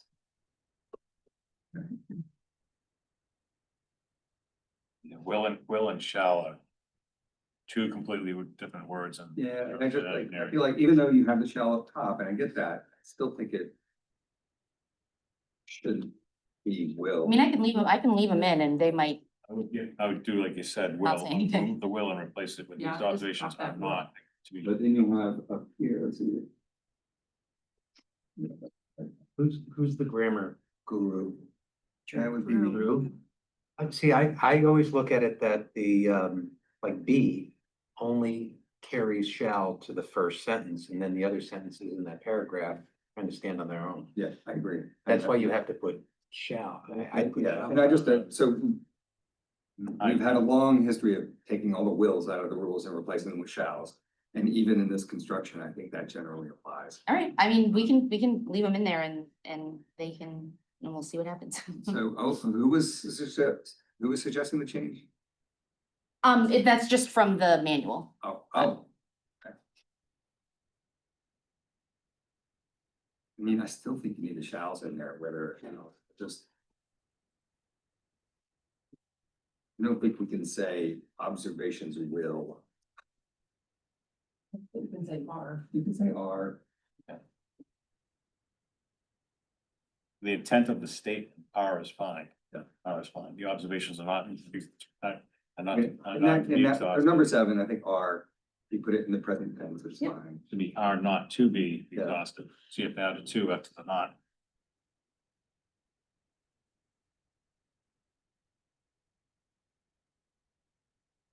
So in 4 though.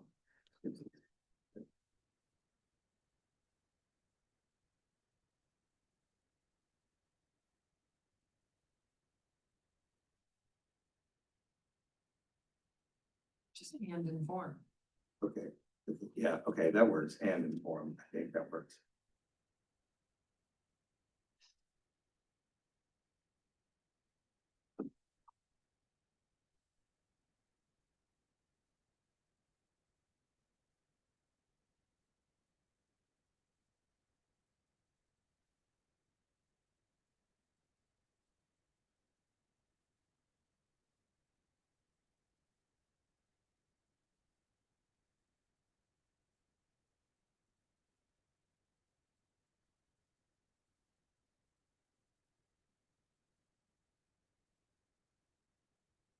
Oops.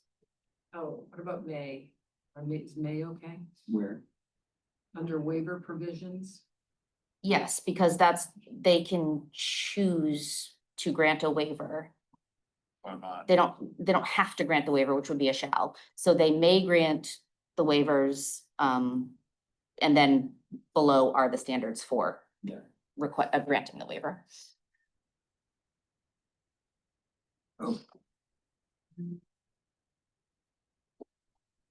Everybody go down? Make you read the whole thing now.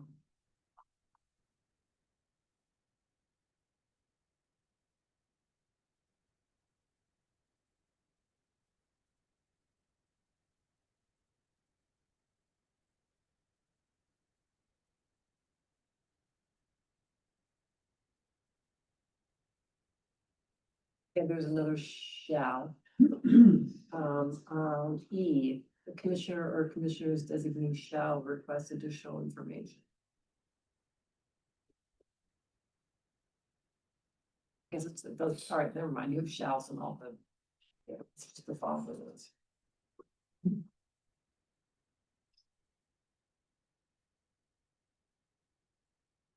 Then why can't you have, why do you have to replace shall with does on G? Good, they were getting rid of the shells. But it Well, does- because, so each shall kind of represents a requirement, and so each letter technically should be its own requirement, and so you're kind of having two requirements in one.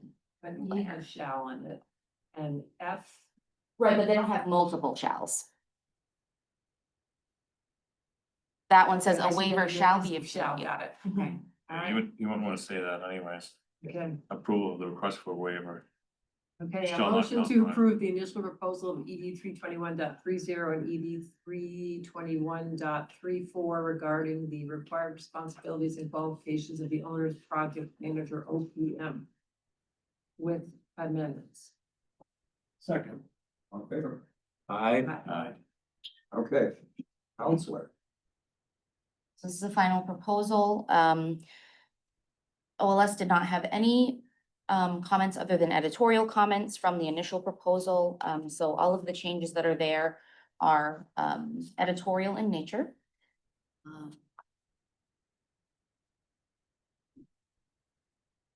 Okay, I move State Board of Education to approve the final proposal for ED 508.01 relative to credentials and requirements for school counselor. Second, somebody? Second. 10 seconds. All in favor? Aye. Aye. Aye. Okay, I think that's it for rules, right? Oh. So just to be clear here on this one, and this is the final proposal, just want to approve it. Our requirement is a master's in education or a field related to counseling. Most states, they require a master's in counseling. So we're a little looser there than most states are, which is, I'm not sure if that's good, but that's where we are. So we are. Yeah. Okay. We can always revisit that. You want to go back? No, I mean, let's move it forward, but that's the way it's been, right? I mean, it gives you a couple of options. You can have your master's in education or counseling. As opposed to just in counseling. I should say a lot of states have it in counseling. I don't know if most. And without me going back and looking at it, does it also list all the skills that like you can have? Oh, yeah. All right, so then we'll cover them. Yeah, we always do that. Okay, What do you think? wait a minute. We gotta, no, this, go ahead. Our presentation hires. Our leader. Right. Thank you, too. Thank you. Thank you, Tim. Are you coming back next meeting? I don't know. Don't you have another role? We're gonna get you lunch, I'm gonna- a lunch list. We should have brought lunch today. I don't know the nice things now. Thank you, everybody. Thank you. Thank you, Julie. Thank you. Good afternoon. I will be quick just because of the time. So for commissioners' updates from the month of October. So first off, everybody knows that we are in the federal government is shut down. And I've been getting a lot of questions on how that impacts the Department of Education because we have about $200 million that flows through the Department of Education to our subrecipients, the schools mostly. And then we have about, of our 275 filled positions at the Department of Education, we have 200 of them are paid with some amount of federal funds. Some of those are 100% federally paid, some of them are partially federal paid, but it is a large number of our employees. So in education, compared to some federal fundings, some federal funding programs, we are lucky because the majority of education funding is forward funded, meaning that the US Department of Education allocates the grant money to us in July of each year at the end of their budget year, not at the beginning of their budget year. So our Title I grant, for example, which is a $50 million grant we receive that we keep a small portion of to pay our employees to administer and then send the rest through schools to subrecipients. We receive all of that upfront in our G5, essentially our federal bank account. So we have the majority of our federal education programming funds for the full year. So we're lucky that doesn't impact us that much. Some of our other programs, we're not funded for a full year, but we do have some advanced money. Those are typically our US Department of Agriculture programs, so the food and nutrition programs. So at this time, the federal shutdown has not impacted any department employees or any schools from grants that flow directly from the Department of Education. There may be other federal programming that schools participate in that don't flow through us that I may not be aware of. I'm not sure how it's impacting, for example, for Medicaid or other programs that they're anticipating on receiving. But so that at this time, that's where we are. We are continuing to monitor the situation on an ongoing basis and provide updates to both schools and department employees because it can provide some unrest. As you can imagine, people hear that, the federal employees are not working in this time and how does that impact our work? And, are we going to furlough our employees? But the answer is no at this time. Could change at any time. So that's with the federal shutdown. So everybody knows the Department of Education counts enrollment on October 1st. And so everybody's been looking for that information. While we counted on October 1st, we are actually looking for the count as of October 1st, but October 1st is not the count day. The schools spend the month of October sending the Department of Education relatively comprehensive data files, which we then will summarize and then provide the October 1st count. So we've already had a fair number of requests to know how many kids are in schools as of October 1st this year. We don't actually have that information until November, so just letting you know on that. One very exciting event that we got to do this past week, we did announce a new teacher of the year. Her name is Megan Philbrook, and she is a social studies teacher at Andover School in Andover, New Hampshire. She's taught there for 11 years. We did a really cool reveal where the school actually blindfolded her, put her on a fire truck, drove her around town, brought her back. All of the kids from the school were outside cheering while they brought her in. It was a very, very fun event. She was very excited. I got a chance to sit there and talk to the kids while we were waiting for her to come back. And it was very clear that she had an extremely positive impact on a lot of those kids' learning experiences. And it was just fun to hear from them directly. And then, so you already know because I did the consultation last month, but Nate Green was actually in fact confirmed at Governor and Council last Wednesday as the director of the department. So that's very good news for us and our leadership team. He's already really hit the ground running. I'm enjoying being able to forward things to him now and say he can deal with it. But great fit for the department. The team downstairs is very excited to have him and looking forward to working with Nate in that capacity. And then lastly, the Department of Education hosted its third annual assessment and accountability conference on Monday and Tuesday of this week. We cap it at 150 people because of attendance, and we always have 150 people and a wait list. It is attended by, we had 33 presenters from people in both the public and private sector, experts in around assessment and accountability, some national experts. We drew a huge crowd this year. It's a great event. We would encourage all of you to attend if you are having interest to kind of learn how we're implementing assessments in New Hampshire. But we'll be doing that again, and I'm sure that Nate will be able to provide us more of an update when he does his assessment update next month. Great.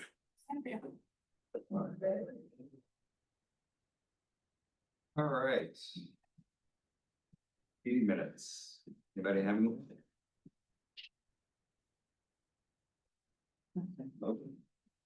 On open wood discussion? No, I'm gonna do meeting minutes and then we can do. Move to approve the meeting minutes. Second meeting back? Were we all I'll at this second it. meeting? I wasn't there, but I do believe I can second. it. I think you So can. that you can. We have to- You were there. I was there. No, I always thought if you weren't at a meeting, you. He can second the motion, but he can't vote on it. Oh. Okay, so. I thought I could do it on it, but anyways. I, I won't yeah, vote on it. I'm sorry. okay.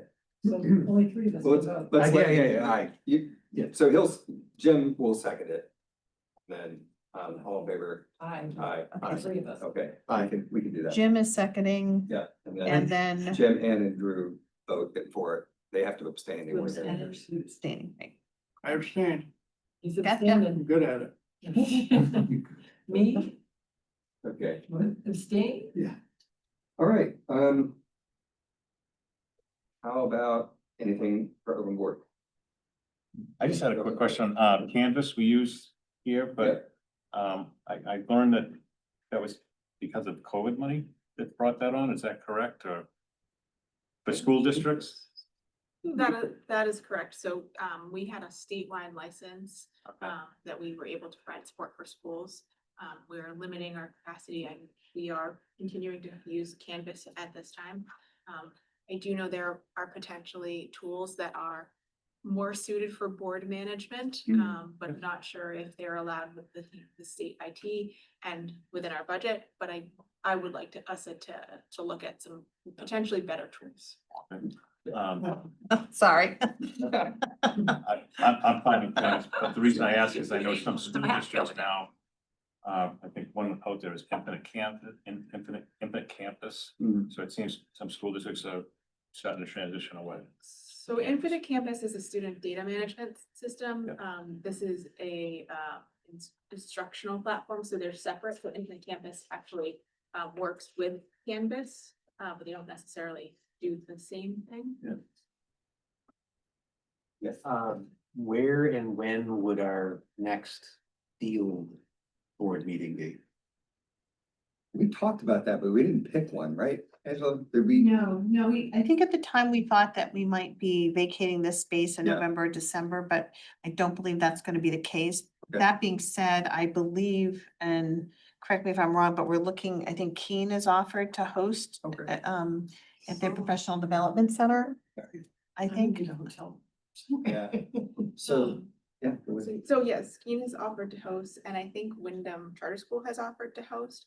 We do have 2 meetings probably in November, because we're gonna do that special charter school meeting. That might be an opportunity to be at the charter school. Well, also, like, we haven't, like, meeting at, whether it's Wyndham Academy or the Wyndham Public Schools, or say, like, the public schools in that area of the state, I don't think we've Is it ever. possible to have it at one of them, but have the other entity show or be there? Or no, is it just?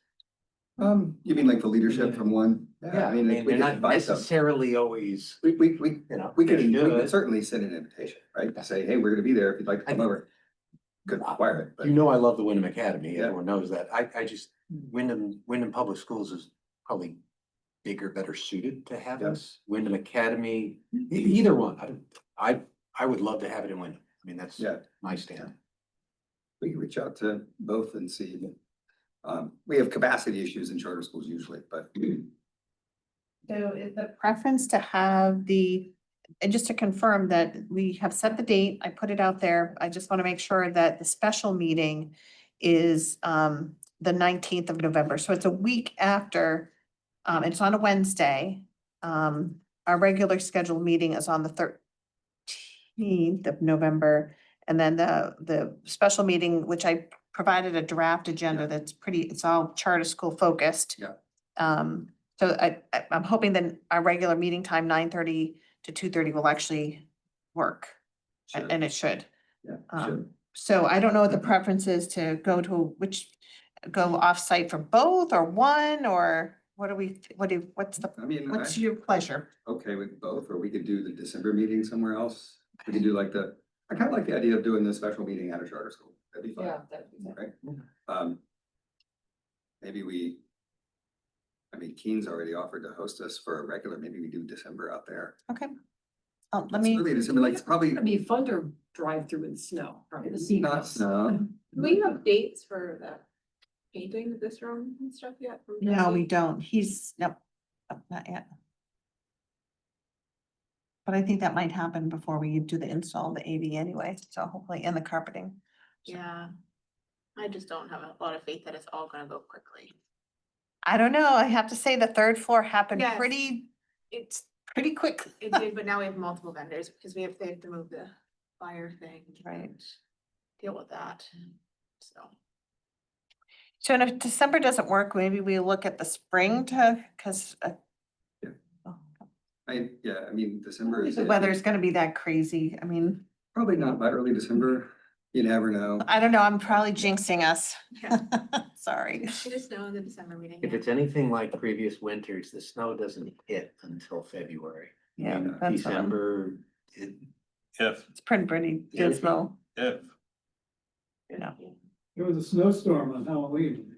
1 year, 10 years ago. I just looked that up the No, other day. I think last year it hit early and I think the thought was it was gonna continue, but it just. I don't know. Okay. He's only 2 hours away. It's beautiful.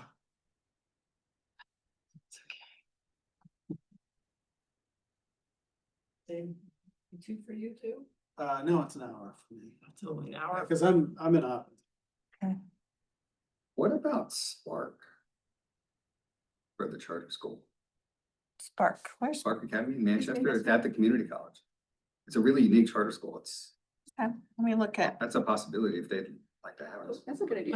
Look at Jim's face. I want to go to Wyndham. Well, I mean. Oh, no, I, kind of in the spring. Yeah, that's- We always try to do two. No, that's what I'm saying. is- Actually, So, Okay. no, so Cal and I were talking about this. We have another huge group of charters that we'll need Yep. for renewals in the spring. And so what we did say is, if this special meeting went well, we probably should do one in the spring, so we That'd don't be- have a 15-hour state board meeting. No, I'd feel for that. We do it. the next Maybe we could big do batch. Wyndham Academy, the special charter, and Wyndham Public School for the regular meeting. Actually, all state board meetings are now in them. oh, come on. Whatever. They had my request, they just threw it out there, that's all. it's turned Okay. into like a pick-on gym meeting. I know, exactly. My name has become an adjective apparently. I'm pulling a Jim here. Thank you, Ann. Appreciate it. No, I think meeting in Wyndham at some point, whether It's it's something the to emulate, Jim. district or at the charter school would be good. We haven't hit that area in a while. Okay. And I kinda like- This is not feeling lonely at all. Well, we've been to Oyster River, we've been to Dover, like, or whatever. The little Where have we been? Manchester. We've been We've up. been to Fall Mountain, we've been there, yeah. I mean, yeah, the new Rochester schools. Yeah. That would be. a good That'd We're in opportunity. That Nashua. would be good, yeah. That'd be great. I'll offer breakfast at my house first and then we Okay. can all go. Been to to Prospect Mountain. We can all go. Yeah. You have to allow the press in our kitchen though. That's okay. That's confidence right there. Let them get it. That's it's just Augie. Augie will have to approve them. There's great day charter school out there. That'd be a good one. Yeah, Seacoast Charter is right across. I can hear their megaphones from my bedroom. Oh, wow. That's a idea. Seagulls Classical. Yeah. They're looking for a new location, right? Hmm? I think they're Yeah, looking for a they- new location. Are you looking for a new location? I believe so. Oh, that would be I thought they- awesome. Yeah. Okay. Yeah, I can agree. Literally, you hear every child's name loudspeaker. So if there's a pedophile around, they know what all the kids' names are because they broadcast them out into the neighborhood every time during the morning when it's pickup time. So every They day need to you turn the hear. volume down on that. Well, they should turn the speakers toward the school instead of toward the neighborhood. That might help. That's Tim Dolinsky's school. I don't know. Maybe we reach out and say, hey. They're not, Yeah, turn it down. they're not popular with the neighborhood. What do you think about Spark for the November? Like special Spark? meeting? Yeah. We could reach out to them and just kind of see if they'd be, Yeah, why don't you reach? maybe out to Tal them, would be ask them to good. turn the I don't know. speaker off, That would be nice. How can you- I mean, it's a bigger issue of not just the charter He's- school, it's he's the community directed college. system that toward- has Yeah, some right. available Park in the space, back right? of the So, building assuming that instead we of- could use their auditorium. Sure. The street Like, where- maybe it won't work. I just think that's a neat school. Great. There's a lot of like That agenda is so specific. I don't think, we don't do public comment, we don't do the spotlight, so it's a really focused special meeting, so. At the wheels and be like, okay, fine. Okay, What's the, so I haven't been to Wyndham Academy in a little while. The physical space there. They've got a good space now. They expanded the building. They have sort of a multi-purpose room type of thing. Could accommodate us. Oh, they could accommodate us, yeah, they could. yep, 2 hours for me Do you too. remember when, oh, I'm sorry, I Me too. invited you. The I'm flag in the car raising. all the way You just there. couldn't make it. To their company. No, they have. They do. We split it. Okay. So look, maybe we just reach out to Keen and say, hey, does this work for you? Think about it. It does, they reserved the space for us for both November and December. They're very excited. Ready. Yeah. Well, do you wanna, so just for weather, I know it's a lot of traveling if we do 2 November meetings on location, but wanna just do the November regular meeting, being just to be covered, like, so for weather purposes, so we're not risking December cancellation. Yeah. That November meeting is the 13th. Okay. Yeah, I could. You wanna, Yeah, I usually, what I do is I do advanced scouting, because I have to go see, because I can do that. sure. I mean, I like the idea of spacing them out, but just to give ourselves protection from potential winter storm, that might be better to do. That'd be the 13th in Keene and the 19th in Manchester. Alright. Fine, alright. We can, And then maybe something in Wyndham down in the spring. Yeah. Yeah. Could have flown into Manchester instead of Boston. We also have the option, just, what time we start? we, 9:30. 9:30. That's pretty, 7:30 to 9:30. Yeah, Keene We is. could start, so if for the charter school special meeting, we could probably start it at 10. We'll probably have to go to 10 to 3, is that okay? Talwood and I did the numbers, So- and he really wanted to go 9:30 to 3, but I'm like, I think, There's a but book items. Manchester though, you guys can get to Manchester by 9:30. That's Yeah. not a Oh, problem. yeah. Manchester. It's the Keene one that it's a gives special. further problem. Keene's even 2 hours for me. I get a little further than she does, Yeah, but I've driven Keene. a lot. I'm I not used to go whining. there. all right, so we'll keep the regular time. And then the 19th, you want it, we're gonna be in Manchester? Maybe if they can do us. They Spark can host. Oh, I see, the regular meeting changed to 10, I gotcha. We could, Just, I mean. we've done that in the past. We Yeah, have, we just have, to accommodate people's travel time. correct, we have. And We've maybe done we that. could just look at keeping the agenda as focused as we can. I mean, obviously you got hearings that might have to happen, but. We do have one public hearing scheduled in November. And that one, what time's that one gonna start? The public hearing In charter school. of the charter, I think we. The charter school meeting will Be do it. 9:30. Real time. Okay. But just also to keep in mind for other regular meetings, even in the winter, if everybody's coming to Concord anyway. We've done a Concord public school, but there are districts not far from here that we can easily do, we could hit a public school in the area. That'd be, I'd be for that. And while we're talking inclement weather, you know what our inclement weather policy is, right? So the board meeting, if, in wherever with the town or the school district in which the meeting is being held, if they have a 2-hour delay, it means that we delay an hour. If they're canceled, it means that if they close, we cancel. And it's on our webpage and it says that, so I just want to make sure we're all on the same page. But I'm happy to, just within a 30-40 minute drive from here. It's not gonna make that much difference for us driving in the area. We could do it in the meeting, as public schools when we're in there. I'd be into that. Yeah. That would allow us to accommodate another school in the winter time. Doesn't change anything on our part, Yeah. really. Exactly. And if they have better technology, that'd be great. Do Maybe they're chairs or cushions. you remember the cushions? No, I let my old cushion still gotta be in that storage area. Oh, right. You left your cushion in the old building? No, we never went back to the building, yeah. Provided us all with cushions. But I had my own personal. Oh, my gosh. That's not, just like right now, this seat is killing me. Yeah, these aren't. So I'm coming in with. Motion to adjourn, somebody? So moved. Second? Second. All in favor? Aye. Okay.